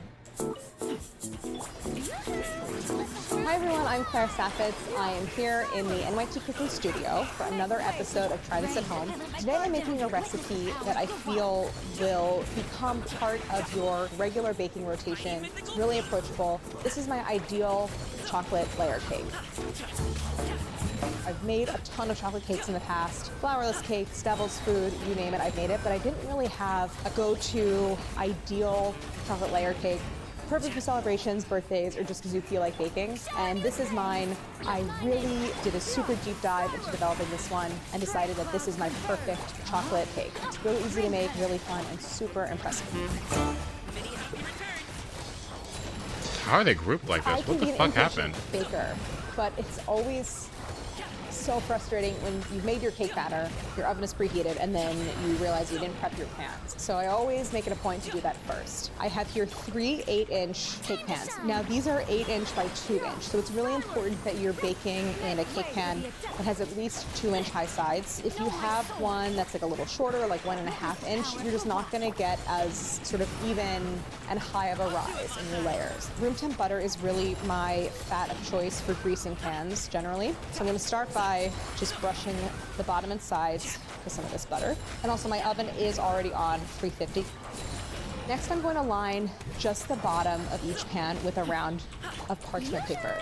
I'll show you a really fun, useful technique for cutting a round of parchment to fit any size pan. I'm gonna start by actually folding it diagonally. So basically I have this folded edge here. I'm just gonna continue to fold it in half along that folded edge. And then in half again. I'm always kind of folding it along this one point. And then once I get it to a pretty thin triangle, So take the point of the parchment, you're going to eyeball the very center of your cake pan, and then with your scissors, you're going to cut right at the edge. And then go ahead and unfold it. And you have this sort of nice round-ish shape that is sized to fit perfectly inside your pan like that. And now I like to go in and just smooth any air bubbles. This is a pretty liquid batter, and so with a really liquid batter, sometimes you might get a little bit of batter like running underneath the parchment if it's not really flat in there, so just to minimize the chances of that.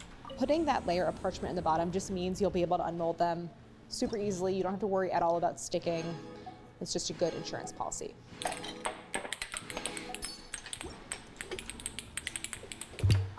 Now this chocolate cake only has cocoa powder in it, not like actual melted chocolate. And I just feel like melted chocolate sometimes firms up the texture in a way that I don't really love.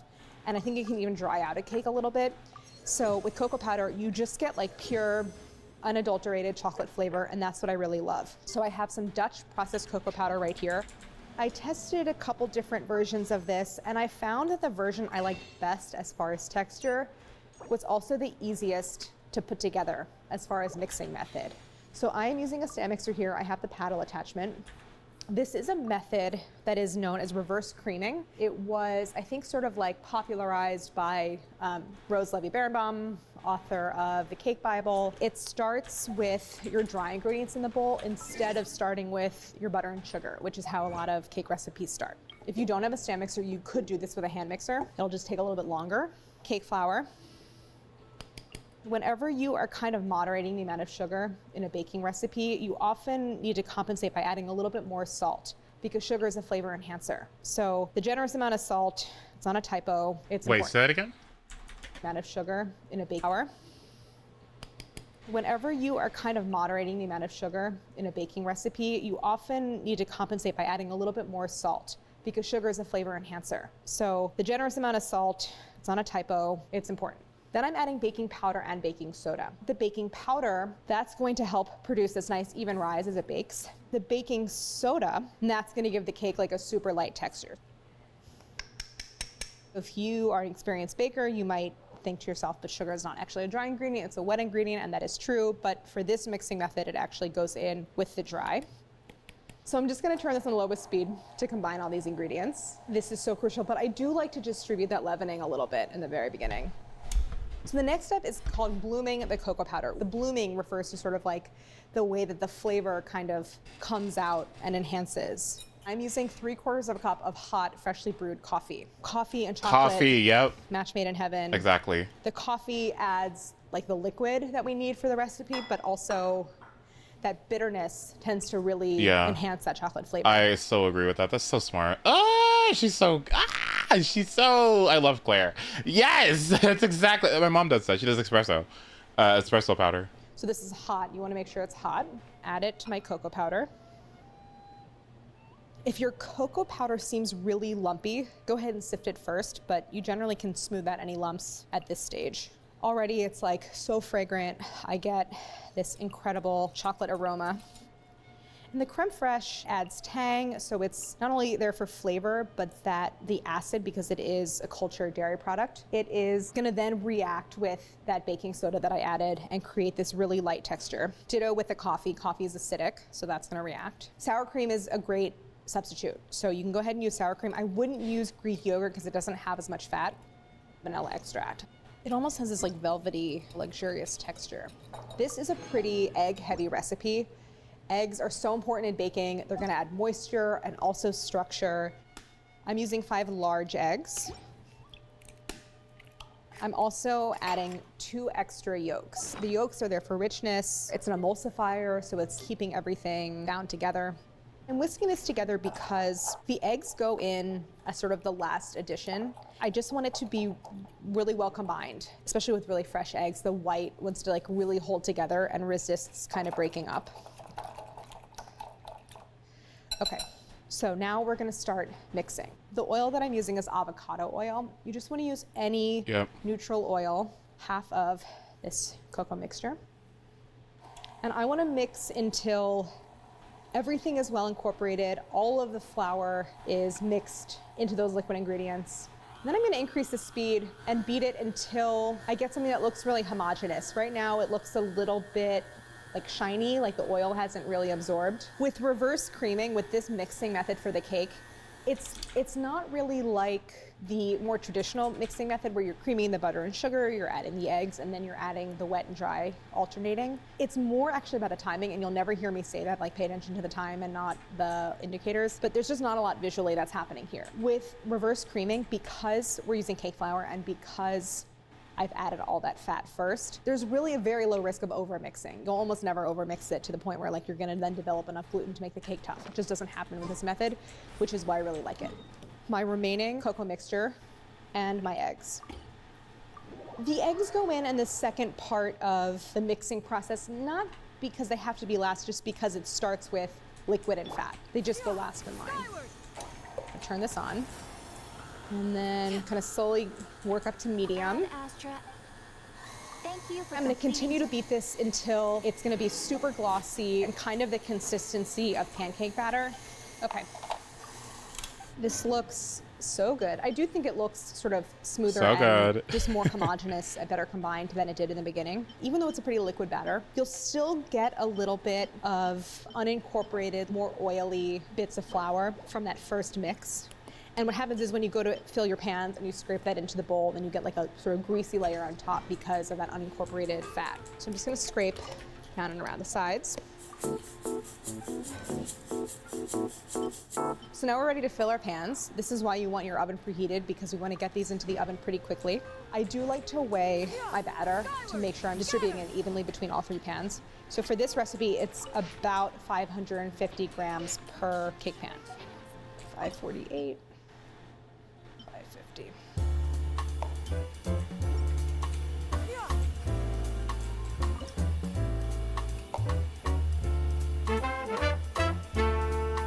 So I think I'm gonna put one up here and then two down below. All right, 20 minutes. Okay. Oh, it smells so good. So my 20-minute timer went off. I'm gonna rotate the pans. You can see the centers are still pretty liquid, but the top one is a little more done because it's getting that heat from the top of the oven. I'm going to rotate these two guys. Put this one up here. Try to be gentle. And then this guy's gonna come over. That guy will go down there. I just thought I should have put the two on the top. Hold on, I'm changing what I did. That was so stupid. This guy should go up here. You know what I mean? Why did I only put one on the top? This guy should be here, and that guy should be over there. And then this guy's in the middle. There we go. Okay, that was much smarter. Okay, sorry. Okay, that's how it should be. The timer went off. They went actually just a minute or two over that 30-minute mark. So this is one of those things where it's like, do look at the indicator, not just the time. I know it's done because the top is lightly cracked. It's nice and springy, and a cake tester inserted into the center comes out clean. So while those cool, we'll make the frosting. The frosting for this cake is so good. It's actually a little bit of an unusual style of buttercream. It's based on what's called German buttercream, which is where you basically cook this very like thick pudding-like mixture and whip butter into that. So that is opposed to other styles of European buttercream, which are based on meringue. So it's just this kind of like Goldilocks chocolate frosting that's like super rich, but also kind of light, not overwhelming. I'm gonna start by chopping my chocolate.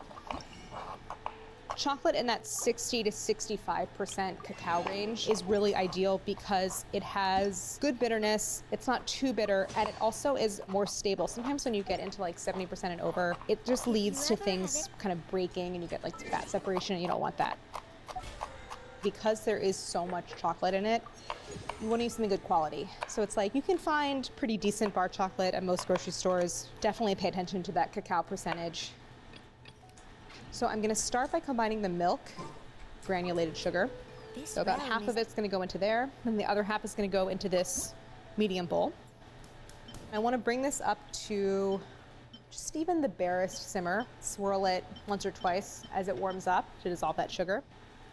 The cocoa there is just to add a little bit of bitterness and of course like more intense chocolate flavor to help just balance everything out. A nice generous amount of salt because it just brings out the flavor of the chocolate. It's not like it tastes noticeably salty. I'm using flour for a very specific reason. It was important to me in developing this recipe that both the cake and the frosting freeze really well. Sometimes with cake making, because it's like tied to an event, you need that flexibility of being able to freeze it. If I were to use cornstarch, what happens when you freeze something that's cornstarch based is you get like a separation, like the liquid kind of leaks out and you lose that smooth texture.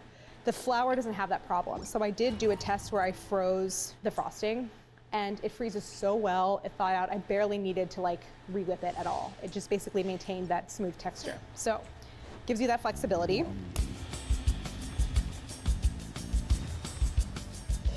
Now this mixture at first is really, really thick, and it's gonna seem like there's way too much of those dry ingredients to incorporate into those yolks, but just keep mixing it.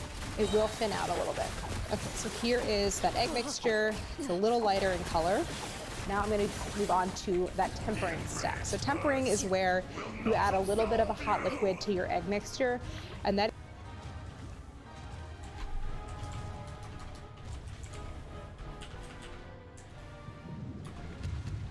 Today, you witness your reckoning!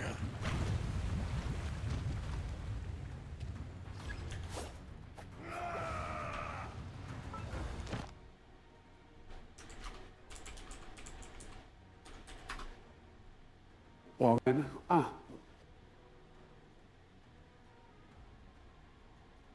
All right, everyone. So it's Friday night. I'm getting ready to go out.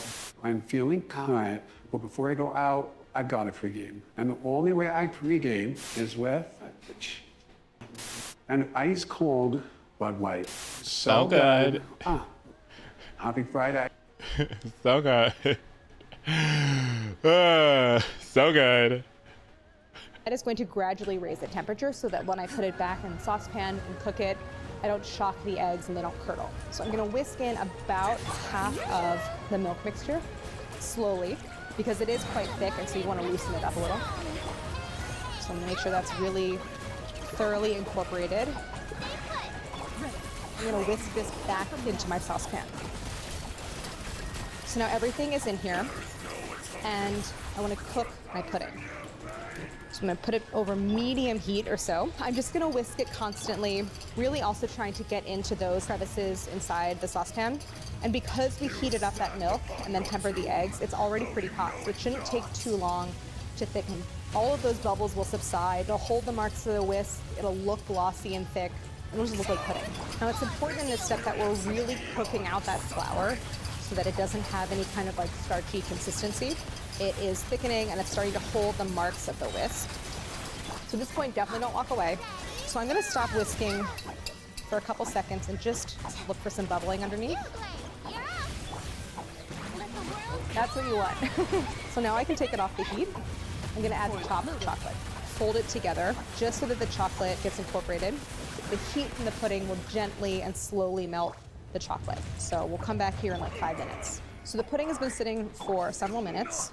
So at the moment it looks a little crazy. It's not smooth. Doesn't look like this is gonna make a delicious frosting, but it is. Turn it on low. Medium low. You'll see that melted chocolate will fully incorporate. It's gonna become nice and glossy. So we just have to let this hang out for a little bit and then we'll start making our frosting. So the pudding has cooled to room temp. You do wanna wait until this cools to room temp because if there's even a little bit of heat left in your pudding, when you go to add the butter, especially because the butter is room temp, it will just kind of melt. And that's okay. You'll get kind of a looser, thinner consistency of your frosting, and then all you have to do is kind of chill it until it firms up, but it's just easier to kind of get it all in one go. Vanilla extract. Just gonna keep that in. And then I'm gonna start to add my butter, a piece or two at a time. So I'm just gonna keep adding the butter, slowly blend it into your pudding base.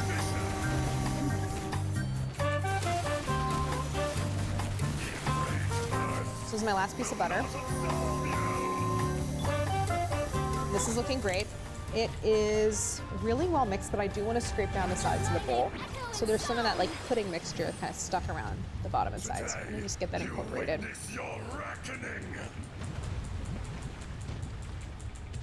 beat it once more just until it's totally smooth.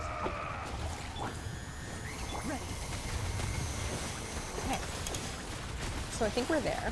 The frosting is like thick and spreadable and glossy and beautiful, and if you wanted to pipe this, it's a great piping frosting. It looks so good. So now we're at the exciting part, which is assembly.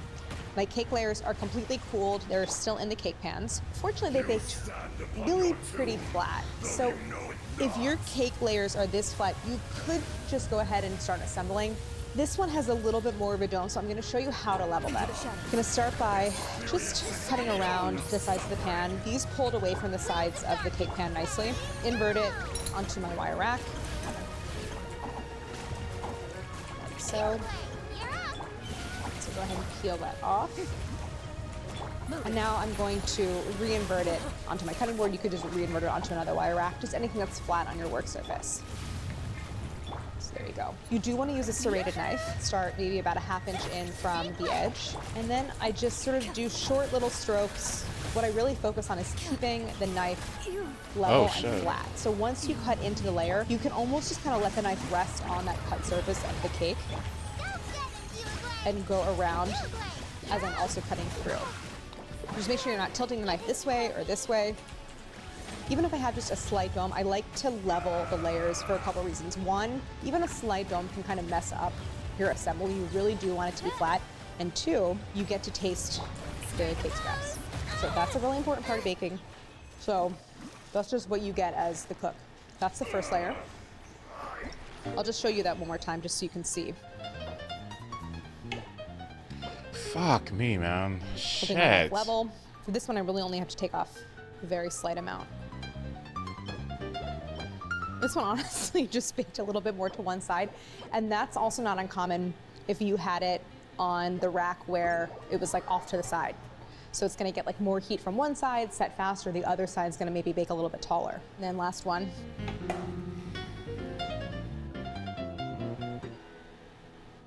Okay, I have a cake stand here. You could use a large dinner plate, a platter, or even like a cardboard cake round. That's really helpful if you want to transport the cake. So I'm going to start by taking a little, just like teaspoon-sized dab of frosting, putting it in the center of my platter. I have 4 strips of parchment paper here that I'd cut. This is just useful for keeping that serving platter, cake stand, plate, whatever, clean while you're frosting. So I'm setting them on 4 sides, leaving the center open. I'm going to take a layer, and I'm gonna start by putting it cut side down. And that is because when you cut the layer to level it, you expose the crumb. And it's the crumb that, when you go over it with the frosting, is going to like sort of start to fall apart a little bit, and it just can mar the frosting, and it gets like mixed in with the frosting and it doesn't look great. So cut side down. So now I'm gonna take about a cup of frosting and scrape it into the center of this layer. And just start to smooth it in an even layer all the way to the sides. So I'm gonna go right to the edge. Okay, now the next layer is gonna go on top, and again, I'm gonna flip it over, so I'm going cut side down. So here I'm gonna make sure that it's nicely centered. Move it over a little bit. I'll spin it to make sure. Okay, that looks good. Then another cup on top. So same thing, just spreading this all the way to the edges. The third layer goes on top. Same thing, cut side down. Okay, that looks good. There's a step that I really recommend for most styles of layer cake, and that is something called a crumb coat. And that is where I'm gonna do a base layer of frosting across the entire surface of the cake, top and sides. That layer of frosting is gonna take any loose crumbs, like this little crumb here and this crumb here and anything on the surface, and it's gonna slick it to the side of the cake so that when we put the final layer of frosting on, I don't get any crumbs mixing in with the frosting, and I just get this like beautiful smooth finish. Another cup or so, just straight on top. I think it's best to apply the frosting to the top and then work it down the sides. The crumb coat is not a thick layer at all. It is basically as thin a layer as you can possibly make, so the cake will show through in places, and that's what you want. You just want like the barest layer of frosting. And now I can start to work it down and around the cake.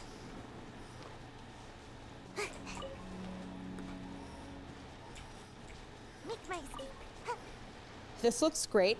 With the crumb coat, you want to chill it a little bit. So when you put this in the fridge, even for 5 minutes, what happens is that very outer layer of frosting, which is butter-based, is going to firm up and harden a little bit, and that's just going to make it easiest to apply that final layer of frosting. So I'm going to just pop this in the fridge for 5 minutes or so. I'm going to grab the cake from the fridge, the icing, it's nicely set. So as a general rule, when you are frosting a cake, it is easier to remove frosting than it is to apply more. I'm gonna basically take everything that I have left, which is still a generous amount, and put it on top, and then you can always remove it.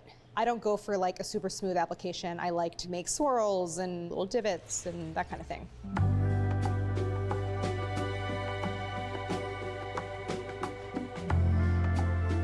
So now that I have a really pretty even application of frosting everywhere, I can either smooth it, I can create texture. Sometimes I like to do a look that's like a little brush strokey, creating a little bit of pattern in the frosting. I just like this look because it's kind of easy. You're not going for perfection here, so it's kind of like the messier you are, the better in a sense. Sometimes I have to be told not to touch it too much because I get in a place where I just like endlessly run over the same areas, and that's not necessarily a good thing. I think once you like it, stop touching it. That said, I'm gonna go over it one more time. Oh my God. Just around the edge to clean up the very top. Okay, I'm stopping. This should probably chill again, just for 5 minutes, a quick trip into the fridge just to set the frosting. I can slide my pieces of parchment out from under, so you get this like really beautiful finish and no frosting smears on your plate. Nothing to see, nothing to see. Okay, there we go. Wait, the top. Give it a, sorry.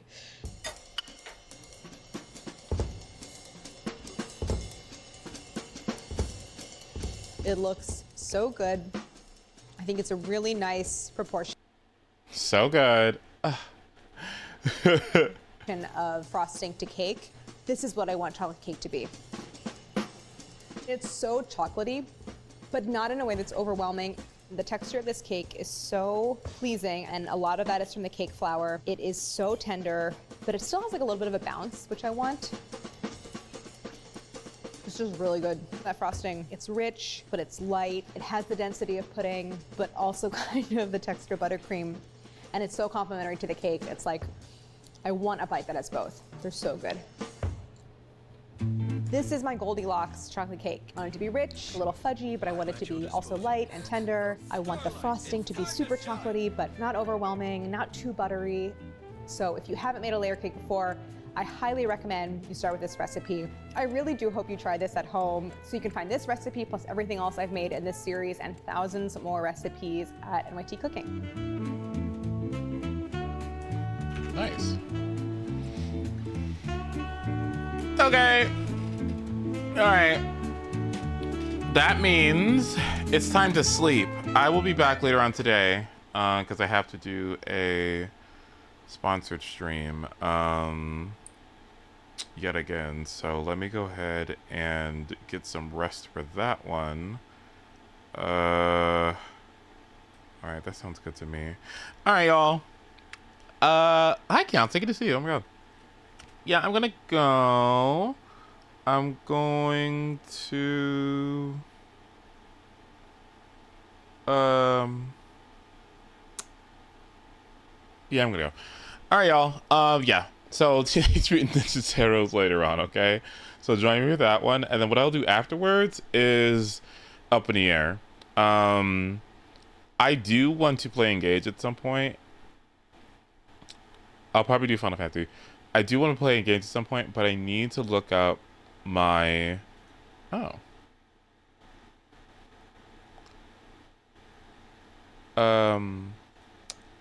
But I do want to look up more mods. So, 5-minute survey. Okay, cool. All right, y'all. I love you, and I will see you later on today. Okay. And yeah, thanks for joining me. I didn't mean to stream 5 hours, but I did anyway. Okay, love y'all. I'll see you later. Mwah. Bye, everybody.